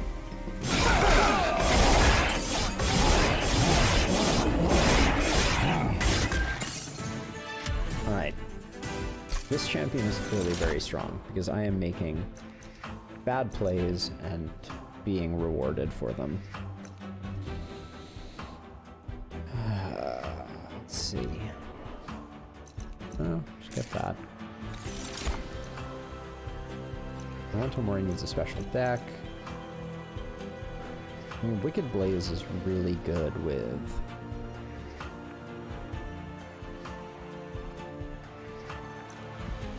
the assassin, right? But is it worth it? No, that's not the deck we're building. I kind of regret taking the Bounty Hunter. A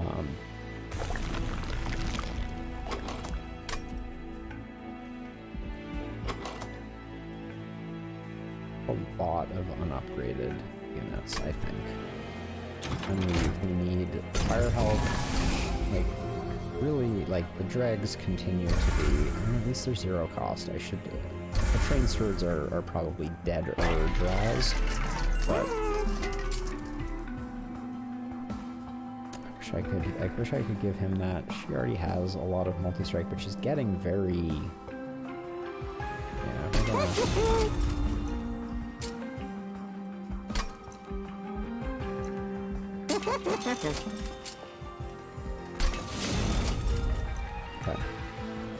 That's pretty good. Oh. That scroll is a little aggressive.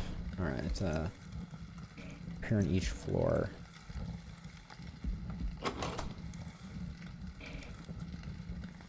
We have Glimmer, but that's it. Do I wanna...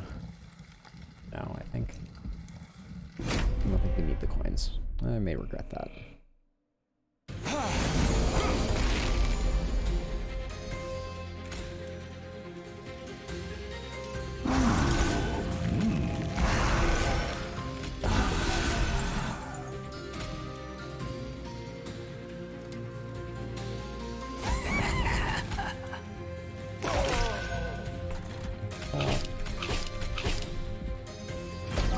put them in that order? For that, I do not know the answer to the question. This guy's our big dude here. Start working on that.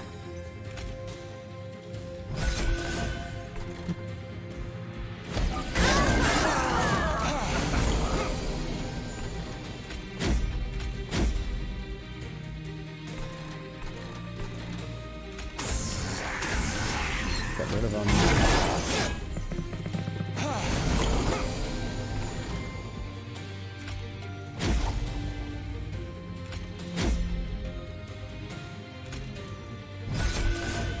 All right, we're starting to eat into whatever I put here dies before it gets a chance to do anything, so we do that.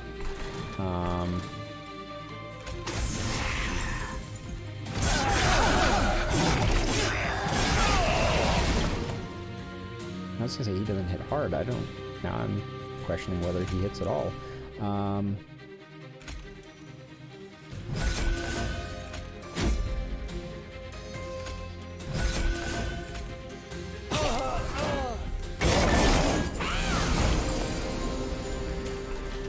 right, this guy. What are those suckers? Playing 3 of these.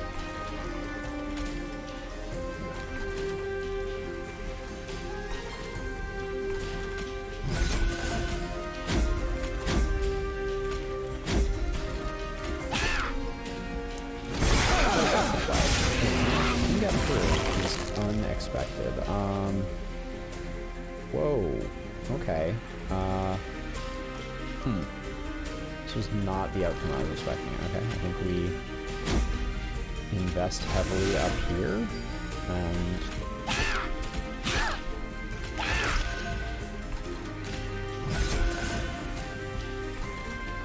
yeah, I expected. I did not expect 25 a tick is significant.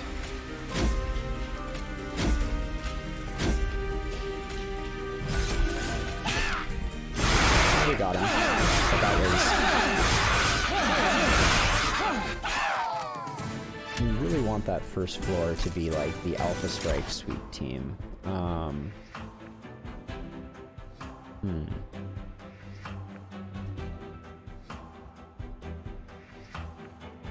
Adaptive mutation is so tempting with our Animus.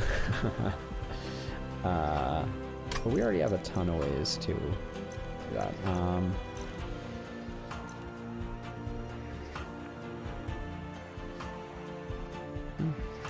None of those. If I had the opportunity, I would delete the Bounty Hunter. I think that's for sure. It just the deck didn't come together the way that I imagined it would, nor do I think that the way that I imagined it would was the correct way to think about things.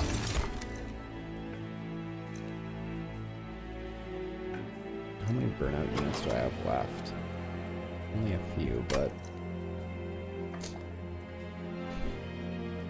I don't think Infused Mallet is going to make a big difference. It might actually, like, remove targets. Not great. Okay, this for Glimmer is big.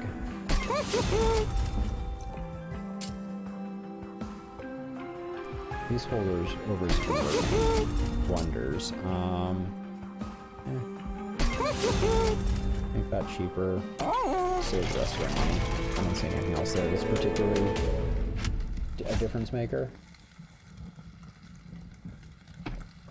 I don't fully understand what these things did, so we'll see. Answer might be nothing.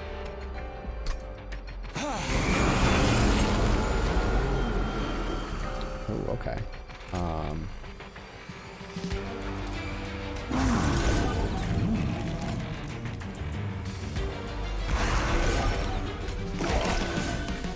Okay. Recovered.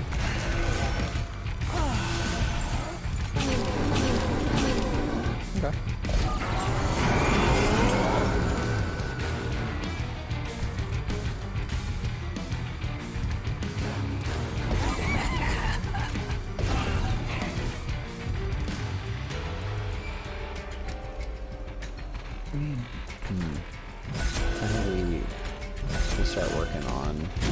this lady.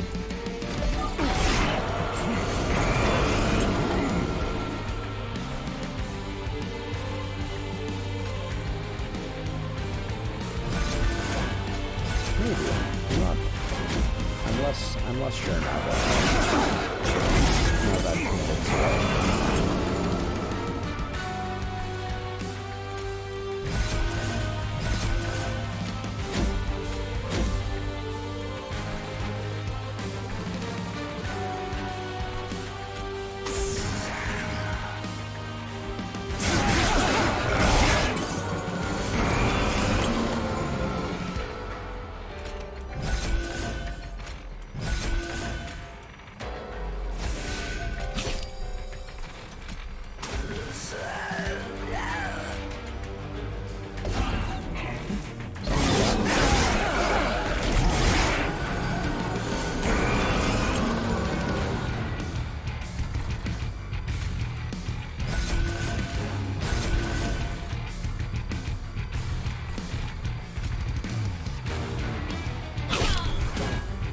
Oh, that's close.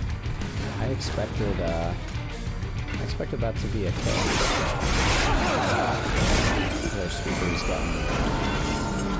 To be a big one.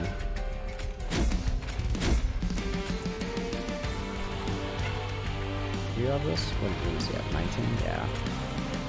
I mean, this is just so much more value. Wow.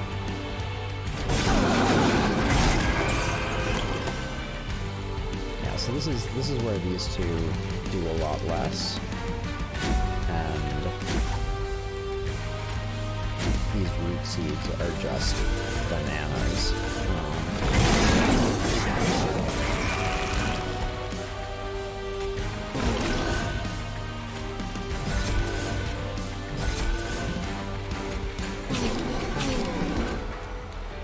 I think we're in trouble though.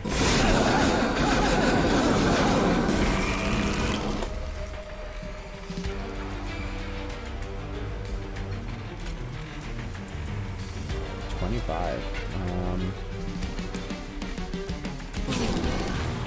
Uh-oh. Yeah.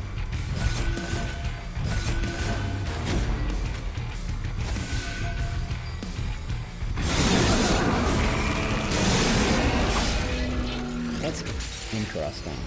I didn't expect to have to scale that fast.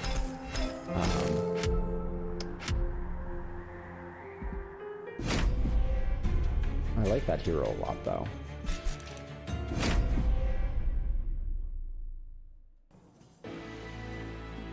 Ooh, Belting Stygian Alternate.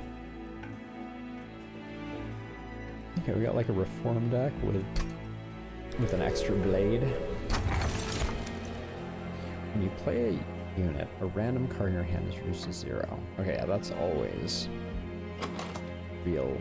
Oh yeah, this is... Okay, everything in this deck is free now. That was when you play a unit. Yeah, okay. Most everything in this deck is free as a result of that. Do I go heavy reform so that I'm playing less units? I think I do. And let's at least try it. We always go 150, 150. That has 145, 145.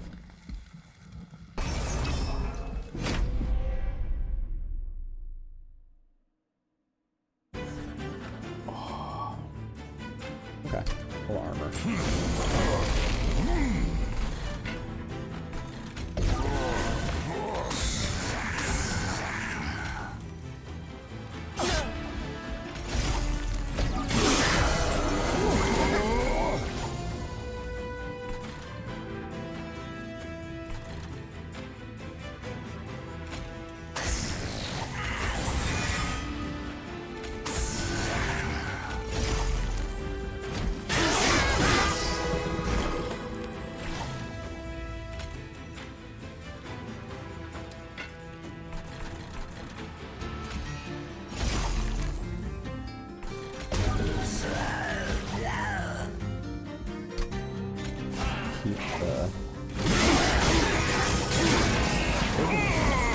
Taking fire damage so early is just like...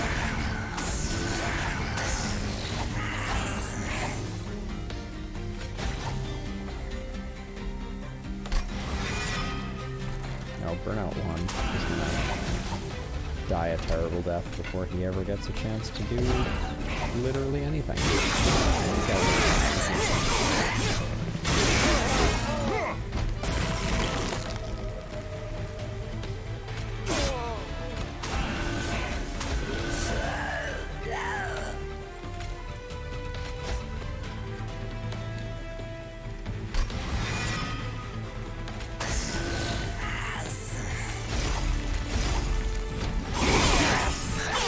Took a lot of damage there.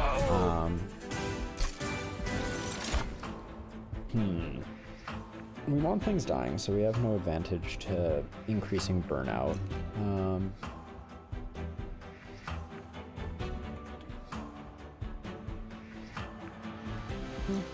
gonna bring back a lot of units. That could be fun. Not really doing a lot of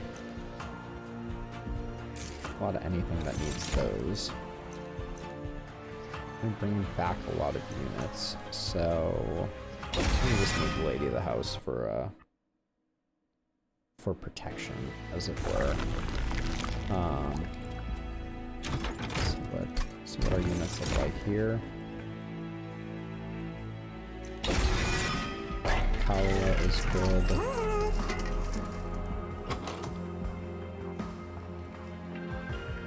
Lady needs some more stuff.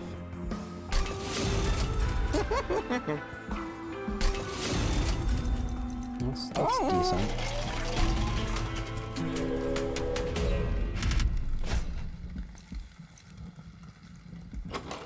I just got some upgrades, so this one having 5 attack and I think it's gonna be okay. Our units are meant to be dying, so lots of jump blockers, and maybe we make it out of this one alive.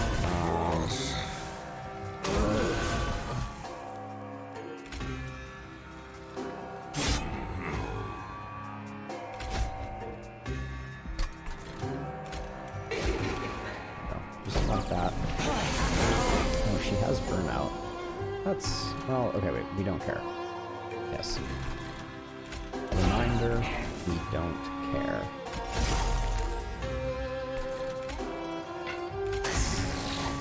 And just get these guys. Get them dying. Things need to die.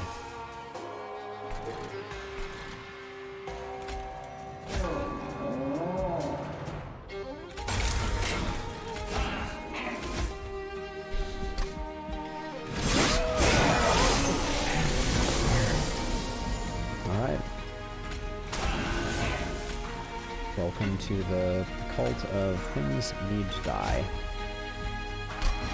We'll bring her back. Get her set up for what's next. And then just give him some frostbite. Would love to be able to. We're gonna hang on to that in case we can get her back. That's all fine. It's all fine. Alright. Play the purge.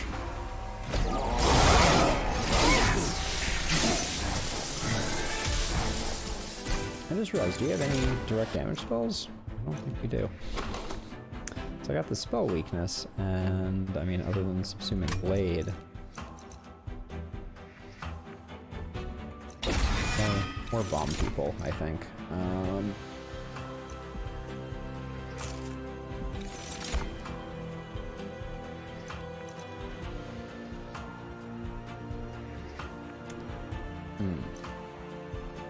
More Lady of the House? No. I am casting a lot of spells. Let's see how this Incant Rage does. Rage 2? Could be worth. Don't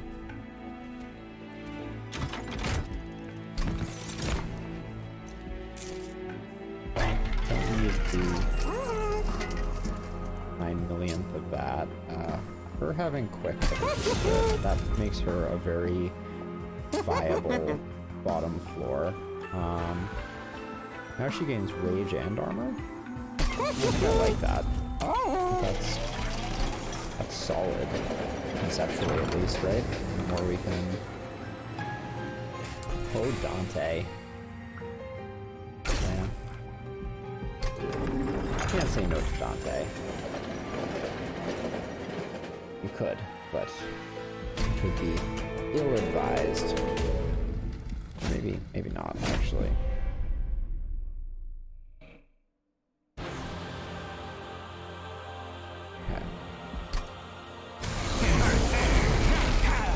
Okay, so I can do all of these. Boom. Done. No problem. That will be great. This will be great. Did that best way? I don't know.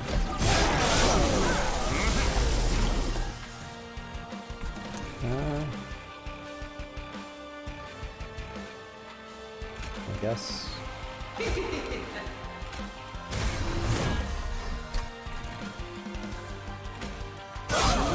Just make it stronger. No reason not to. Oh, I wish I could play something down here.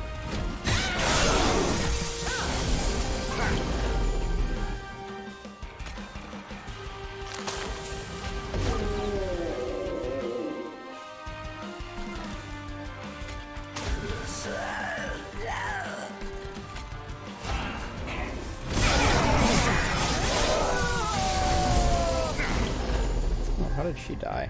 That's less than fortunate.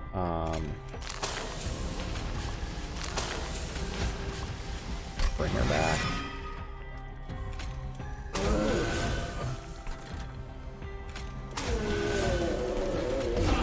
don't think there's any purpose in not.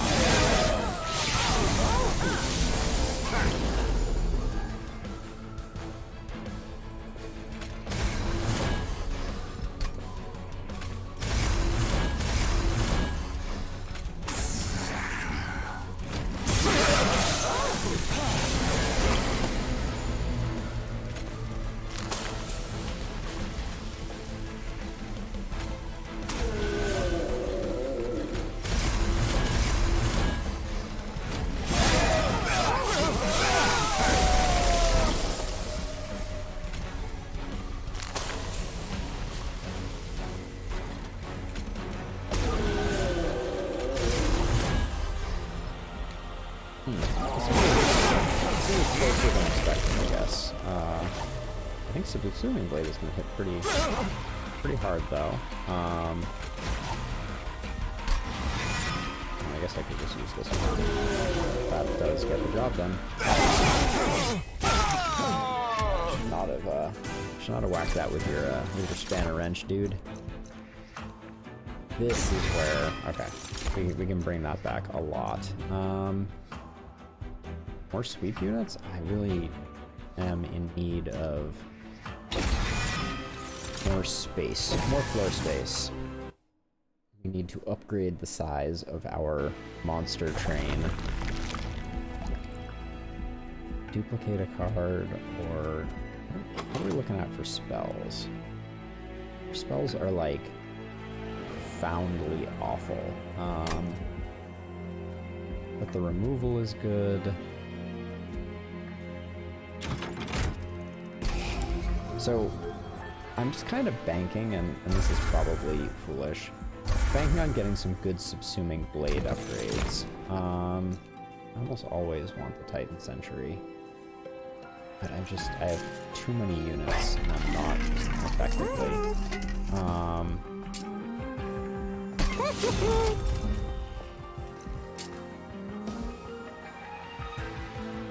Wow, I have no other direct damage spells. Yeah, that was a bit of a bust.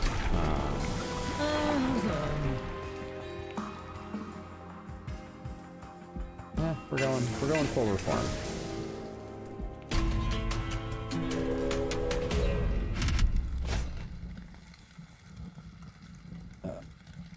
Restore hit points. No, I'm not doing a lot of damage, so that would be a blunder. Okay.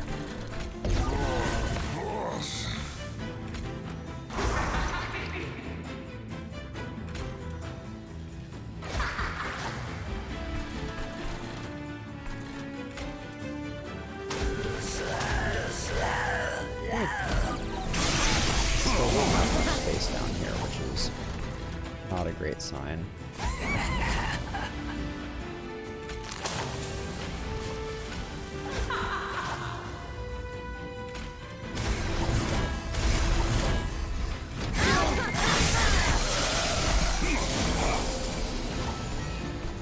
Yeah, wow, where am I supposed to go?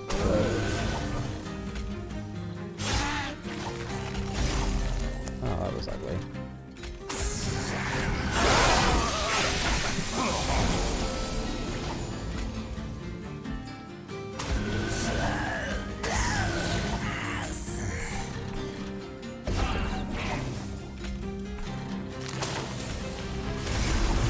Look at the nice he survived. That's unfortunate. Which is this gonna pick up? Right here? Cool. We're totally fine with that. Not dying is less than great.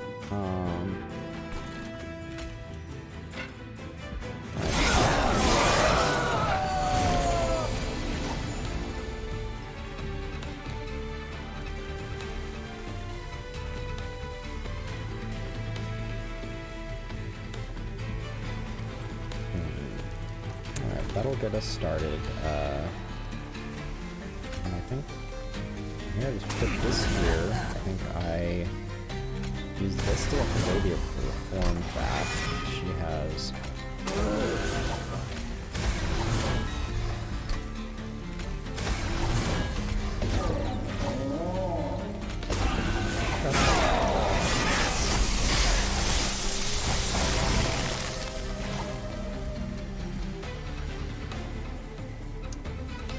I'm taking 200.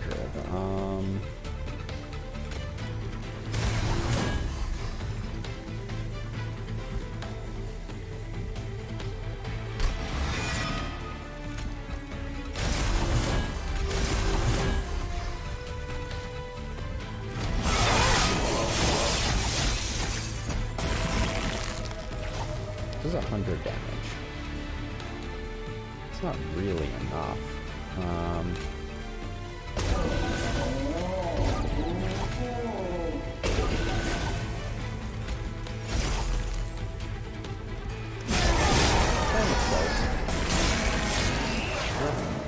We survive. We survive.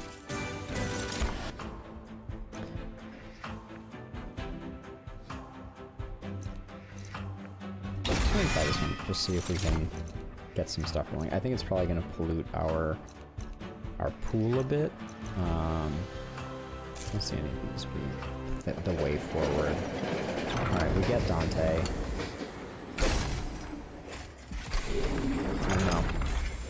This deck does not have a vision, and there's too many damn monsters. I'm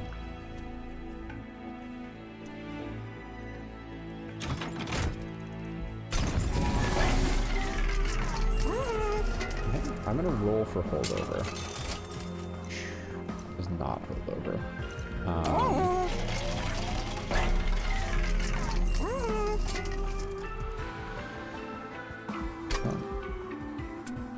This is. The plan was to get lots of expensive units and make them free, and instead we have a basically like all free deck.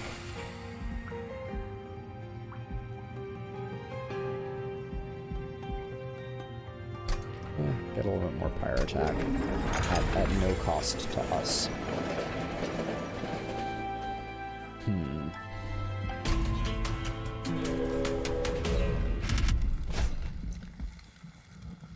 Spell shield barely matters. And I think Subsuming Blade goes through it anyways, so I think we go for it. And we'll learn a lesson about whether Subsuming Blade actually works the way that I just said it worked. It's a gamble or something.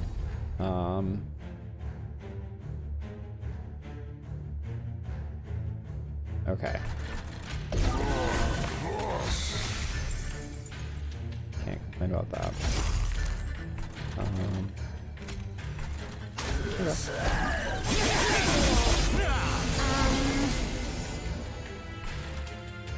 Okay, it's fine to let him die. We don't mind that at all.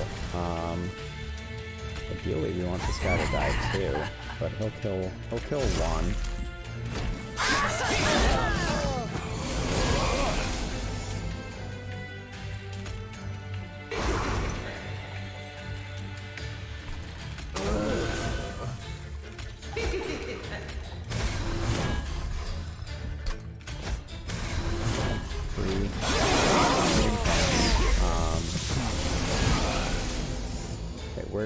Where does Dante live in this whole crazy mixed up world?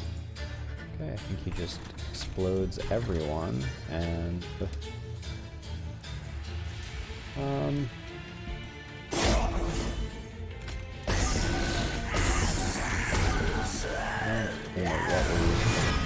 I don't know what we do here. Oh, we wait and play the bounty. No, the bounty hunter wouldn't have done any good there, so it's fine.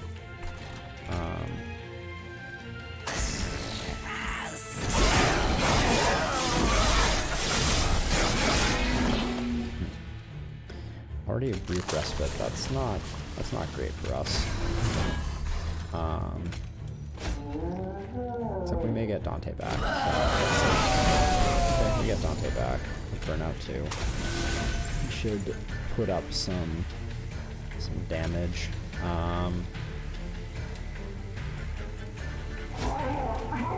Does that? I don't know that changed anything at all. Oh.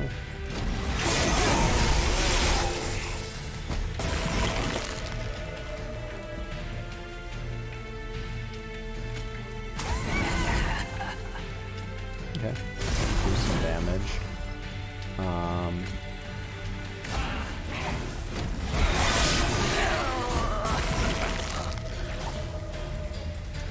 Yikes.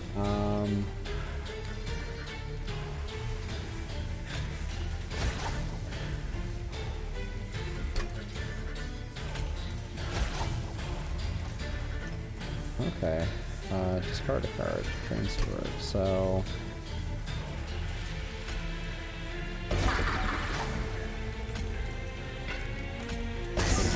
I'll take first aid.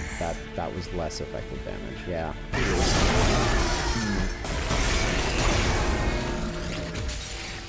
All right, so reforming is still not strong. They're not as strong as the burnout unit. The burnout unit is just seriously potent.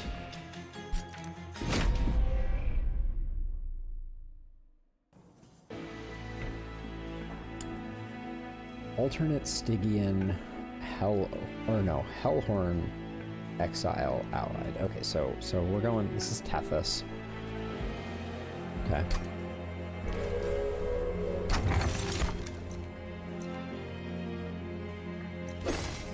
Almost always. I mean, extra unit upgrade can be really staggeringly good. What are we looking at here? Queenling's Imp. Okay. Basically, it's a nuke, but in imp form, so it takes up space. But it's not a damage spell, so I'm gonna go this direction to get some frostbite rolling.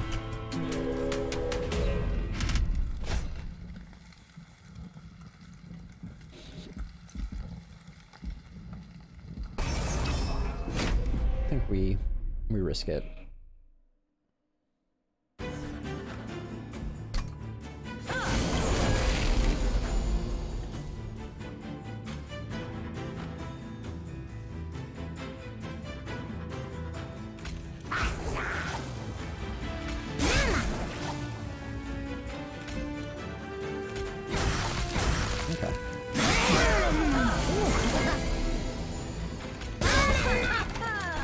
Seemed like an easy play.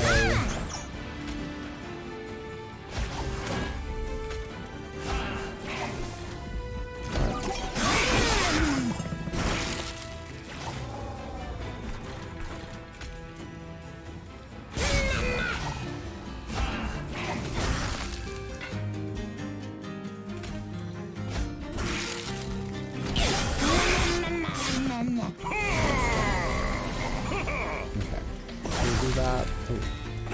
That and that. Ooh, thought I had one more left there.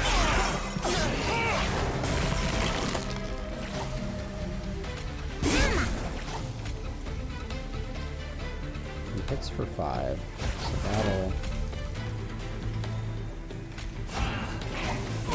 There we go. Hold on.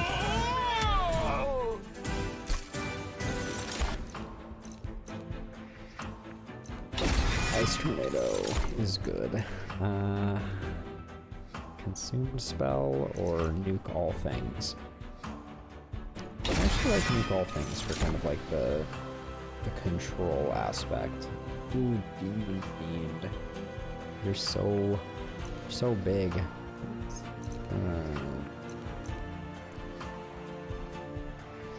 So every turn this guy gains 5 armor.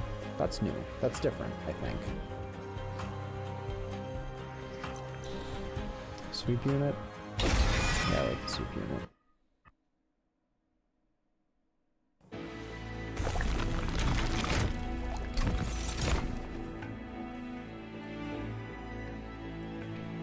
Almost always want to go this way. But...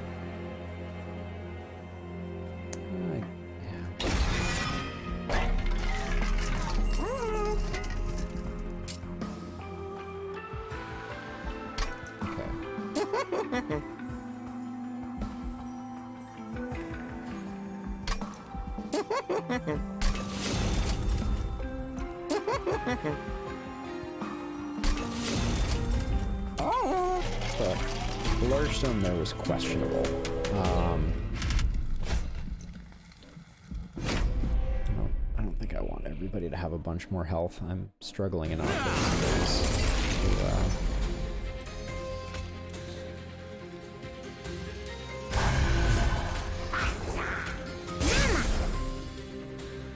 Alright, so we got... Yikes. Okay.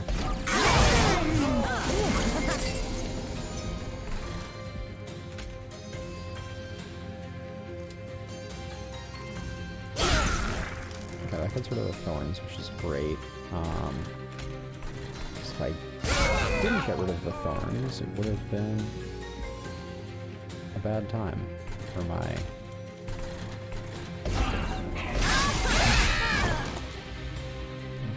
We may have some more thorns incoming, so I'm going to do that. Leave the Queen's Imp be for the moment. Ooh.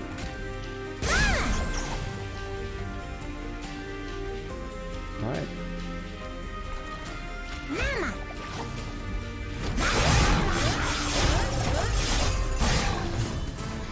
Large stone rage generator worked out nicely.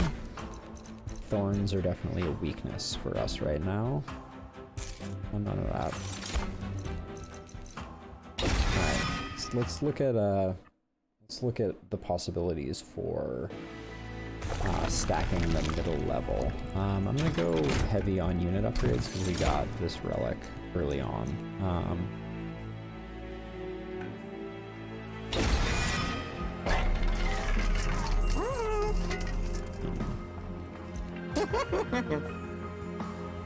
I like him being quick. Do I? With 3 of these, is there a better... I think just beefing this guy's health up. Beefing this guy's attack up. Yeah, I think that's the better play.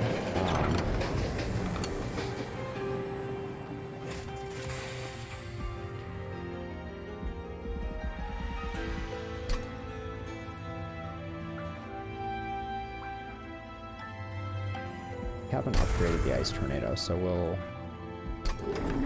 upgrade the Ice Tornado and come back for it, and come back to it.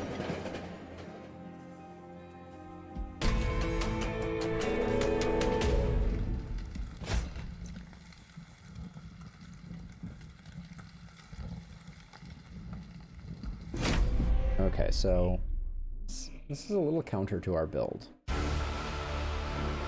So...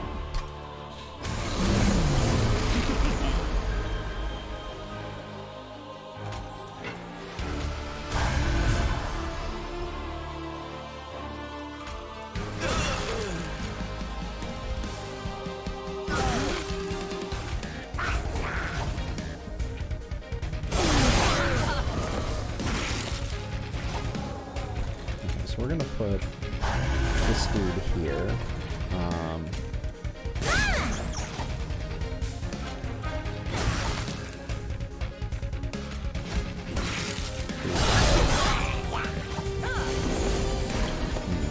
Okay.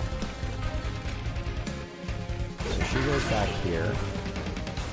He dies. Does this save him? Yeah, by 1 hit point. That's not exactly optimal. We don't want her getting any slay triggers. That's apparently a bad time.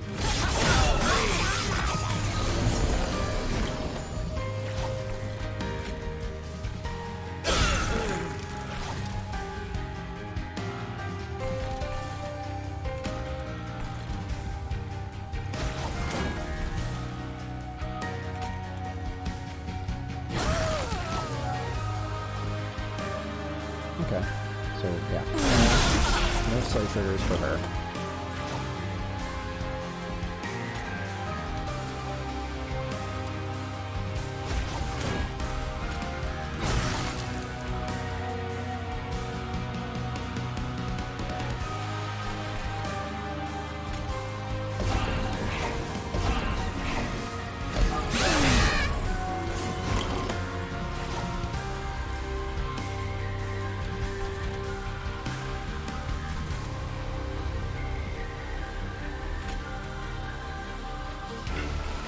I have space up here, so what do I add? No, nothing really.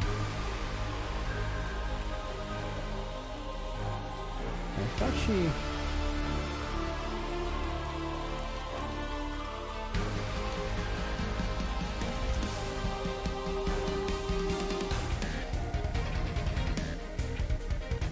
So this guy is going to just die. And this guy's just going to die. The 57 is a lot, though.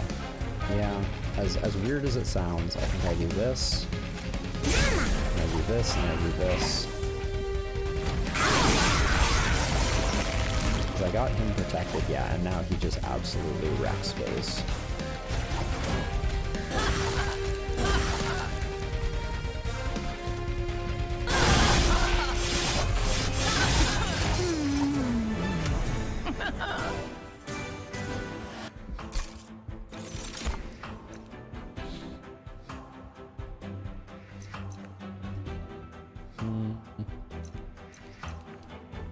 Doubling armor and consuming is interesting, but I don't think it's defining enough for our...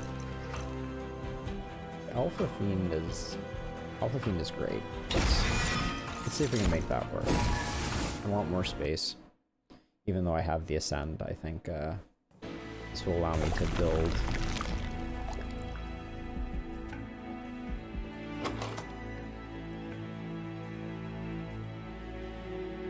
more hidden passages, maybe? Or more fortifies. But I think either way, let's, don't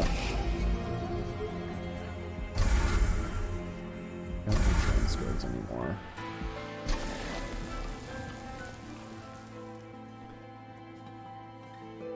So being able to eat units around, does that... I don't think that benefits us that much. I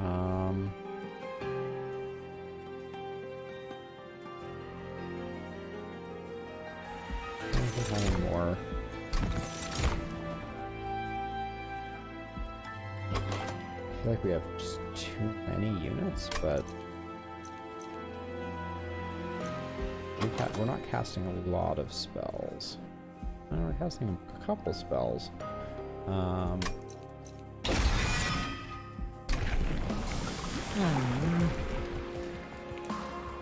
Oof. not getting spell weakness is a little rough. Yeah, spikes would instantly kill Tethys. First hit, in fact.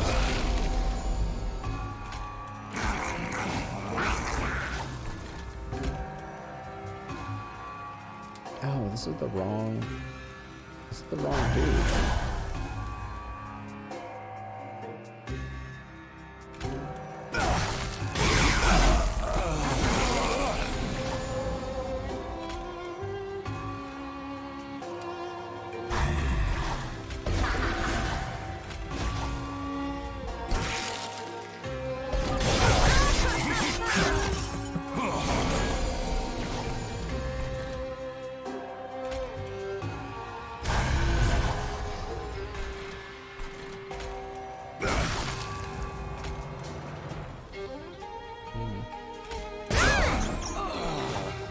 Squeak is good on that.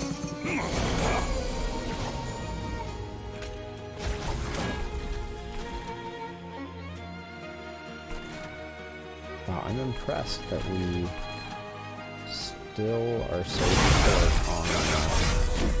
on places to put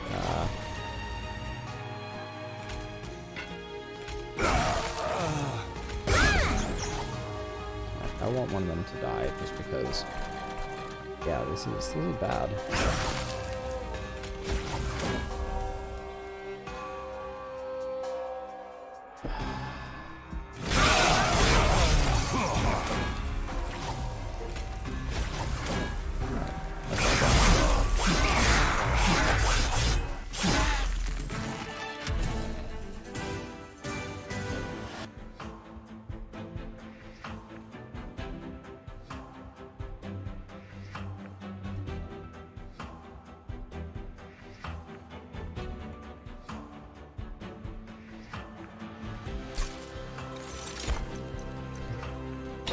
Always a sucker for the frenzied swarm.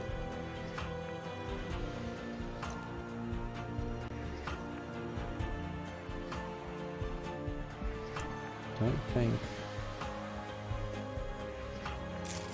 think any of these work.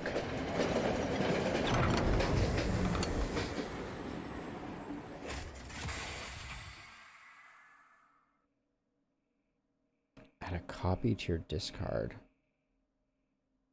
I think I take it now because I have to put more upgrades on it to have it be useful to me. But that's a very interesting new upgrade. Ooh, a no spell upgrade here. I could have checked that. That's probably something that I should have checked.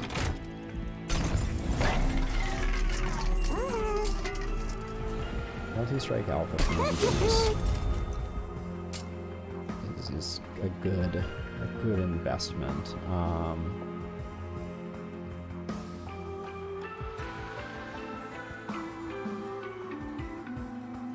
See. That's pretty good. That makes this guy a brick house, as it were.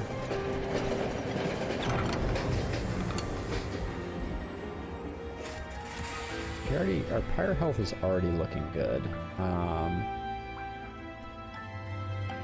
+3 attack to all of our creatures. Yeah. Let's do that. Well, I don't think there are a lot of ways to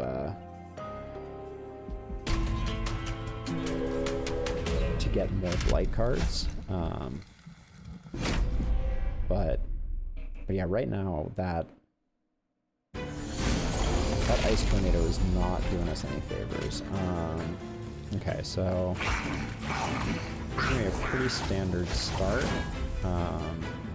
Sweep. Okay, that's, yep. A mistake.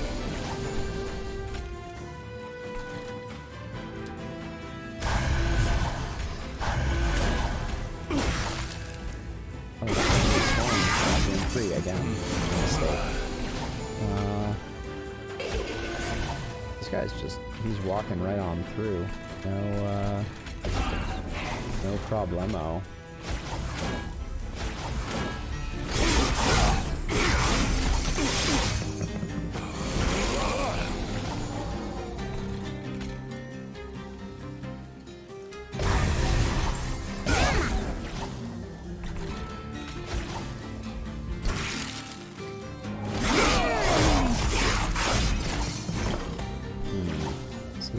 Okay, so this is one of those situations where we abandon ship in a big way.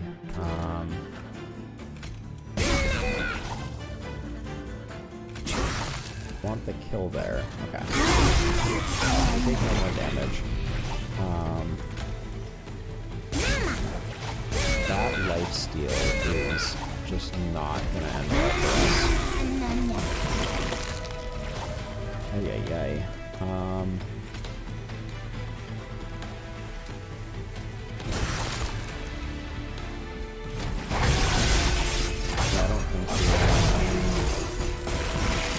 don't think we got what it takes.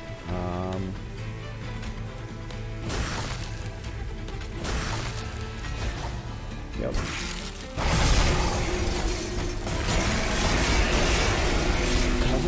24, whooping our ass.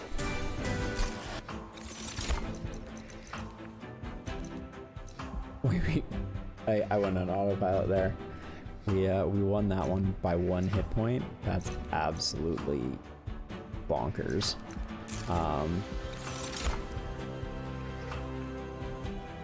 Oof.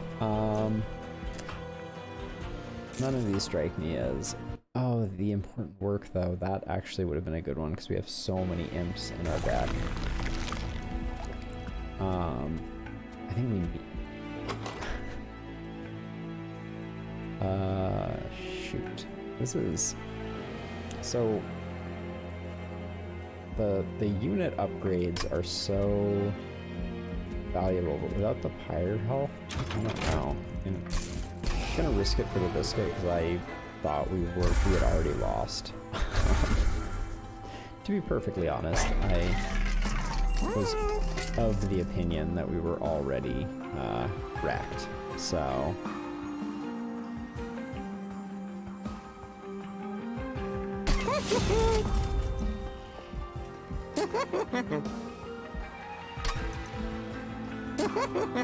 I'm gonna spend everything I got here.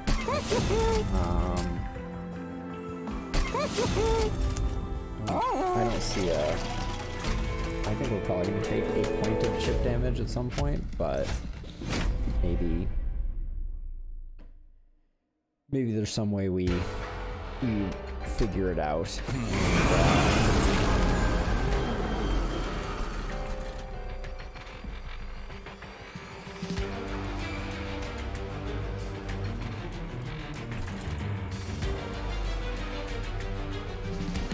What can I put on the bottom here? The Alpha Fiend was really beefy. Along with Tethys, I hope that...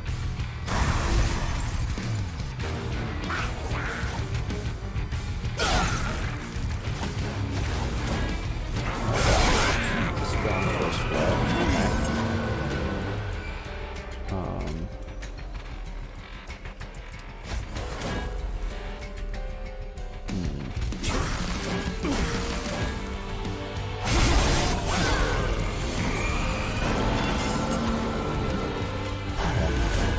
Put the rail beater up here. We start to work him over. What does the enchant do? Shoot. Oh. Haha. Got it. Now I understand. Which one is this? This is the...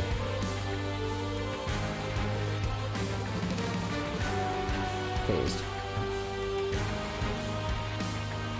Added? Okay, adds... When a unit dies in this one. Okay, no units are dying, so... I can get this guy out. This guy's taking so much damage. It's really not great.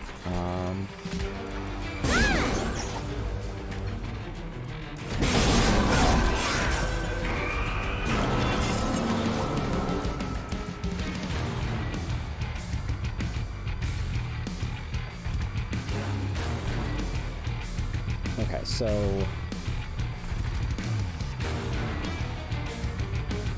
This guy is gonna die soon, and he is ginormous.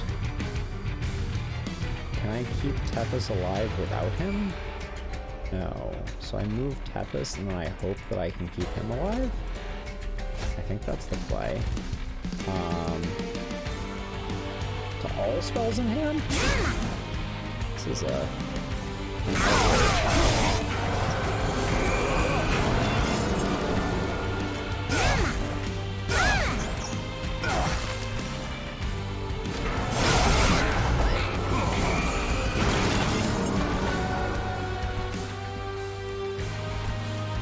Oh, it stays.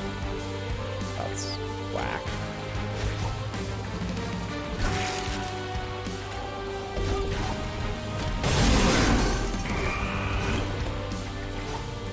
Oh, that's a... There has never been a better time to pull Hidden Passage. Holy crap.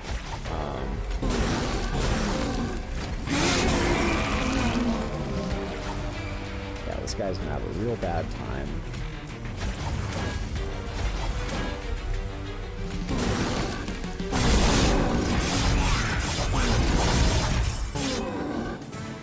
Okay.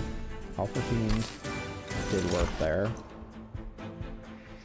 Double the amount of rage. Is that what I'm gaining with? That's what I'm gaining with this guy, but not with the Alpha Fiend. The Alpha Fiend just gets flat attack. I don't think that works for us. Okay, we're going with the Ascend plays now, which means more card draw or more mana? More energy. More energy. Oh,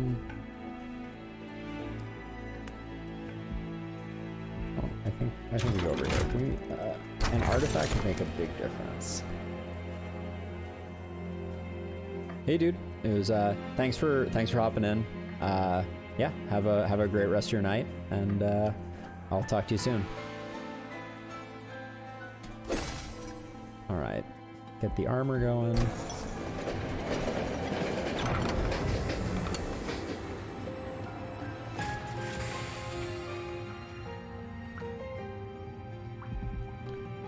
Random melting consumable. That would be endless.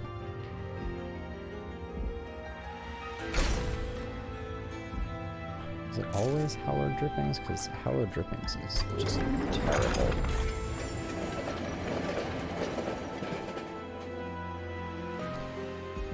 Alright. What do we get for our last upgrade for Tepis?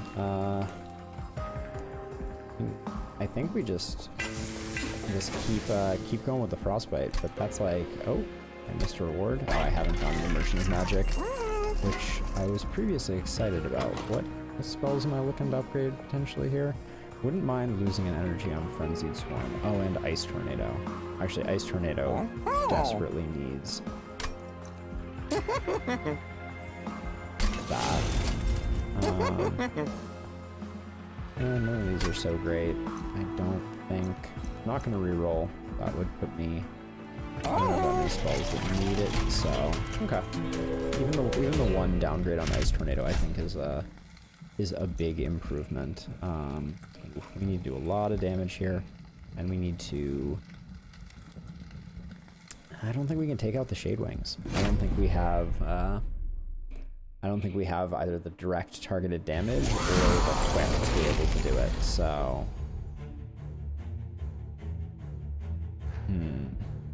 How do I even go? Yeah, I think this is just a blowout. Because this guy can't even take the hits. So we're gonna have to consolidate on the top floor, I think. And I'm gonna have to pull some miracles out here, I think.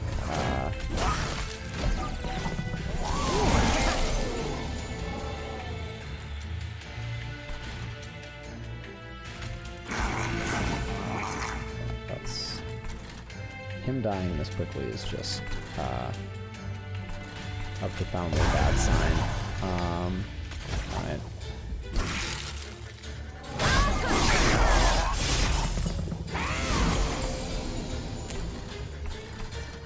Alright, the alpha... Okay, so... Does the alpha beam die? Gosh, she almost dies. That's just, like... really horrible.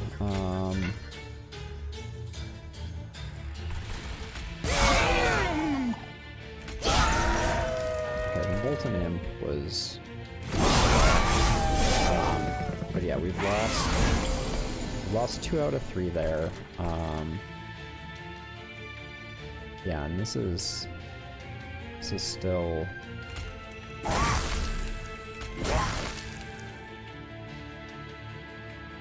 That's gonna be... Yeah, not enough. I think that first one is broken there. Yep. Wow. That ended abruptly. Yeah, those multi-strike ones, like if you don't have a quick unit to kind of take them out, or you don't have targeted direct damage, it's really hard to recover from that. Okay. All right. Take a break here again. I'm gonna fill up my water, and I'll be back in a minute or two.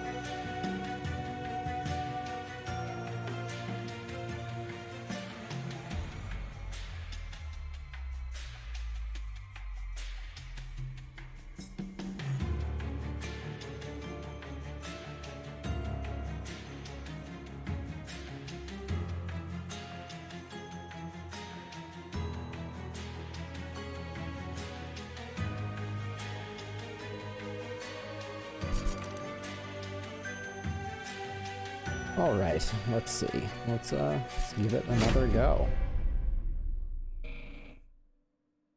Let's see what we get this time. Ooh, alternate melting. I'm excited about that because I have not played Little Fade yet. 5-1. Crushing Demise. Reform some units. Okay.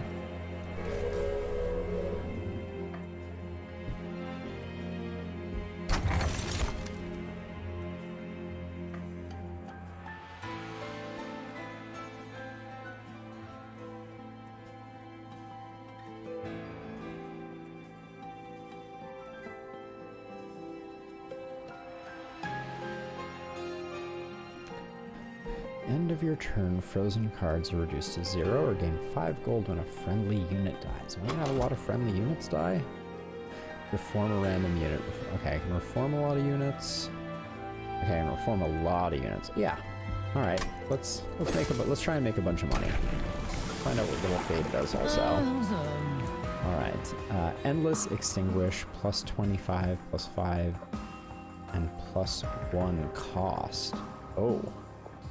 Or extinguish, apply plus 5 and burn out 2 to friendly units. Wait a second.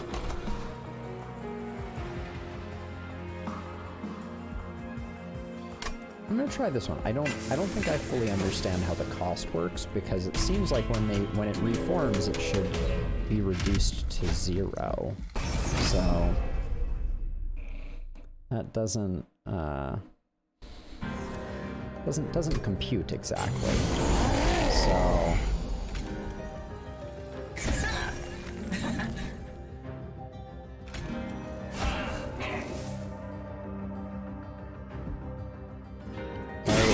it's endless, so it can't. Uh-oh. Got it now. I understand the problem here. Okay. Yeah. She comes back and now she costs 1. So I can do this. This.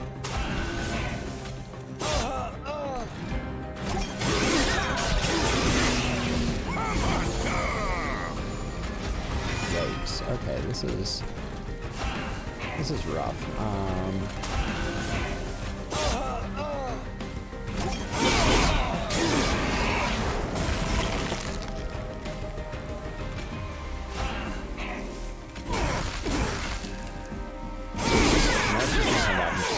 Too. Okay, but she just wins.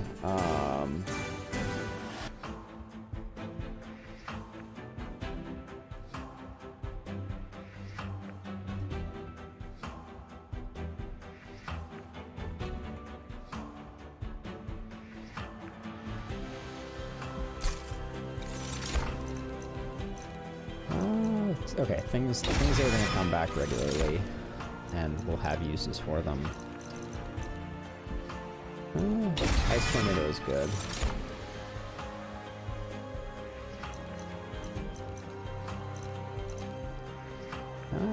Lots of incant triggers. We'll go with the Defender with lots of incant triggers. We'll try and kill Little Fade, I guess, 3 times to get nice and beefy. But this is a little weird. I'm not sure I fully get this character yet. So I'm gonna do this just to give him a little more oomph. I don't think quick is worth it. I'm gonna save the rest of my money.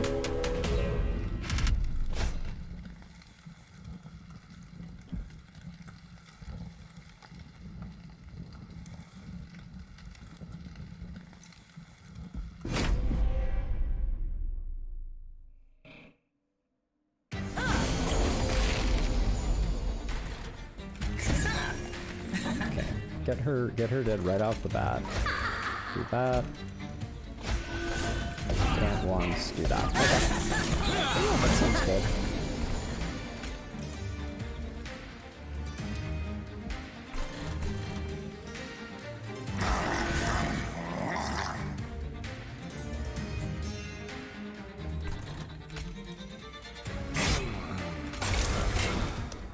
Not playing Little Fade there was a massive mistake.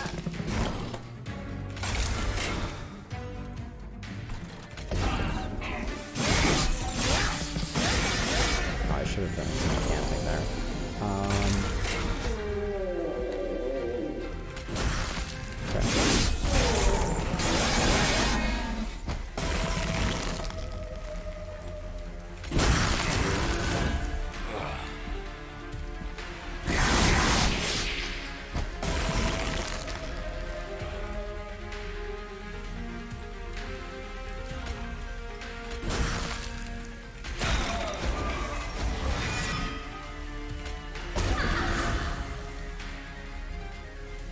Oh, she burns out before she gets an attack.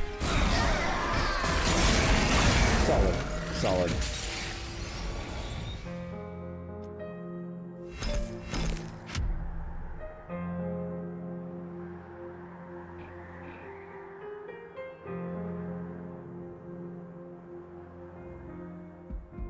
That was a short run. I want to play that character again, so I'm gonna go ahead and do that. Leave that on random. Try it again. See what some swimming blade, some ice tornadoes, and some stealthy boys. Okay. And we'll see what the other little fade property is. Spikes gain +2. Whoa. +2 attack and 2 spikes permanently.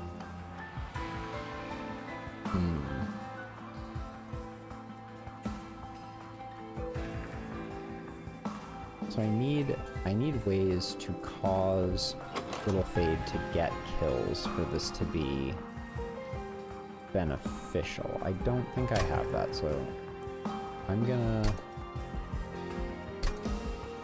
re-randomize. I think sharpen. Okay, interesting. Let's see what we got here.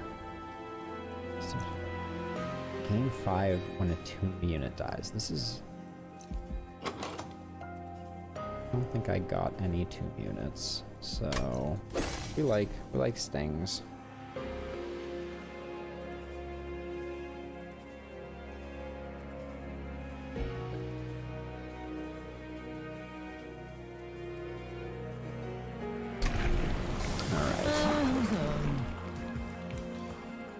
Hey, Mian. I'm lurking on you, you're lurking on me. How's your stream going?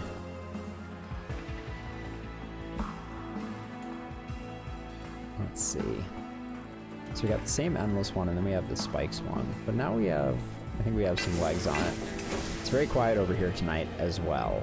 I do not have the advantage of lurkers, but I am playing a game that I very much enjoy, so I can't complain too much. I kind of knew this might be a quiet one going in. I checked the monster train. So Sadistic came over and followed, so give him a thank you shout out. But that's been my follow for the night. So.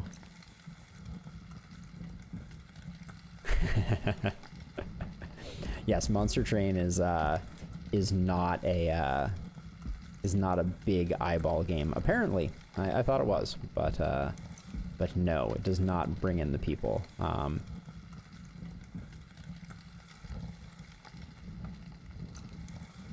Wait, is Minion Masters a different thing other than Monster Train? Because Monster Train has minions in it, so I was assuming that's what you're referring to. Oh, my brain is fried right now. I'm almost done though. I think I'm gonna knock off in about 15 minutes. Put in my 5 hours and then chill out. Enemy units enter with 10 armor. I think I can handle 10 armor. I'll have to look into it. Google it on Steam. Steam it on Google. One of the above. So this is on Slay.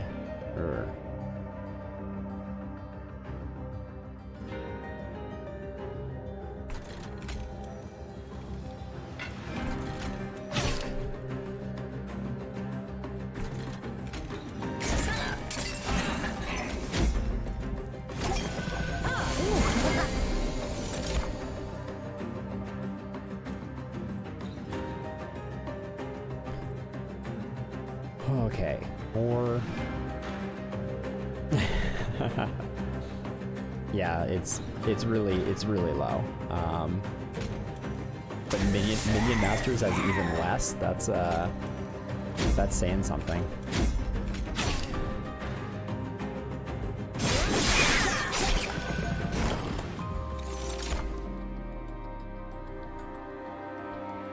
You see Tom getting 20 viewers on Minion Masters regularly?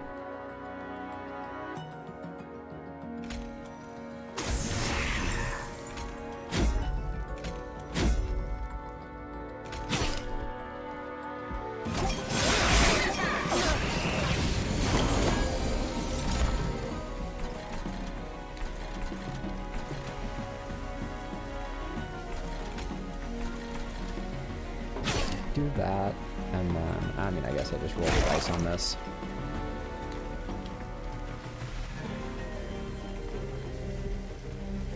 Yeah, I mean, I'll definitely check it out. This is a game I have played a lot of, and I think it used to be popular. I guess I don't know if it ever really caught people's attention on Twitch. I watched a few people stream it though, so.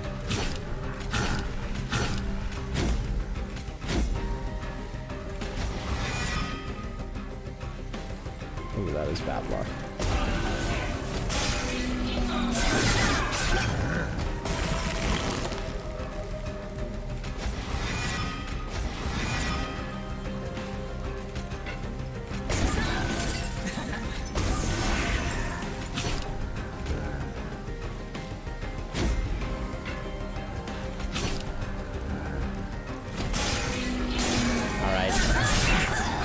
You're still hanging out on my TV, so I'll walk by and say hi to you next time I take a stretch break.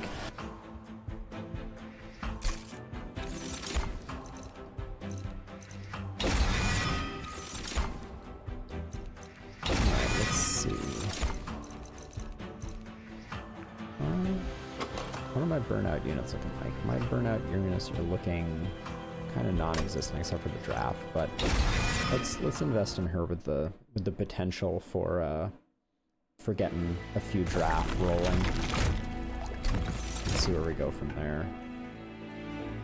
I really the Paracoon Courser draft burnout lady seems just like an awesome combo.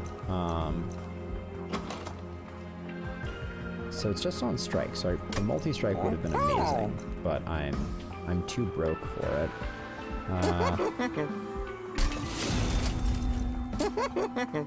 Yeah, I think that's it. Okay. So if I can't, I need to find some ways to get my hero's hit points up, or this is going to be a short adventure.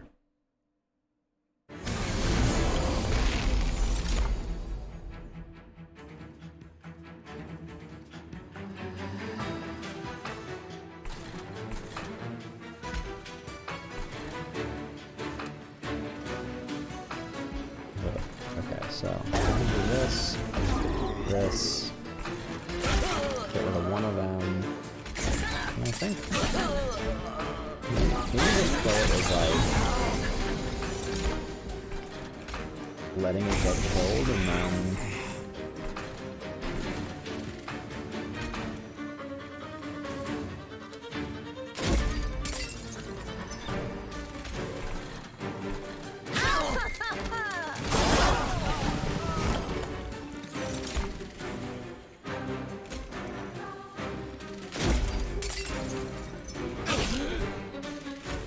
so I guess we just keep that draft powering up. Use the Glimmer to take down those. Can't play the second draft, so we're just kind of relying on this to be the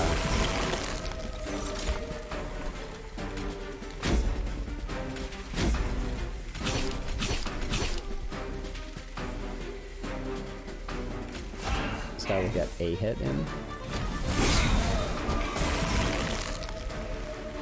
Oh, he's a sweeper, so that was almost just a very poorly executed move. Luckily, this combo is pretty strong. Something that will bestow burnout. Yeah, Whiplash is perfect for getting that guy affecting himself. Steel Enhancer is just what I think our hero needs.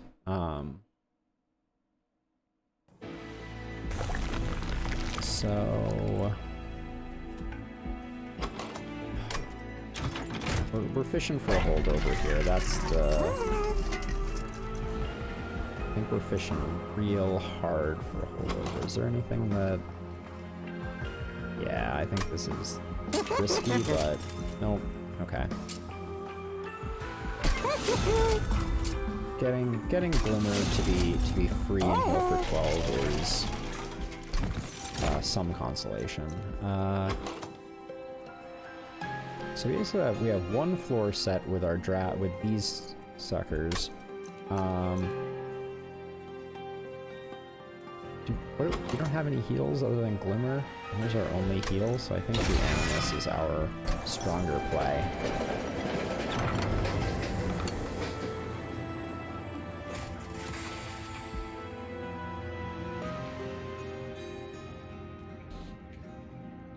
We do not. We'll just do this once. Oh, wow. That was, I think, incredibly lucky.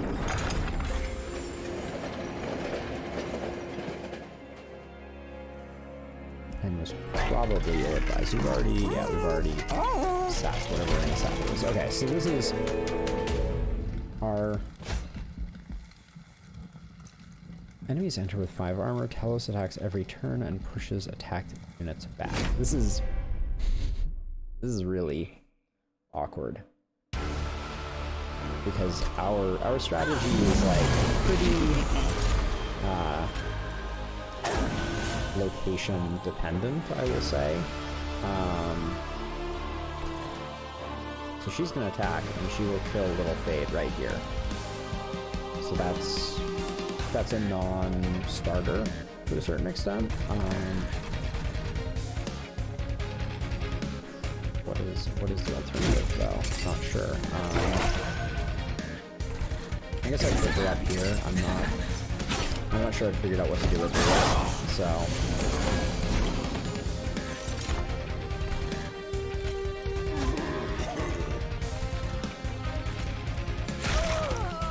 delete them.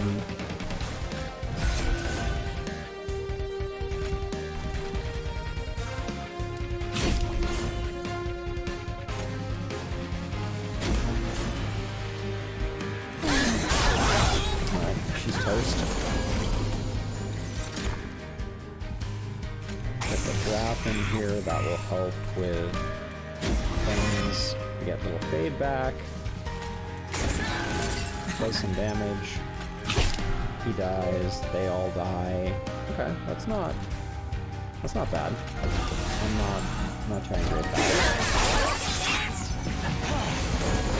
That sucks though. Okay, now that's not great.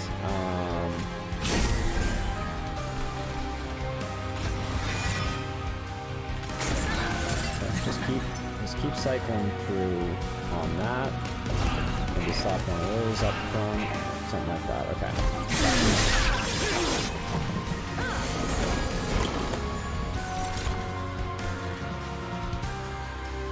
Whiplash is for this guy, but right now we're burning through burnout pretty heavily, so I don't think I can afford to.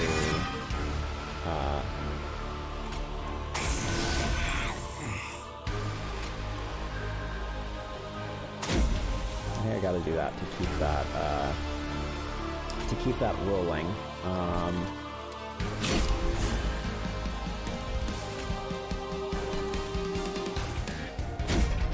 Okay.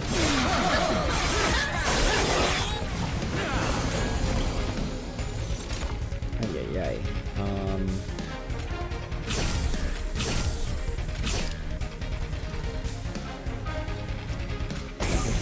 We use the draft there to save the Animus, but it's like, oh, I mean, I guess this is a win, so I just wasted some. Wow, she's a freaking brick house. Okay. 10 health and 3 spikes.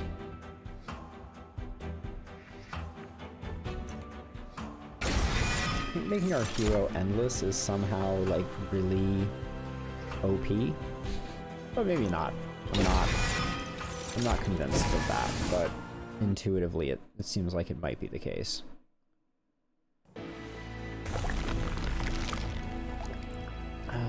Let's see. I don't.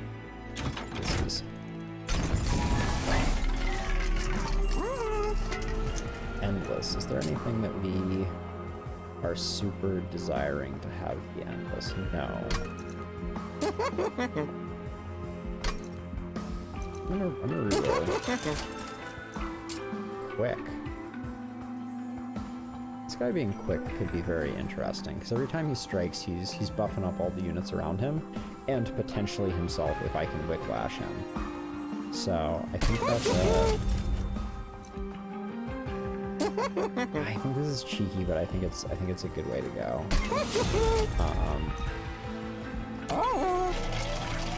I may regret that.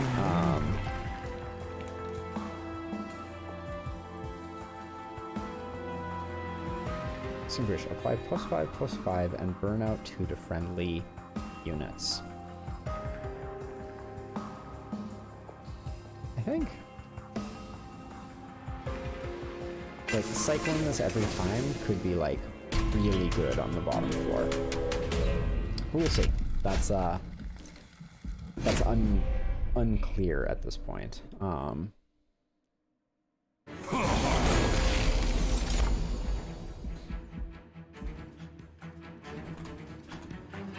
Okay, let's see. So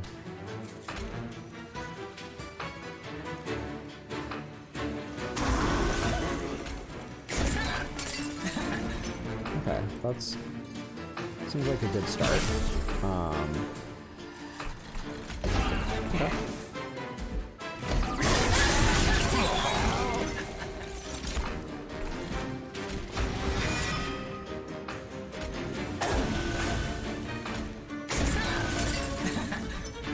All right, making them bigger at a reasonable speed.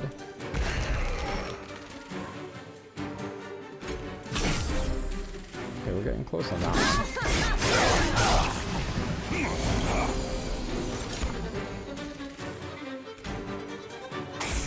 I think we do that, and then I think this floor is now rolling and will absolutely wreck some faces.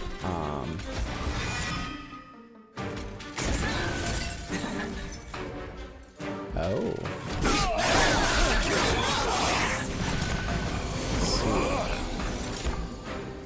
That's very interesting.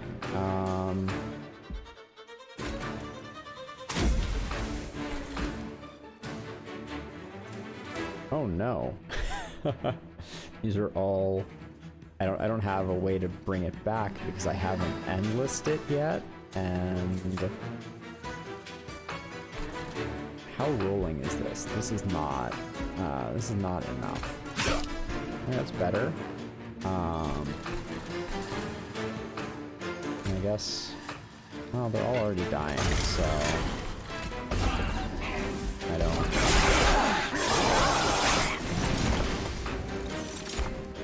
Okay.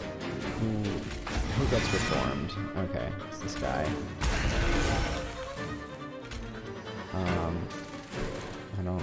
I don't know that that's a thing that I want to happen. Probably should have made her endless. Now that I think about it. Okay, but yeah, we win due to the. Why is that seems very unlikely for that to have been.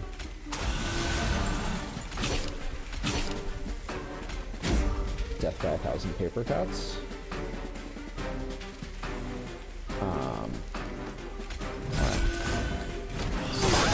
I'll leave it at that. Hard carry by Our Lady.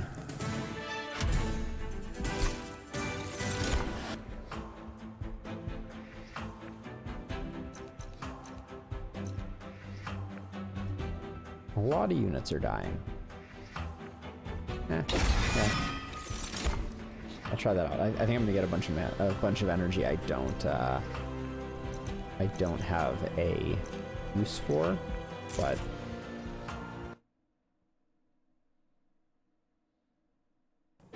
as a side note, I don't think there's many or anyone watching, but this is probably gonna be my last game. After this, I'm probably gonna sign off for the evening and take it easy.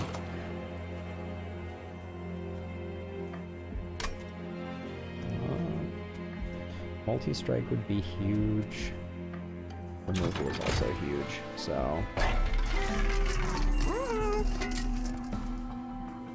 Oh, slots are full. That's a bummer. I did not realize. Alright, make that draft. You're forced to be reckoned with. There we go.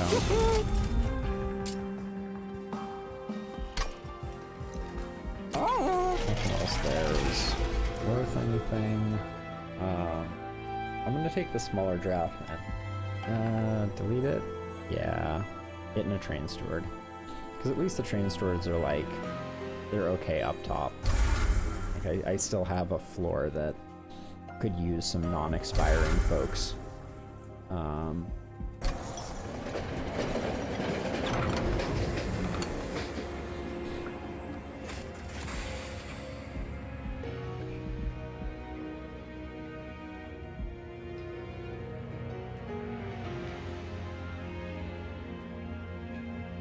Quick doesn't do us much good.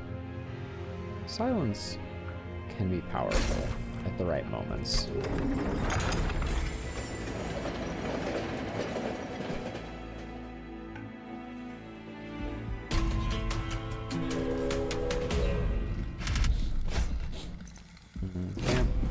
Can't spikes. So we don't have many heals. So I think that's where this run is gonna peter out pretty significantly. I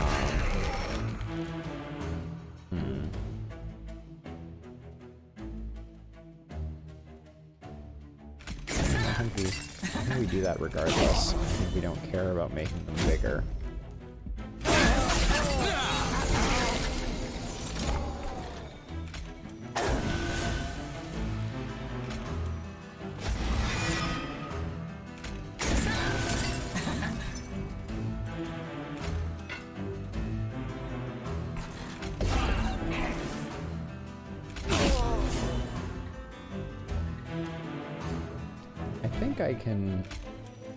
I think I can use this to stop that from running away.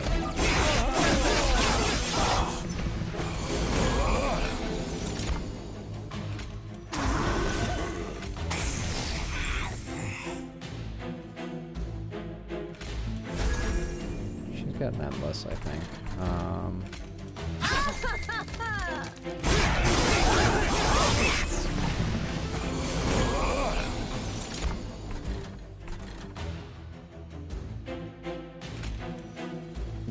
Play the sting first, then the crush and demise. That's nice. Maybe replace that guy and start working on that.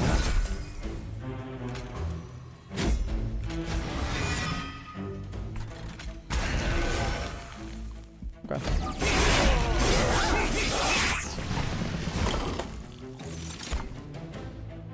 Let's just delete those guys. The randomness isn't feeling too random at the moment, I'm not gonna lie. Something like that. A bit more of that. Okay, a little fade. The burnout 2 is great. So she'll be up front for that. That works. Sweep is bad.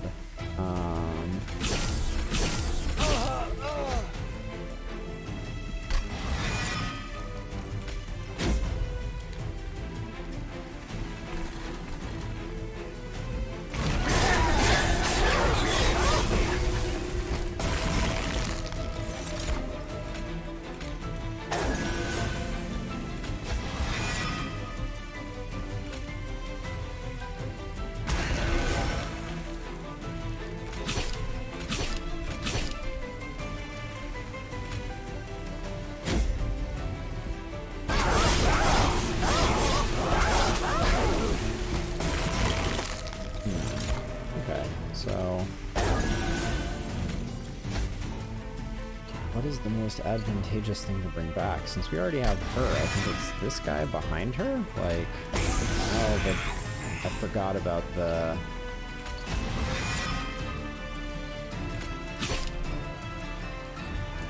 Yeah, I forgot about the fact that Oh, why didn't that... 11, so first hit, second hit.